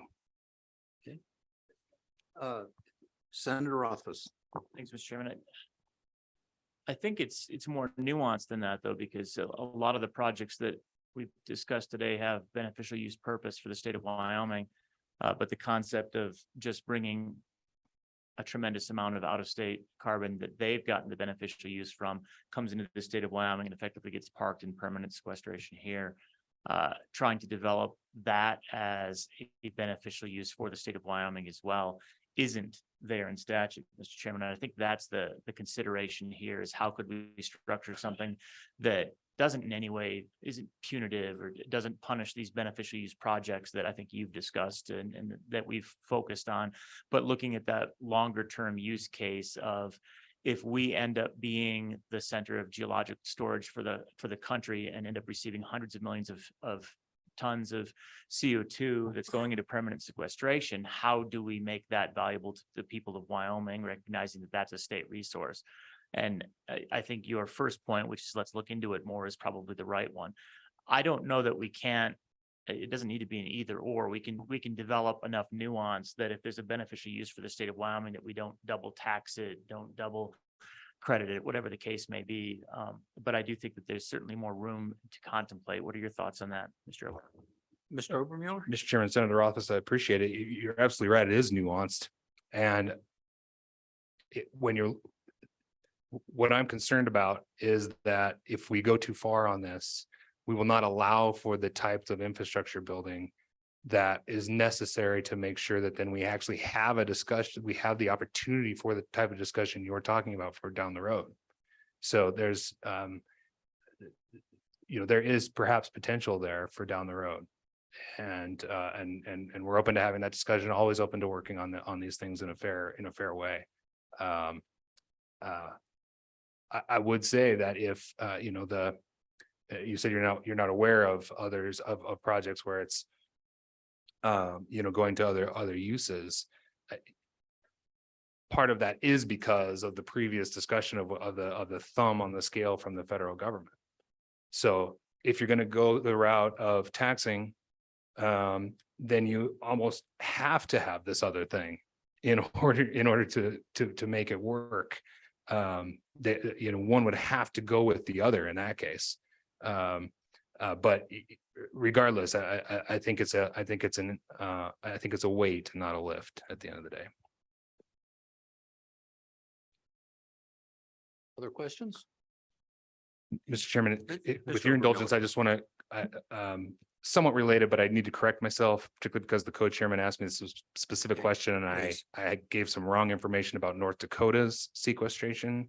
North Dakota's EOR tax incentive. I mentioned it was half of their severance for 5 years. Their taxes are different than ours, so I'm not going to bore you with details. It's actually half of their severance / injection tax. It's half of that for 10 years. So I won't bore you with all the details. There's some nuance there. Their two taxes kind of mirror our severance and ad valorem, but they're different. They take half of that out for 10 years, not 5. I apologize for that misstatement. Okay. All right. Mr. Obermuller, we're not trying to be argumentative, but I think you understand all of us here. I know a number of us on the committee have had this discussion, get a lot of pressure about this issue of bringing in CO2 from another state and merely sequestering it here, not using it for anything. We just get rid of it. And I mean, I've heard the comment a number of times, Wyoming isn't going to be Nebraska's dumping grounds. So that's what we're trying to address. So can I address that, Mr. Chairman? Sure, please. That's why we're having the discussion. It's just an open discussion. I appreciate it. And first of all, I would say calling it the dumping grounds just immediately buys into the false premise that it's waste. Number one. Number two, even if that were the case, according to the Department of Energy's estimate of our available deep saline storage and injecting carbon just for storage at 30 million tons a year, we can do that for 4,000 years. So there's plenty of time, to build the infrastructure, and plenty of capacity to build the infrastructure, and then talk about revenue in the future. And like I've said, now I'm repeating myself and rambling, but open to have that discussion. But I want to be on record just rejecting this argument that it's a dumping ground or it's waste or somehow importing it is bad because it comes from somewhere else when we don't have the supply to do it anyway. So. Okay, and good points, Mr. Obermuller. Just like I said, this is a good open discussion. You may help us answer some of the questions we get from people and that. So appreciate you being here. Ned, anything else? Okay, Representative Lawley, maybe she'll throw you a lifeline. I don't get your hopes up there. Thank you, Mr. Chairman. And you might not be the best person to answer this, but, and I think we may have talked about it at our first meeting, but we talk about this concept of permanent storage. Does that mean there will be no access to go back in, and if there are uses for it, to pull some of it back out? Is that not technology for that or not? When we say permanent, do we mean permanent? We either use it or reuse it, or we store it and there's no options after that.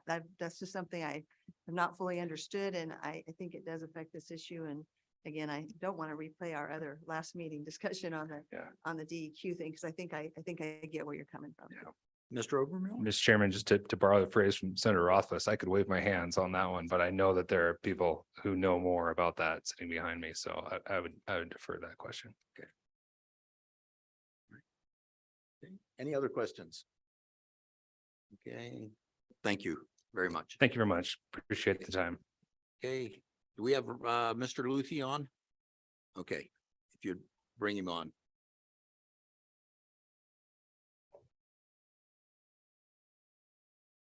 Good morning, Mr. Chairman. Are you able to hear me?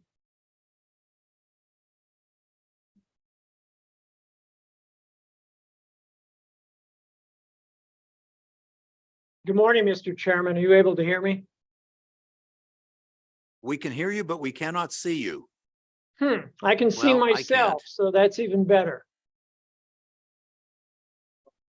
All right, with that, Mr. Chairman, I'm not going to worry about the logistics of you being able to see me or not, because you're running out of time. First of all, Mr. Chairman, my name is Randall Luthi. I'm Chief Energy Advisor for Governor Gordon. And first of all, I owe you all an apology for not being there in person. I greatly benefit from the type of synergistic energy you all have when we're all in one room. But I appreciate your kindness to let me to testify remotely. Carbon capture, as mentioned, it could be a big industry for the state. DEQ talked about double-digit figures. I mean, when they start talking about permitting, certainly there are people that are interested to do it. You've also covered very well that at the moment, Wyoming themselves are not going to supply the carbon. I, however, of course, would like to see our coal-fired power plants be those supply of carbon, and we'll talk about that more tomorrow. But the governor feels very strongly about carbon capture. He believes Wyoming is an excellent place for it. He believes it needs to be done properly, carefully, and even he selected his initiative for the Western Governors Association to be carbon capture, utilization, and storage. So that's how important it is to the governor. I would say, as we go into this discussion about revenue, and I will save everything else for tomorrow to talk about carbon capture, but let's go into it with a note of caution. I like the idea of this description kind of being a reverse severance tax, the ability to store CO2 in Wyoming. But there are a lot of things that I think we need to work out. One is, what is a proper amount? And not that we have to wait for other states to do it, but that's something we're talking about. Is there a fee that makes sense?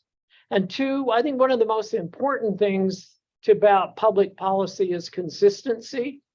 And yet the hardest thing to do, particularly those of us in the public policy world, is to remain consistent. Now, while this isn't technically energy, it is similar to other, newly developed energy products and projects in Wyoming. And we've made that policy statement, for example, to give wind a holiday before we start taxing their generation. We've decided to make a similar argument for small nuclear. We've made even more of an argument for solar.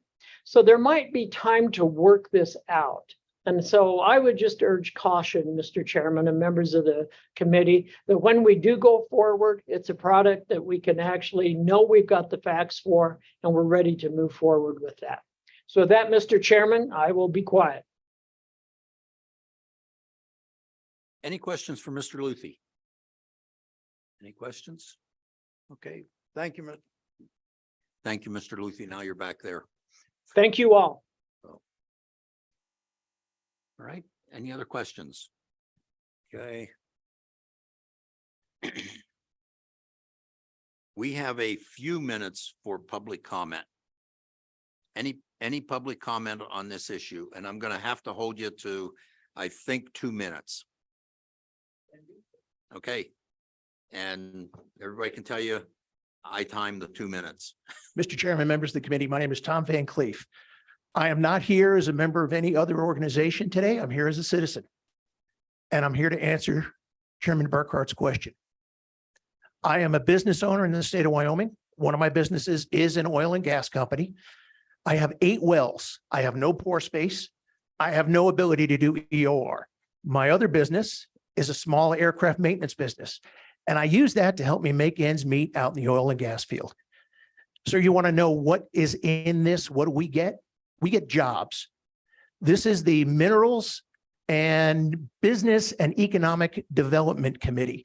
So let's talk about this from a business and economic development standpoint. We need jobs in Wyoming. Carbon capture and utilization and carbon capture storage will build jobs. We will be able to become a carbon negative state. We'll be able to build a brand new industry. We'll be able to reutilize oil and gas jobs that right now are leaving the area and they're going elsewhere. And we're losing our citizens and we're losing our base structure and we're losing our communities. We don't want to put a tax on this or a fee. I would suggest that if we do so, we'll be killing the baby in the cradle. And this industry and this opportunity for the state of Wyoming will go somewhere else. And those people are wondering about being, as you said, sir, the dumping ground for Nebraska. Nebraska's pore space will be used as opposed to ours. So I would suggest that we keep in mind that if you want to kill something, you tax it.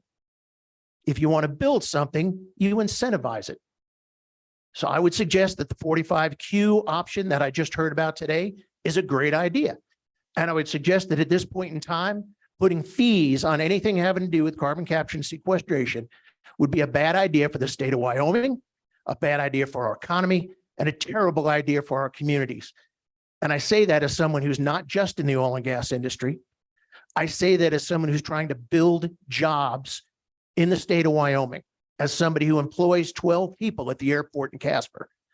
And I need our economy to grow so I can keep my employees employed here in Wyoming and not have them leave and go somewhere else. Ladies and gentlemen, thank you. I'll stand for questions. Oh, you're good. 2 minutes.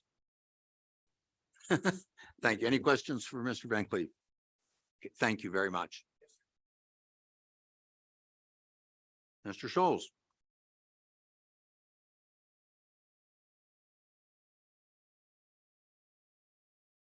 Mr. Chairman, Shane Schultz, on behalf of Tallgrass Energy. Just a couple points because I know brevity is appreciated.